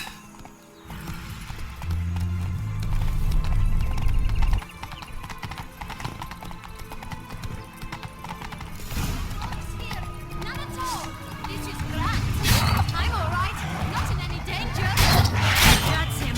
Joss. Joss, they're going to rip him in 6. I shall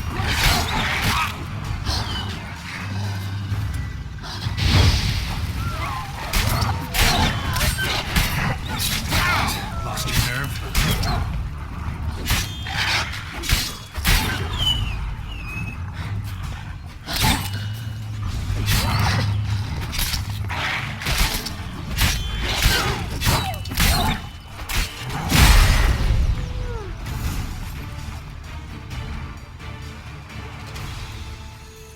Relax, it's over. No, it's not. There's more. Another wolf behind you. Ignore him. He always lies. Aha, boy who cried wolf. Still does, I suppose. And doesn't, when they actually appear. The one and only. Listen, you little chit. Jack said you know what's become of his 3 beans. I don't know anything. Not one thing. And besides, watch out. Wolves!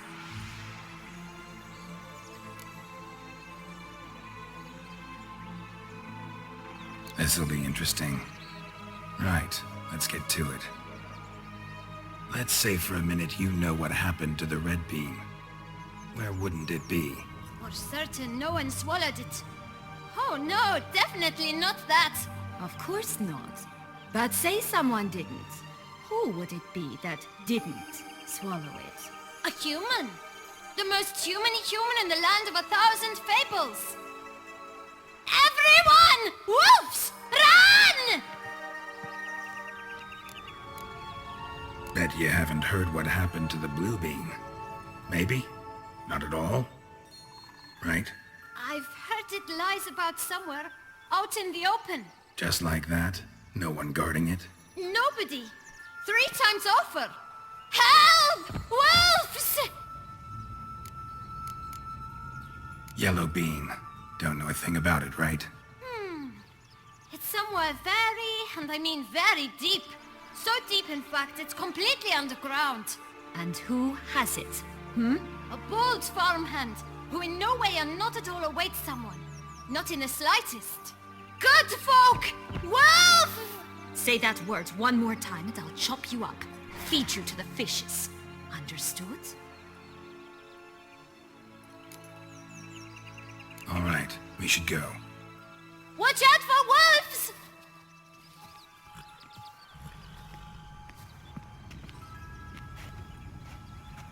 Tough to talk to, that one.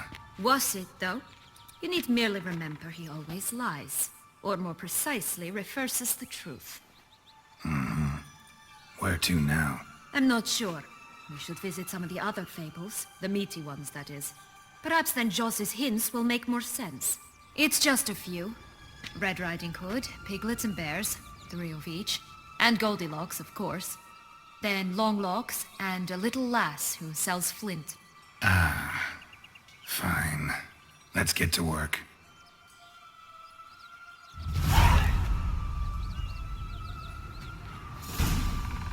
Incredible. You must have loved this place. I did at first. But children get bored quickly. Even tea parties with a whole cackle of princesses eventually turn dull and routine. What did you do then? Dropped a duck egg in the swan's nest once, that sort of thing. Stole the pea out from under the princess. He sleeps to this day, I think.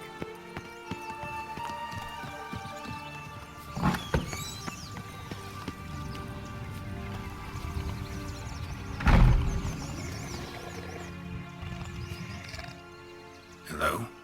Can we talk? Schwumbotsch, my head! Damn it all! I swear that was the last time I drank with Redbeard. Oh, Sienna, a bloody long time it's been. You've changed. Whereas you, not at all, big bad wolf. Though it seems you've started running with the wrong crowd. And who should I run with, eh? Thumbelina? One shot and she's under the table. But, what brings you?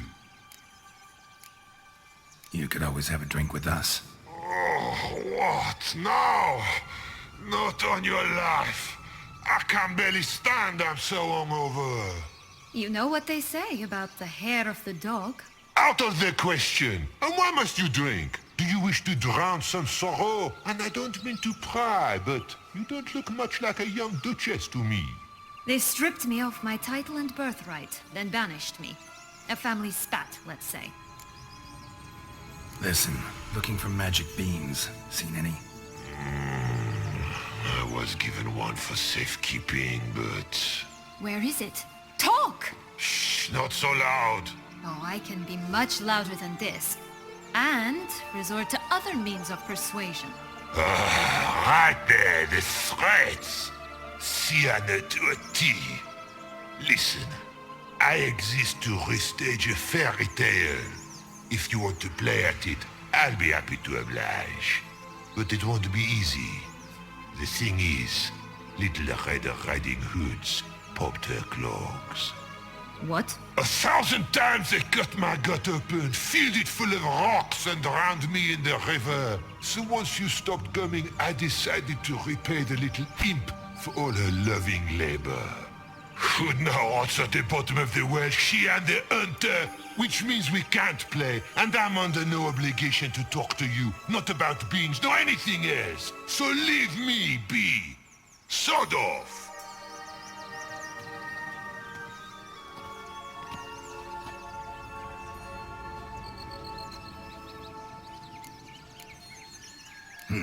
Wolf's pretty cranky. Surprised? Think about it. He was cast in the role of the Nemesis without ever asking for it. It's a dog's life, I tell you. So, what now? Don't worry. I'll play with him. Or rather, play him. I just need that little red hood. The piece of apparel, that is. Not the poor girl's corpse. That's a relief. You wish to help me? Here's your chance. Jump in the well and fish it out. Well, chop chop.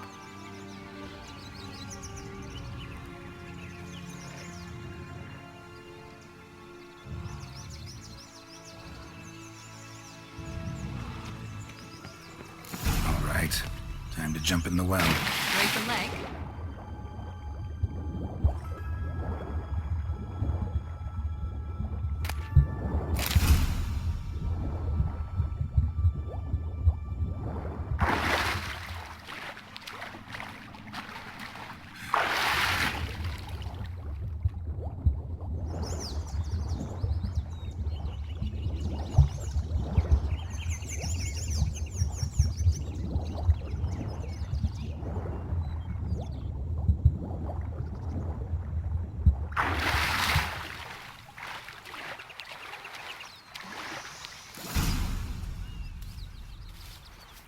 Any luck? Yep, look what I got. That would never fit you. Give it to me. How do I look?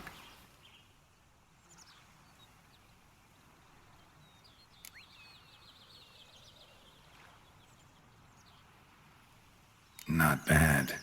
Not bad at all. Let's go see the big bad wolf. Let me guess. You'll play the granddaughter. Mm-hmm. And you, the hunter.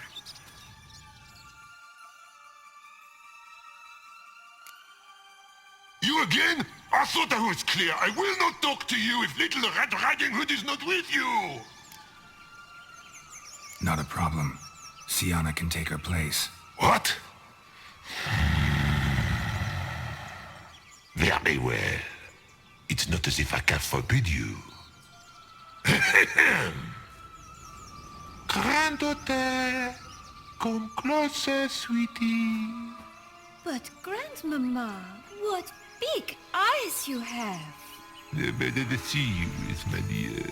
Granny, what big arms you have. The better to embrace you is, my dear.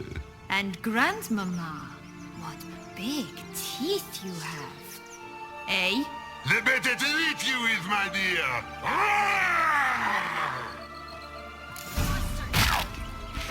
Come on.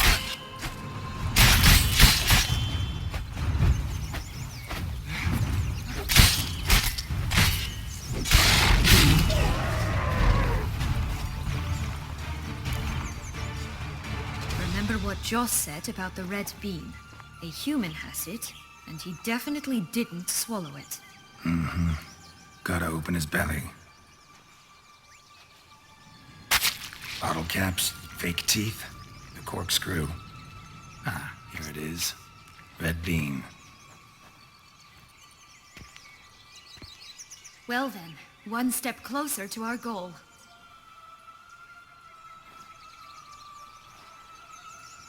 What? I find myself wondering if you're just horribly discreet, or if those mutations completely scrubbed away your curiosity. Are you really not interested in what happened? In what became of me after they cast me out?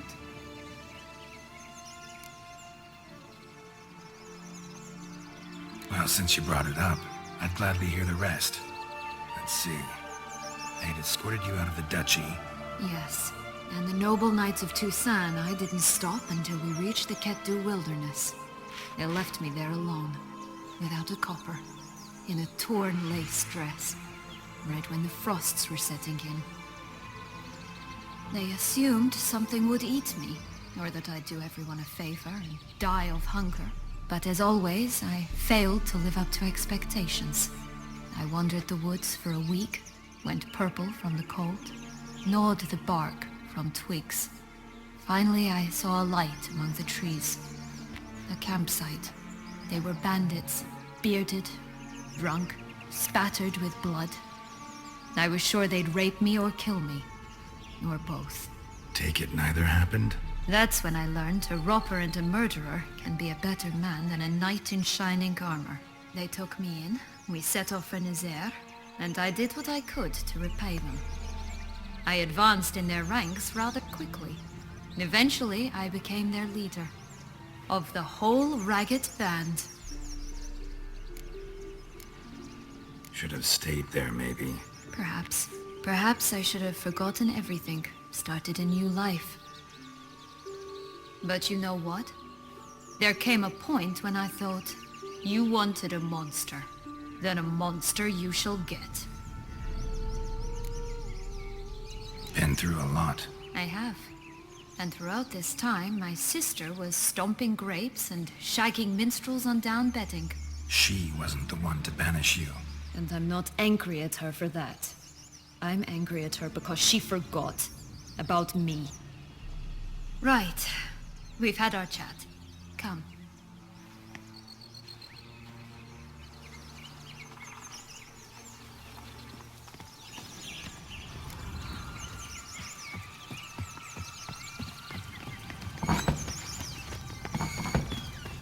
Did you like Anna Henrietta? Do you jest? I adored her. My darling little sis. So adorable. So sweet. Yet when they banished me from the palace, she didn't so much as peek out of the window. She might not have known. Maybe just couldn't. And could she also not grant me amnesty when she was crowned? Please.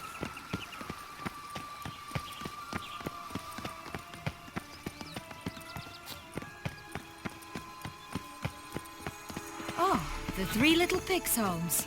You know the story, don't you? Who's afraid of the big bad wolf? Looks like Big Bad's already blown down the houses of straw and sticks. Brick's the only one left. We should look inside. Remember Joss's words? One being lies out in the open, guarded by 3 nobodies. Yeah, could be it. Oh look! The Emperor of Nilfgaard! He's come out to show off his new robe.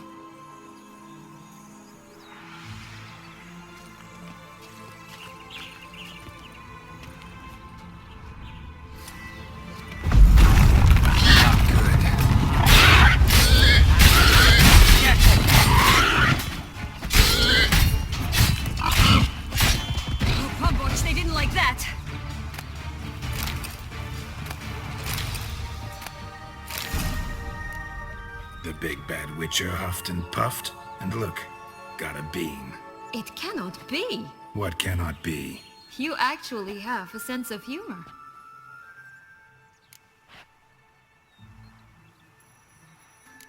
Why so shocked? Well, when you arrived, all you did was pout and mumble things in that graphily monotone. And now this. A jest. And a good one at that. But here we are chatting away when there's work to do. We must keep looking.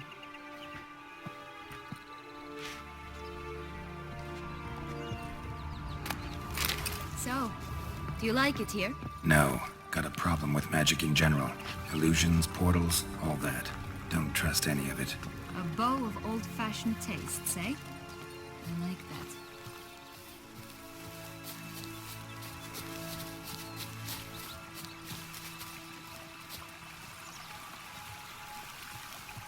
Hey! Watch it! Hey! Watch it! This Longlock's tower? Indeed. It's even taller than I remembered. Wait. What Joss said about the third beam, remember? In the possession of a bold farmhand somewhere deep beneath the ground. Yes, this must be it. Let's go. Could pull myself up here, and I'll have to make that jump. If you say so, I shall wait down here if it's all the same. Climbing is my strong suit.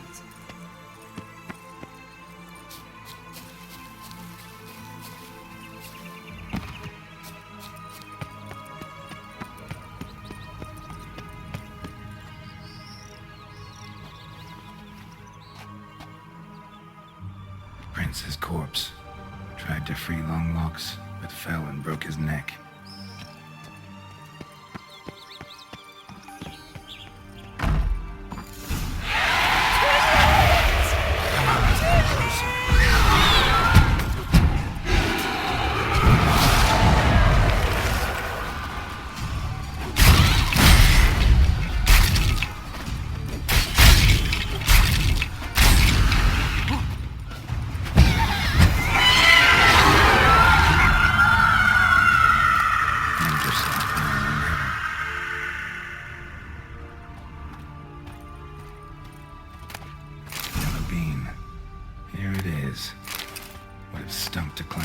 For nothing.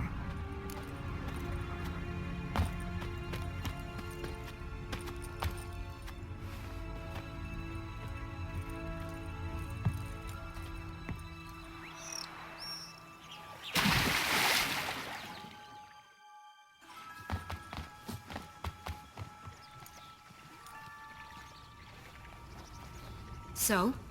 Got the bean, but long logs. Seems she got sick of waiting for a knight in shining armor. Can you blame her? Men these days, dandies and fops all. That why you cozied up to a vampire? Detlef was a tool, and only a tool. Too bad he didn't know that. I trust no one. Learned that long ago.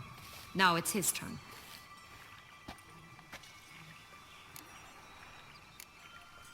To use him. Was that your plan from the start? No. At first I was simply intrigued. Do you know the story? It was in Mettina, a few years past. I'd gone there to pass some loot off to a fence I know. We were hashing out the terms when in walked Detlef.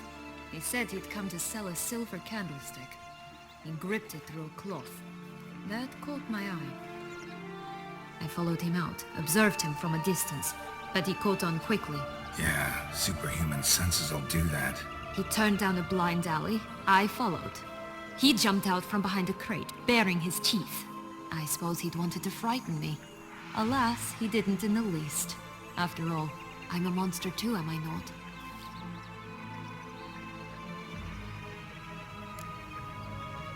What happened then?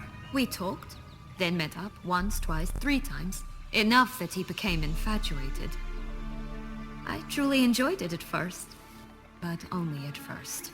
He did not love like a man, but like an animal, madly, deeply, unconditionally, wildly.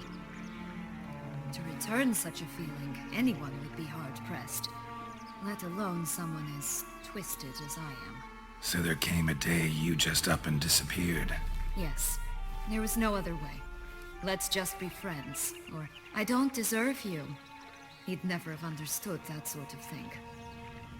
But then, once I decided to return, clean up some old affairs, I remembered him and concluded he could still be of use. Playing with fire, that. Definitely. And either I'll get burned, or I'll burn all else down. No other options. Got a history with Detlef now, so this meeting will be different. Not afraid? I can handle him. Mm-hmm. Sure about that? You look at him as a witcher and see a monster. I know what he's really like. You needn't worry. It's time to go. Just a bit more work and we'll be able to say sort off to this fecking fable sphere.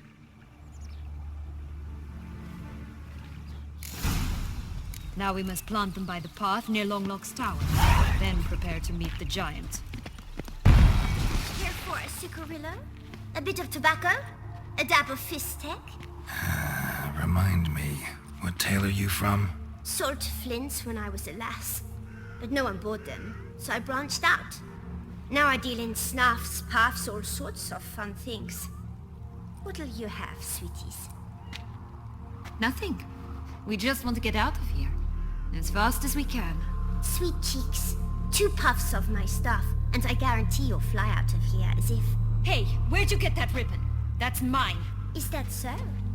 Then why was it lying in the bushes? Finders keepers, sweetheart.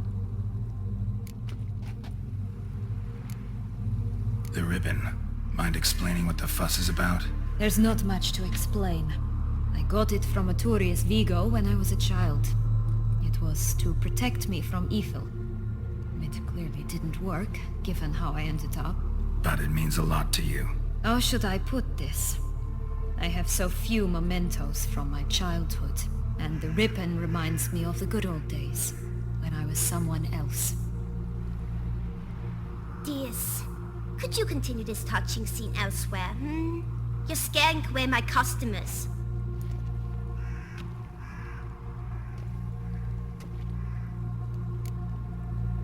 Give Sienna the ribbon.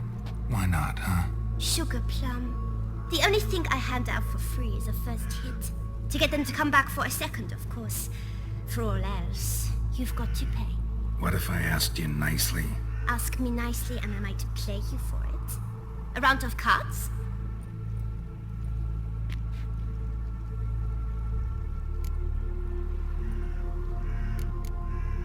What have you got to sell exactly? Like I said, tobacco, fistek, all sorts of things.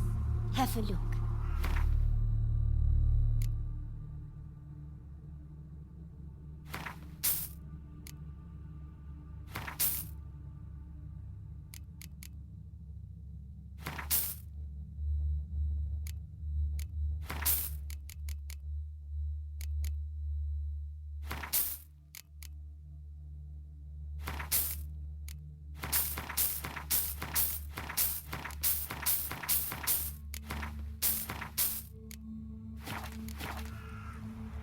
right, let's play. If you lose, you give me the ribbon. Don't get your hopes up. None can best me at Gwent. Rumpel, you're good at this. A word once given. The ribbon's yours. Now skedaddle.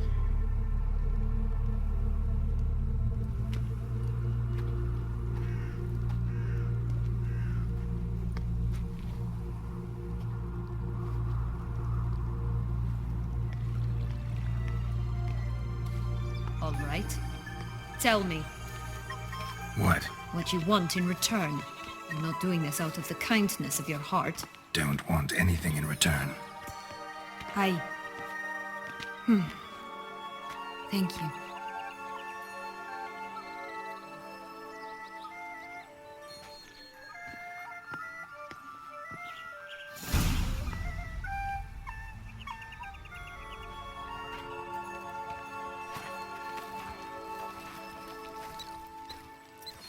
Wait! Why? The stalk will sprout abruptly. Very abruptly. We must be careful.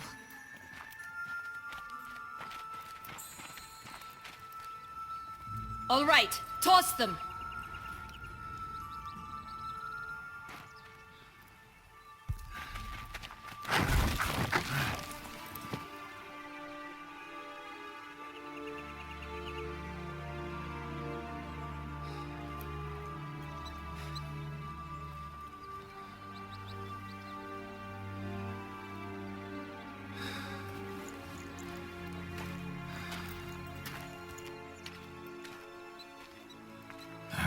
Something's always gotta go wrong.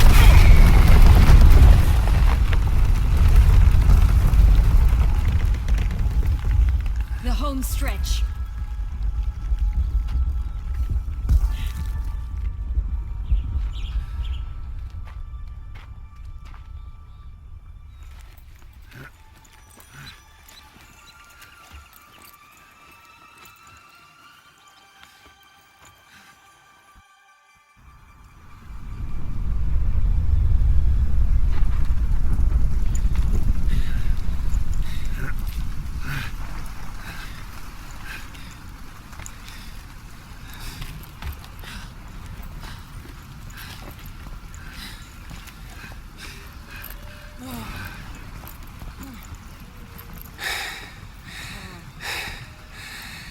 Incredible.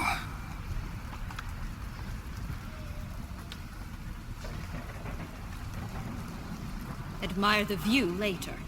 First, we must deal with...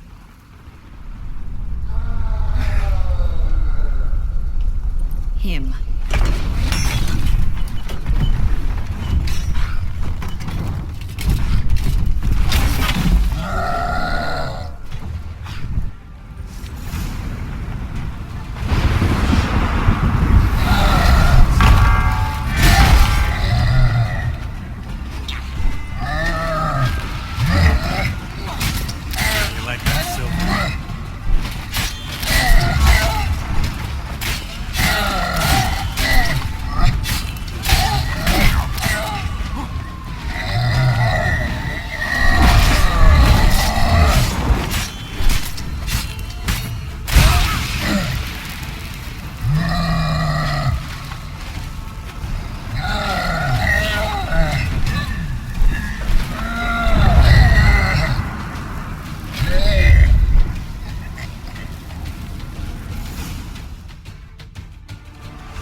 Fairy tale creature. That was one tough son of a wench. I told you this land had gone ape mad, though I did not expect it to be so severe. Can't help thinking you might have done that on purpose. Why ever would I have? To get rid of your guard, your captor. Getting close to the exit at this point. Probably think you don't need me anymore. Well, you're wrong. You still stand to be quite useful to me.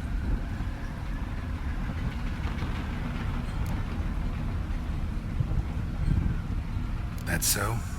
How? Plan to use me like you did Detloff? No, I need you for a purpose far simpler. Now don't just stand there and stare. I need a man, Geralt, and I'm not afraid to say it. I have no idea what awaits me once we leave this place. Treat it as my last wish.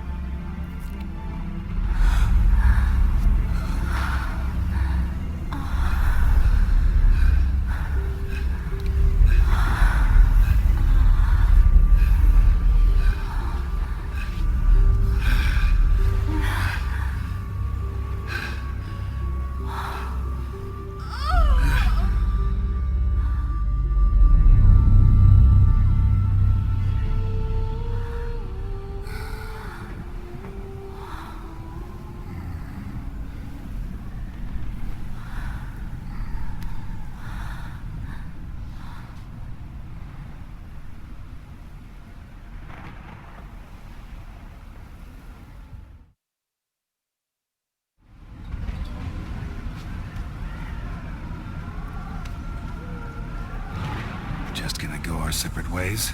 No parting words? Did you wish to tell me something? Actually, that'd probably be best. Oh my. No woman's ever treated you this way. Not that I recall, no. In that case, at last you felt what so many women in this world feel at times. I just hope this tale has a happy ending. For me, for you, for everyone. That may very well depend on you. What's that supposed to mean? Nothing beyond what you heard. For now. Come. The exit's this way.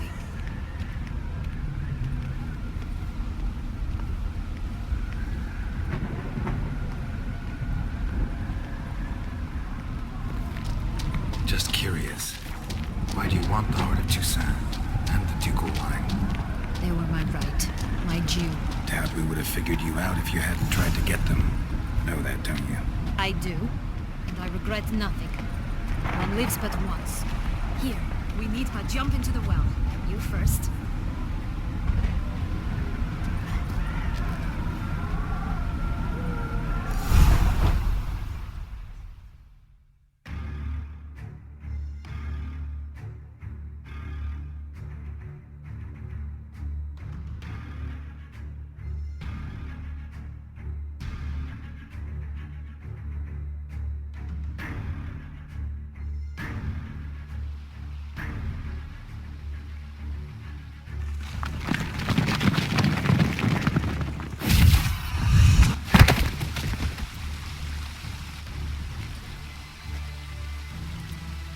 Portals in a fountain? Not terribly practical. It was a secret passage. HENRIETTA and I would use it to... Hide from your governess, which luckily she noted down in her diary, thus I knew where to await you. Never mind that. Has the young lady agreed to help clean up the mess she's made? She has. And stop treating me as if I were a child. Would you prefer I treated you like the lion that manipulated you, huh?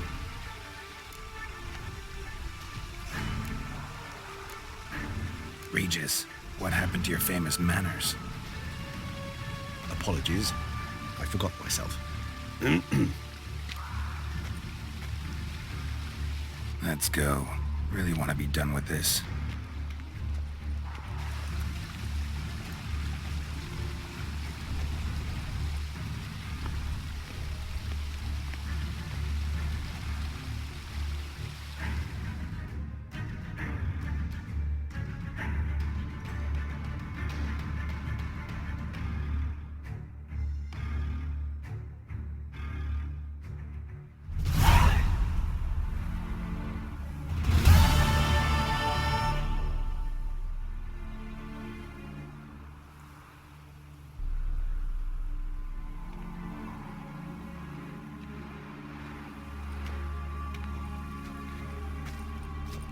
Nice place. Isn't it? Offers a lovely view of the valley. On a clear day, you can see the outlines of Duntine.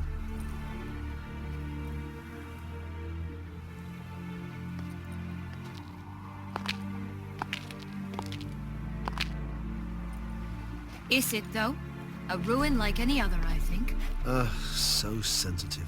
So aware. Honestly, what did Detlef ever see in you? Perhaps he'll tell you himself. You nervous? Mm-hmm. It's always a bit nerve-wracking meeting an ex. Especially so when said ex is a vampire. I doubt he'll be in the mood for jests. I know. May I be honest? Yes, I'm nervous. I really would prefer just to run off. I gave my word I would help, I know.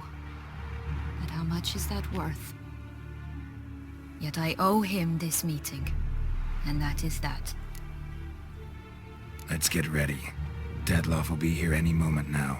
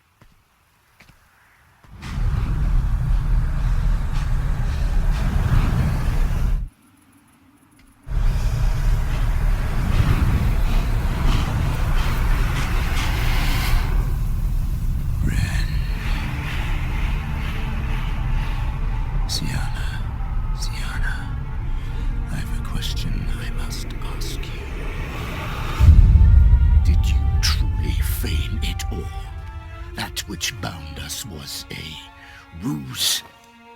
Detlef, it's not that simple. Oh no, it's very simple. You either deceived me or not. In forgiving you, I grieve. For now, we must part.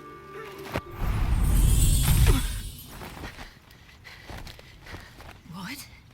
But how?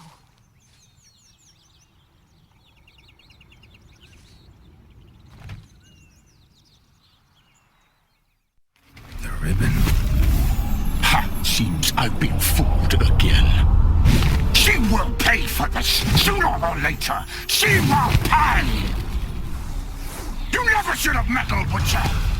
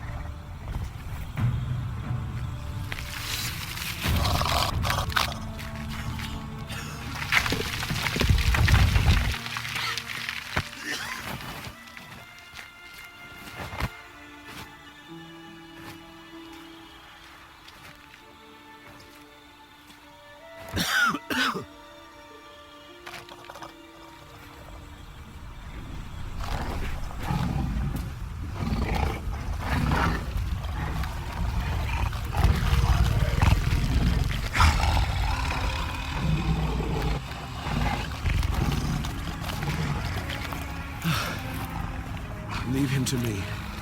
Be gone. I can't let... I insist.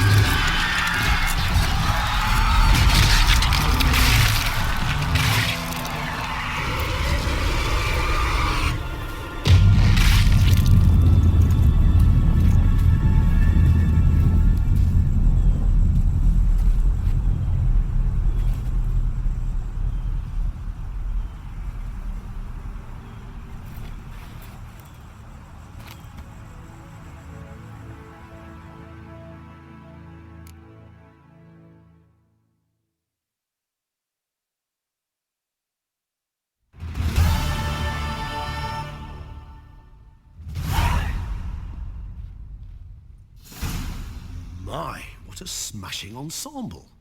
You wear it well. Shut up. I look like a twit. The caftan is sewn of the best fabrics available, and according to the best tailoring practices. But one must have a modicum of taste to appreciate this. Even the most exquisite robes cover only deficiencies in beauty, never in refinement.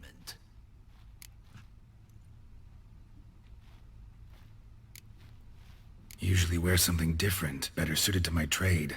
Got nothing against this particular outfit, though. Just don't exactly feel comfortable in it. And I despise formal occasions. Nothing one can't get accustomed to.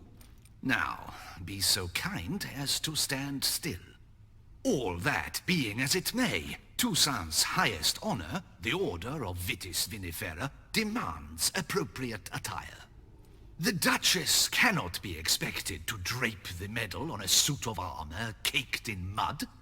Palace protocol places enormous emphasis on form, virtuous tradition, etiquette. Huh. A tradition which values appearances ahead of all else. Which calls for lordly, glistening triviality and misplaced generosity. Sound wistful. Pensive, Regis. That because they refuse to buy you a new outfit? Hardly. It's the tone I ever adopt when I find myself pondering, which, believe it or not, happens quite a lot. Besides, I've no need for a new outfit as I shall not be attending the ceremony. Why not? Because unlike you, I don't have to. I shall begin to pack my belongings instead. I trust you'll join me later, once you're richer by a medal and a fascinating new experience? Count on it. Ceremonies, medals honoring virtues, just keeps coming up. I've had no reprieve either. And I keep thinking of the last great virtue, compassion. It's the one piece of the puzzle that never seemed to fit. Mean you suddenly believe the 5 virtues theory, after all we've revealed? It's not a question of belief, superstition, or old wives' tales. It's a conclusion derived through exercising pure logic. Syanna planned everything in advance. Had we not stopped her, surely there'd have been a 5th victim. One the gossips would have associated with a lack of compassion. Her plans don't matter now. Can't act on them. Ask the messenger who delivered my invitation to the ceremony. Syanna's in the palace. Courtiers pressured the Duchess to lock her in a tower. Do you care not a whit who else was in her black book? We've some time before the ceremony. We could still chat with that boot-cleaning urchin. He was the one to pass the victims' names to Detlef. Perhaps we missed something. Regis, Bootblack didn't say anything about making deliveries when we talked to him. How do you know he handled the letters? While you basked in glory and tried on new formal wear, I conducted a little investigation of my own. You'd be very proud to see how I conducted myself. I began by concocting an ample supply of boot wash for our enterprising young friend.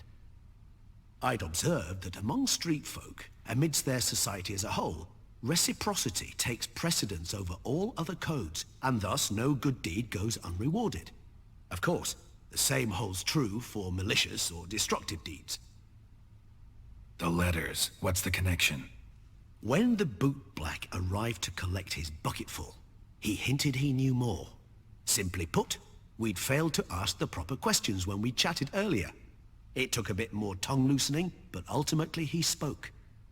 He admitted he'd handed Dettlaff the letters. He knew this information was valuable to me. In providing it, he was simply repaying me.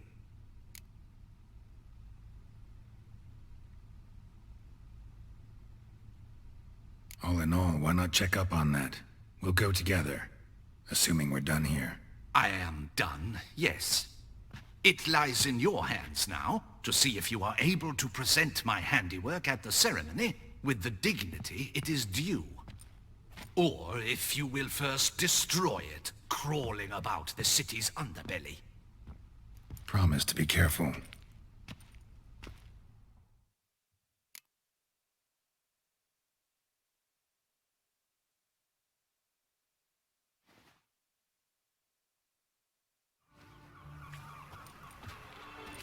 Oh, it's the swordsman.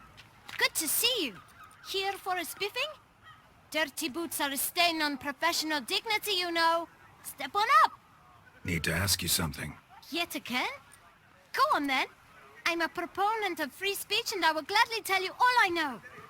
But why not get your boots shanked while we jabber? Guess they could use a spit and polish. Then I shall take advantage as well. A friend of mine used to say boots should be as clean as the soles that wear them. Clean boots, clean soles. A fine slogan.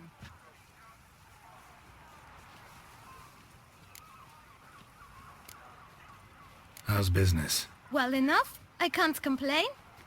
Though it'd be even better were certain folk to sit down for a shine as they stood and chatted.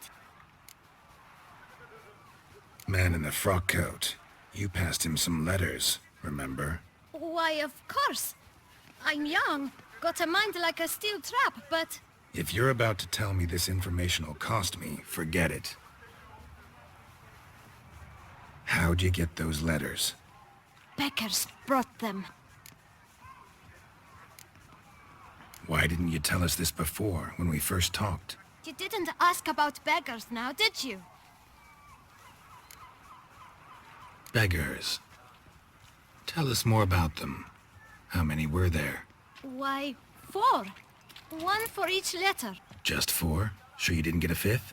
I can't count, you know. Remember anything else? These beggars have anything in common?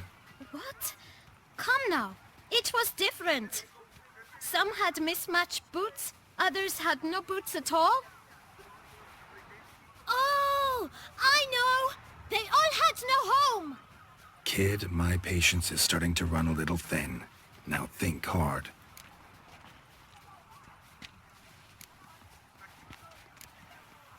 Where'd they get the letters? They pick them up? Get them from someone? I don't know. They'd come, hand me a letter, and walk away.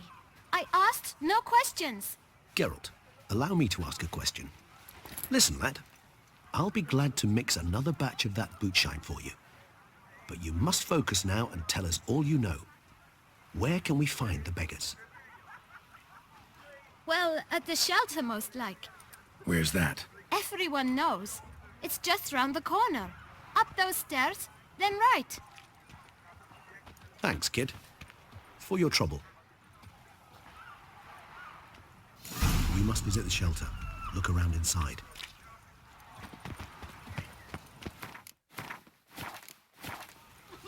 Wine is dearer. Wenches are dearer. What was that? You've to move your little camp elsewhere, got it? This is a decent district. We need no filth folk bugging about. Gentlemen. You? What do you want? To talk. Here, that's a waste of breath.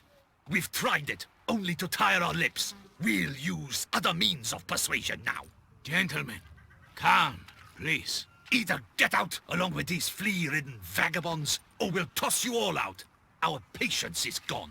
This place is no longer a rank refuse dump. Scram! Decent folk live here. The shelter, them living here, bothers you. Question is why? Look, Ballard. Another defender of the poor. Fighter for justice. Damn nuisance. We've our women and young folk living next door, when even grown men fear to walk past such rabble. Decent folk you mention. Mean yourselves. Why? Do you doubt it? Hell yes. Hear that, Artois? He poking insults us. On our own turf. We should step aside, good fellow. My friend is perfectly capable of settling this unfortunate dispute on his own.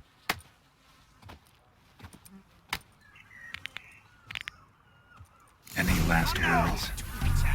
Try me!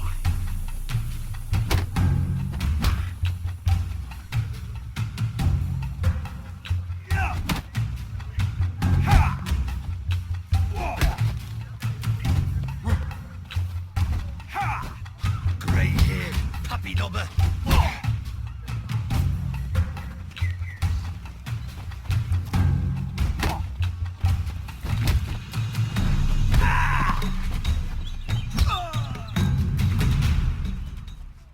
All right.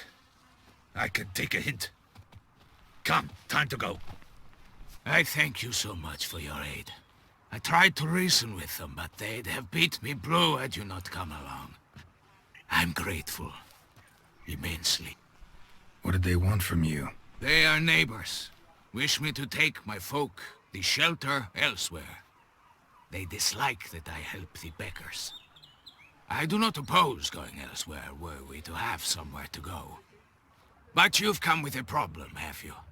My turn to aid you.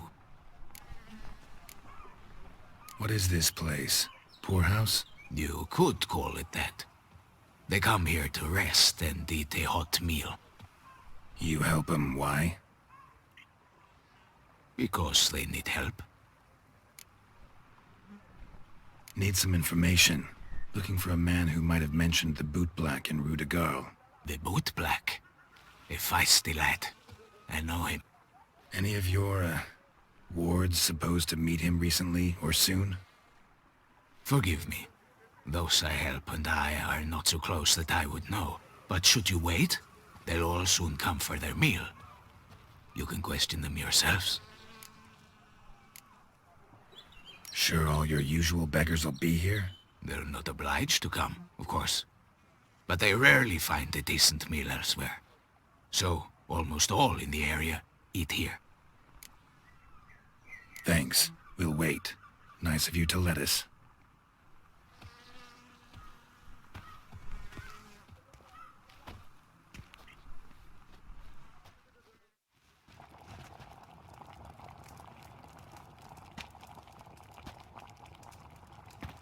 My dears, I've a matter to address before I serve the soup. These two gentlemen have some questions of you. Pay attention. Answer in brief. For if you draw it out, your soup will go cold. And we wouldn't want that, would we? Recently, 4 of you delivered sealed letters to the bootblack. I know this. Does anyone know what the gentleman means? Go on, speak up. Romain? Why should I squeal? We were all told not to mention the letters. We all swore. You can tell me, Romain. You were given a letter and you delivered it, right? Good work, Romain. Thank you. Who else? I got one too. Gave it to the bootblack. And Freshy, he got one.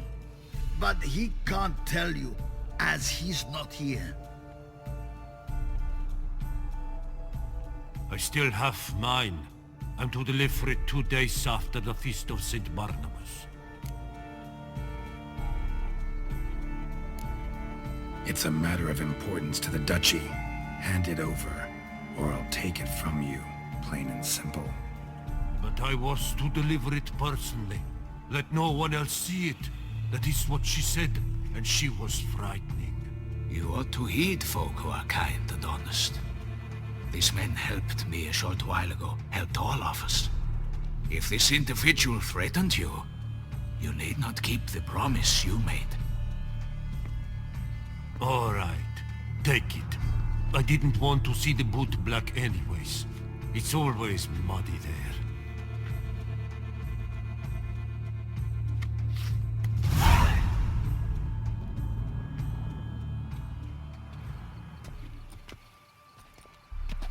Damn it. What is it? Another name, truly? See for yourself. Well.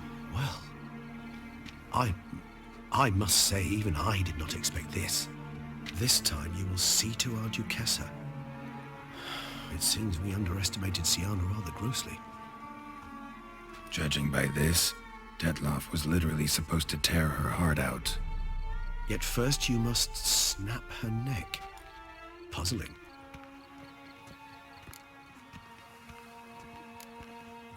Puzzle complete now. Alas, the matter's ceased to be a tantalizing brain tease and has turned incredibly grave.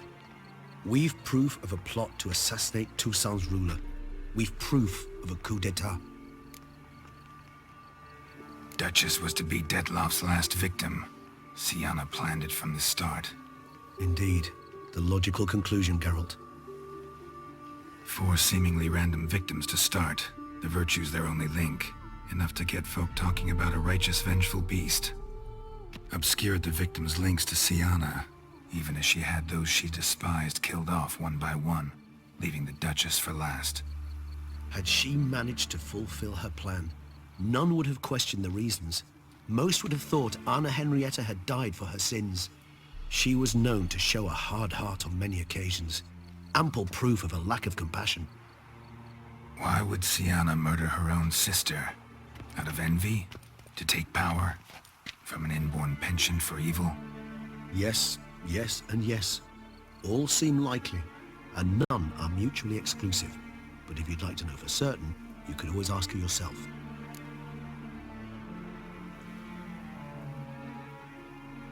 Actually, love to learn her motives. Praiseworthy, I suppose. Sometimes one should stare evil in the face. Seems a bit strong, no? She used my friend as her tool for killing. I believe I've every right to condemn her, but I support your lust for the truth.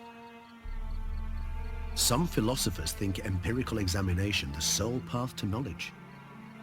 I believe you mentioned the Duchess keeps Siana locked up. Courtiers were insisting on a harsher punishment. Much harsher. Think Anna Henrietta had to protect her sister from a lynch mob as much as she wanted to protect her subjects from a criminal. One way or another, she's locked away in a secluded wing of the palace, awaiting trial before a court of law. I'd need to get past some guards to see her.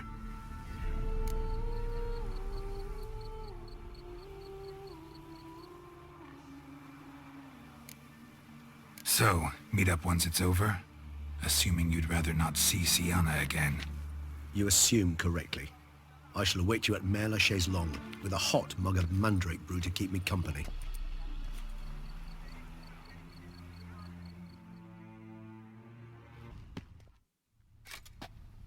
Halt! Need to see Siana, urgently. In the matter of? Want to talk to her. It's important. Want to talk? Go see your gran at tea time. Not one locked up on the Duchess's orders. No doing without special permission. Period. Found some information important to her case. Need an explanation, urgently. Ah, fine then. You're that witcher who solved the murders, no? Then you've my permission, but only for a few minutes. Promise to be brief.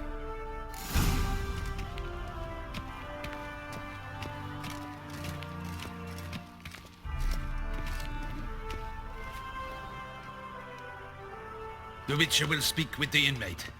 You can take a momentary break. As long as it's truly but a moment. Highly irregular, this.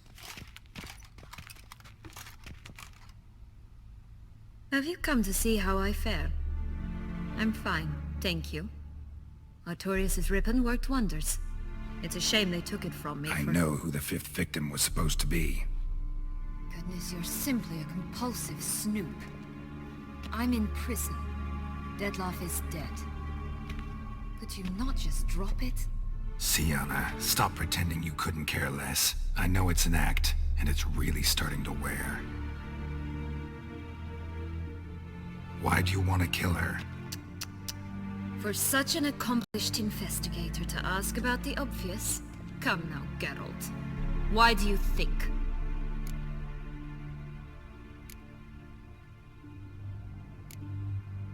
Because she turned her back on you, then banished all memory of you? Bravo, Geralt. Yet another riddle solved, and your sick curiosity sated. Well, what now? Off to share your discovery with Anna Henrietta? Oh, she's no longer in danger, true. But she very well might add a little something to your reward. Definitely gonna tell her. Not necessarily for the coin, though. Then why do it at all? She ought to know. If only 'cause you'll probably try to kill her again if she ever lets you out. I probably will.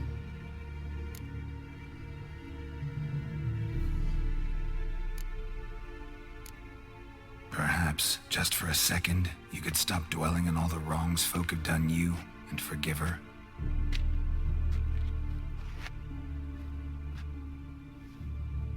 Why should I? For old time's sake.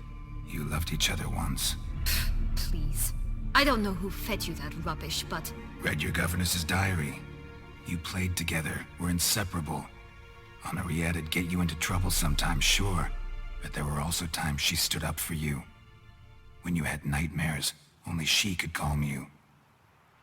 Time eats away at memories, distorts them. Sometimes we only remember the good. Sometimes only the bad. If she loved me so, why did she wash her hands off me? Forget me, hmm? Don't know.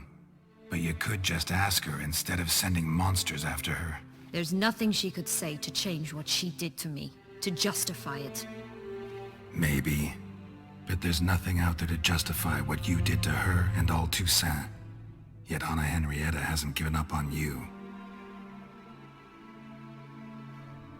Ugh. You meant what you said in the Land of 1,000 Fables. You really want a happy ending to this story, don't you? Ah, with all of us living happily ever after. Go, Witcher, or they'll give your medal to another. And that would be a shame. Farewell, Sienna.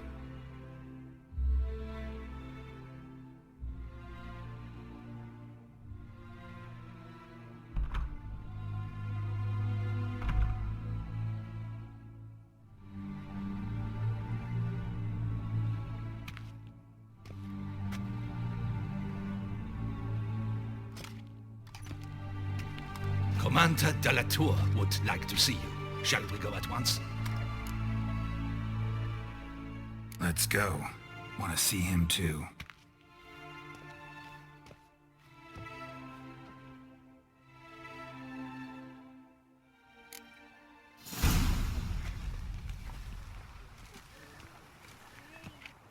Damien. Geralt, it's about time. Ready for the ceremony?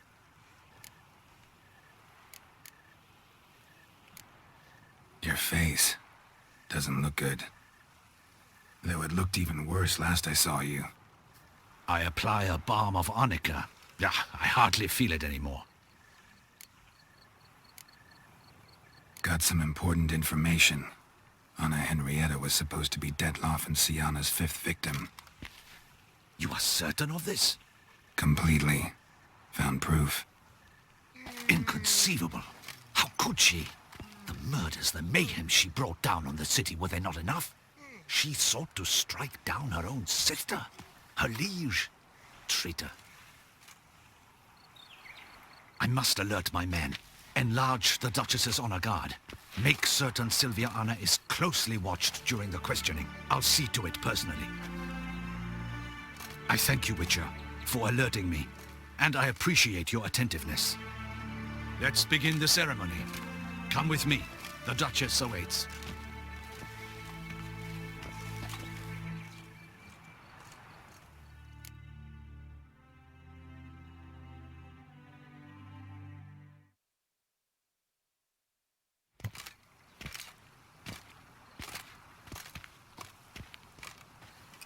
In the Guild's name, I beg your assistance, your enlightened highness.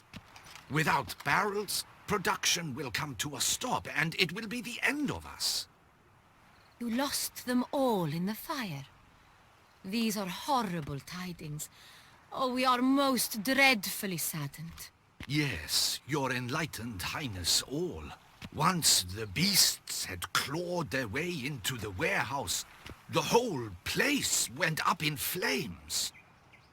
I shall dispatch a palace guardsman to examine the site of the blaze. If things are, as you say, fitting compensation shall be paid from the ducal treasury. Thank you, your enlightened highness. Your Grace, Geralt of Rivia has arrived. My dear subjects, we come now to our next point of business. Of all the duties which fall upon my shoulders, as the ruler of this dominion, this duty is dearest to my heart. For now, we shall award the Order of Vitis Vinifera, TOUSSAINT's highest honor. Geralt of Rivia, Slayer of the Beast of Beauclair, step forth.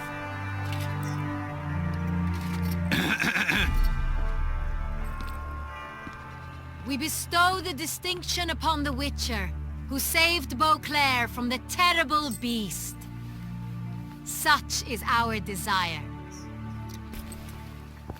May this symbol serve as a reminder to all that the Witcher shall forever remain a friend of Beauclair.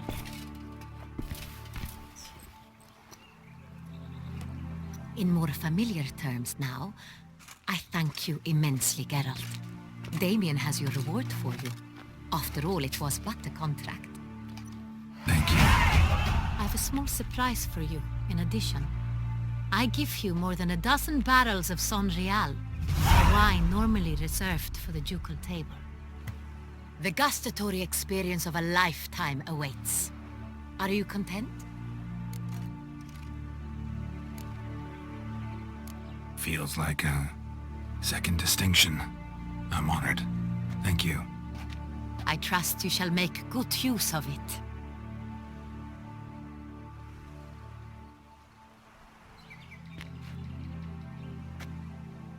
In a moment I shall speak to Siana. Will you assist me? You returned my sister to me, yet you also showed me her horrendous deeds.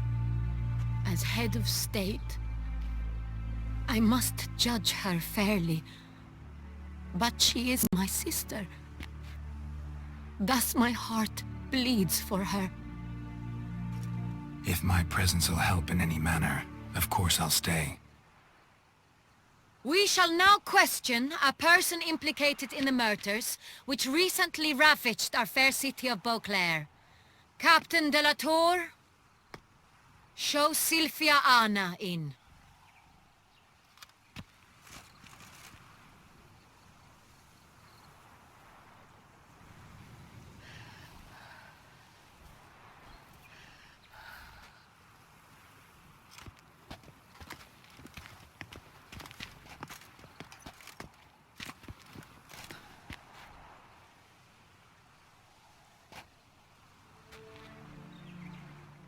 The Witcher will take part in our talk.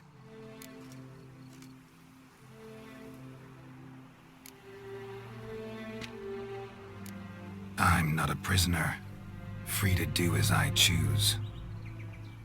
You have committed crimes.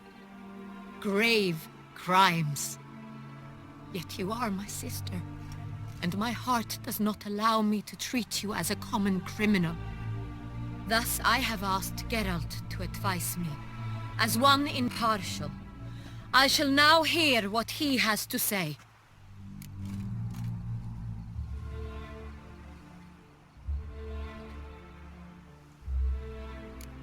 Bitterness consumes Siana. She had cause to resent many of the court of Beauclair. I know her reasons, understand them even. But I can't condone the actions she chose to take. What is he talking about, Siana? You know exactly what. I was forcibly exiled, remember? To your benefit. You knew well the throne would then be yours, though I was the elder. The ministers I can understand. They'd hated me since I was a child, thought me a poor prospect for the wife of a duke. I even understand our parents. I'd always sensed the problem. They simply feared me, for I dared to be free. That fabricated curse, it fell into their laps. A gift from above that brought relief. But you... Your dagger hurt most. You were my Henrietta, dammit. My darling little sister. Now do you understand, Witcher? She betrayed me.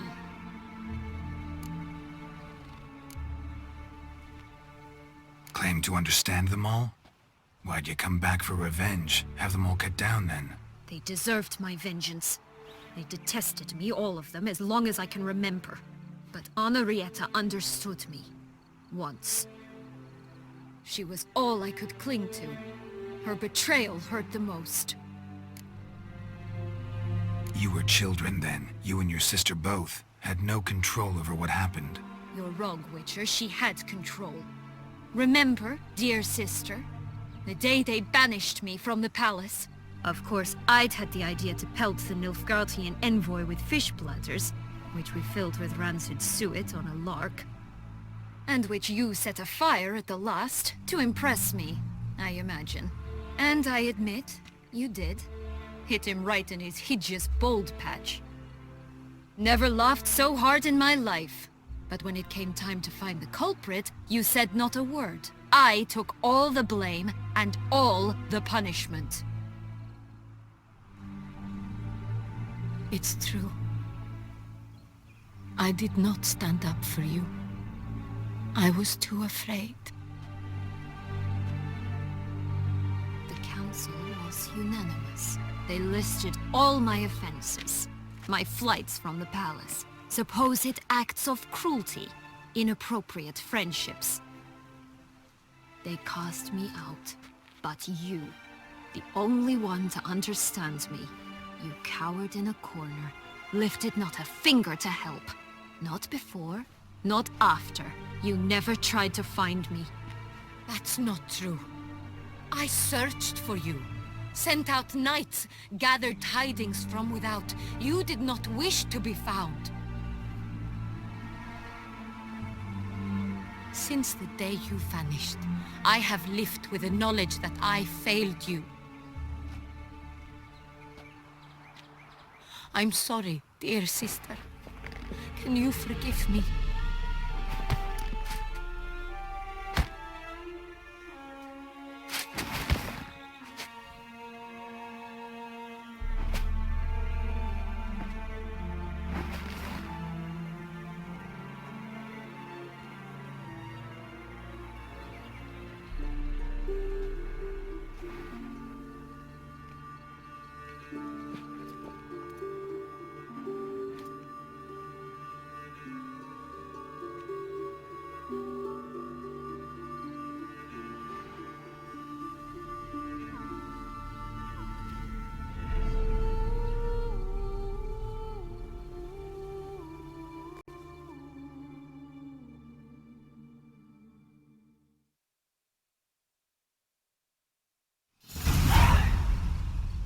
All in all, best part of the whole ceremony?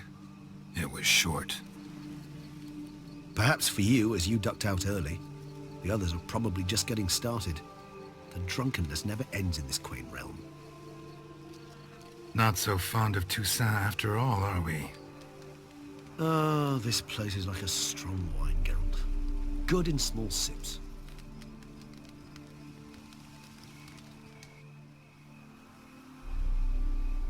How do you find my personal brew? Not too strong? Just right. Credit the local mandrake of the Alrauna diabolus variety for that. The tubers which grow in this area's volcanic soil have an altogether unique flavor profile and display a remarkably uncommon dark brown tint. Fascinating. All I can say is this batch turned out excellent. Indeed. It might be wise to stockpile some roots for the future. Would you care to accompany me? You decide to go root picking now? It's dark out. Geralt, even were I generously to assume it had simply slipped your mind that I am a vampire and thus need no light to see, I'd never believe you had also forgotten that you likewise have absolutely no trouble seeing in the dark. So, shall we? If you think it's a good idea, let's go. But I think you might be forgetting one thing. Fresh mandrake root of this variety is highly toxic, even to a witcher. Ah, not a problem. I never forget matters of safety and hygiene in alchemy. Here, gloves and a mask. Don them, and you shall be in no danger. Thanks. Right then, let's go. This moonlight makes me, oh, so dreamy. Penny for your thoughts. Let me guess. Succubus twins?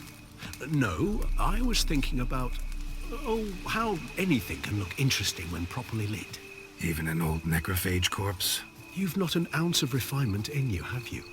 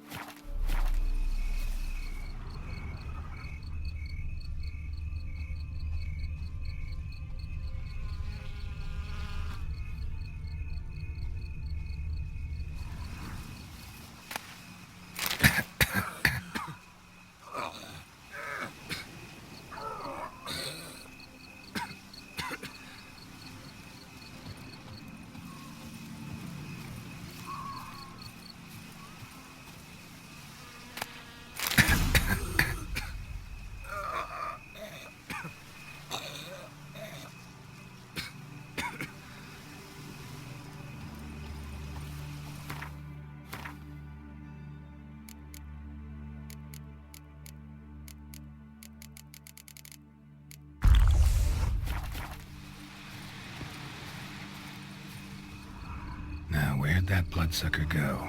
Won't be easy to track down. He is a vampire, after all. Regis!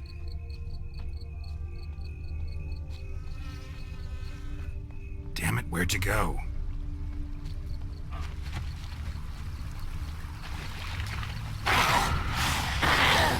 Regis!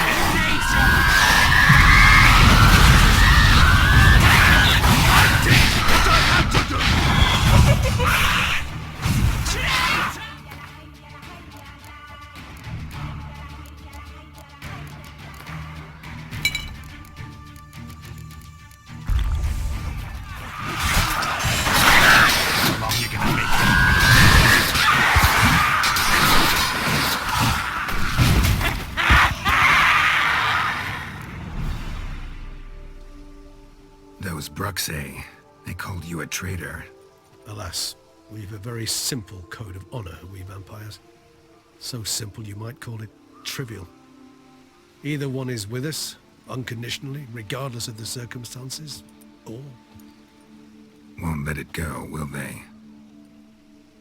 They will not. Fortunately, we've another rule, an unwritten one, and just as trivial as the first. It is neatly summarized in the saying, out of sight, out of mind. That is why I must leave Toussaint. For a vastly long time, most like. Yeah, I get it. Let us make for my camp. I've an overwhelming desire to have another drink.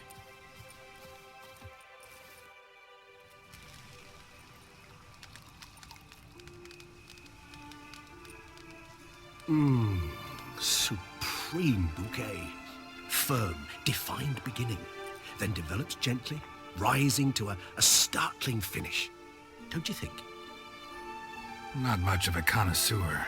Then it is high time you started your education. After all, the CORVO BIANCO vineyard is now yours. By the way, I left a gift for you at your new home, on the nightstand. Thanks. Mind telling me what it is?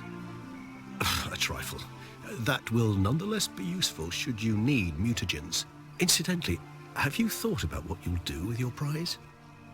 Shall you hang your swords over the mantle and take to pruning vines?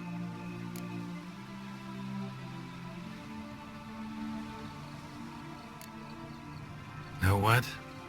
think I just might. Come on now, don't laugh. Maybe not today or tomorrow. But one day I'll want to see what it's like to just wake up every day in my own bed. Oh, stop, please. Sounds so sentimental, my fangs have begun to hurt. Then what? Will you begin writing your memoirs like Dandelion?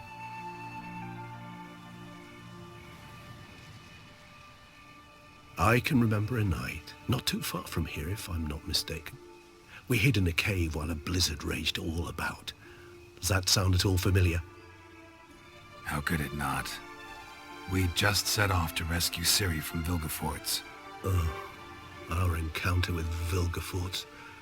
That is something I do not remember so fondly. But that first stay in Beauclair, far calmer than this one.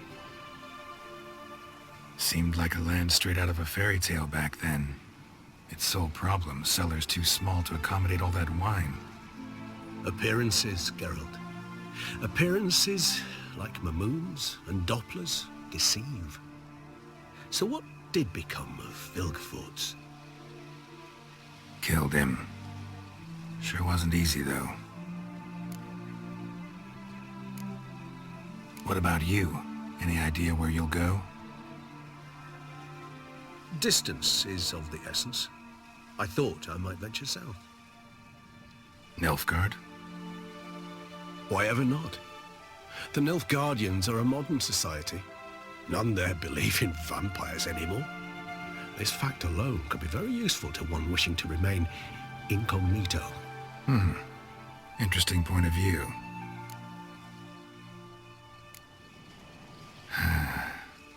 I so don't feel like going anywhere. Sit here a while longer? So we shall, my friend.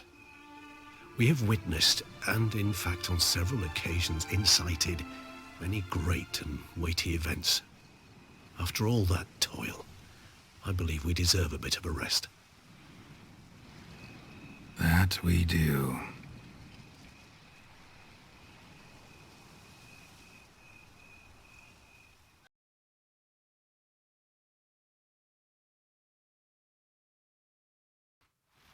Master Witcher, some unknown individual barged into the residence. I resisted as best I could, but to no avail.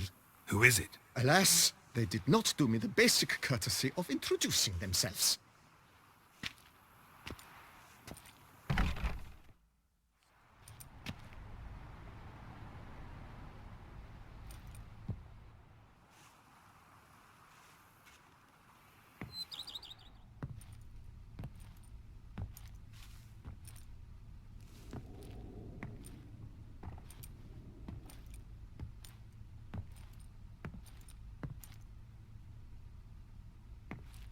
Triss? In the flesh?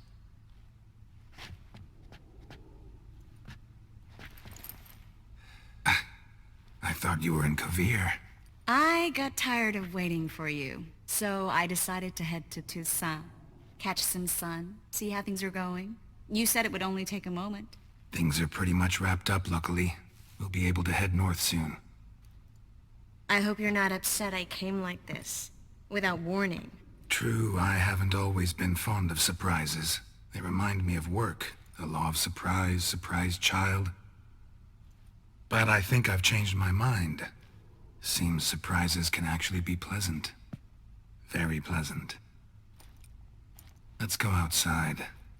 There's this one cozy spot you're gonna love.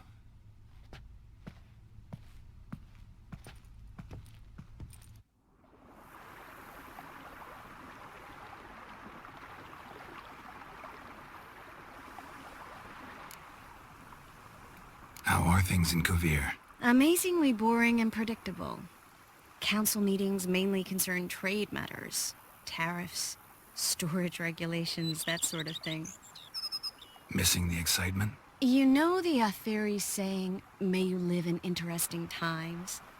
Well, I've already done that, and now I'm looking for a bit of quiet. The other mages I brought with me from Novigrad, or who made it north on their own, feel the same. You wouldn't recognize them. No conspiracies, cabals, plotting. They just sit there and work, for the good of the kingdom. Sometimes I think it's all too lovely to be true. That something's bound to happen. Another war, or some other horror. But for now, it's nice. And once you finish your business here and come join me, it'll be even better. So, how do you like my vineyard? I think you know the answer to that. I like it a lot. House is big, but not showy. Lovely location. Perfect for romantic getaways. Just finished some remodeling. Paid through the nose for it, but I think it was worth it. There are already some new saplings and flowers around the grounds, but I think it's still missing something. Maybe a hedge maze? With a statue in the center? One that's stately and nude. Oh, Geralt, don't bring up that ball. The wine got to my head and I... Not bringing it up to tease, but to reminisce. That evening, it was magic. And your dress. You looked lovely in it. I've got it with me. I could put it on one evening. We'll dine outside by candlelight. Listen to the music of the cicadas. Can't wait. How'd you find me? Kvir's a long way off. I have my ways, Geralt. A hydromancy, for example. Oh yeah, that's right. So, what becomes of us? See anything else in the reflection? Zoltan moves in. Please tell me you're joking. You can breathe easy. Far as I know, he settled down in Novigrad and has no intention of budging. In all seriousness, though, I did see a few scraps of our future, but I'd rather not tell you exactly what. Why not? Because you said you've grown to like pleasant surprises. This is your first time in Toussaint, right? Want me to show you around a bit? Sorry, but I've already made plans. Oh? What are you going to do? Lie down in the sun and not move an inch. Ah, right. A packed schedule. Not overdoing it a tad. Oh, gotta get the most of this weather before I return north. Know that joke about how to tell when summer has come to Kvir? The rain isn't quite so cold. And sadly, that's not far from the truth. Oh, I shouldn't have told you that. Now you'll change your mind and not come join me. I wouldn't worry about that. Mind if I leave you here alone for a moment? Just a moment.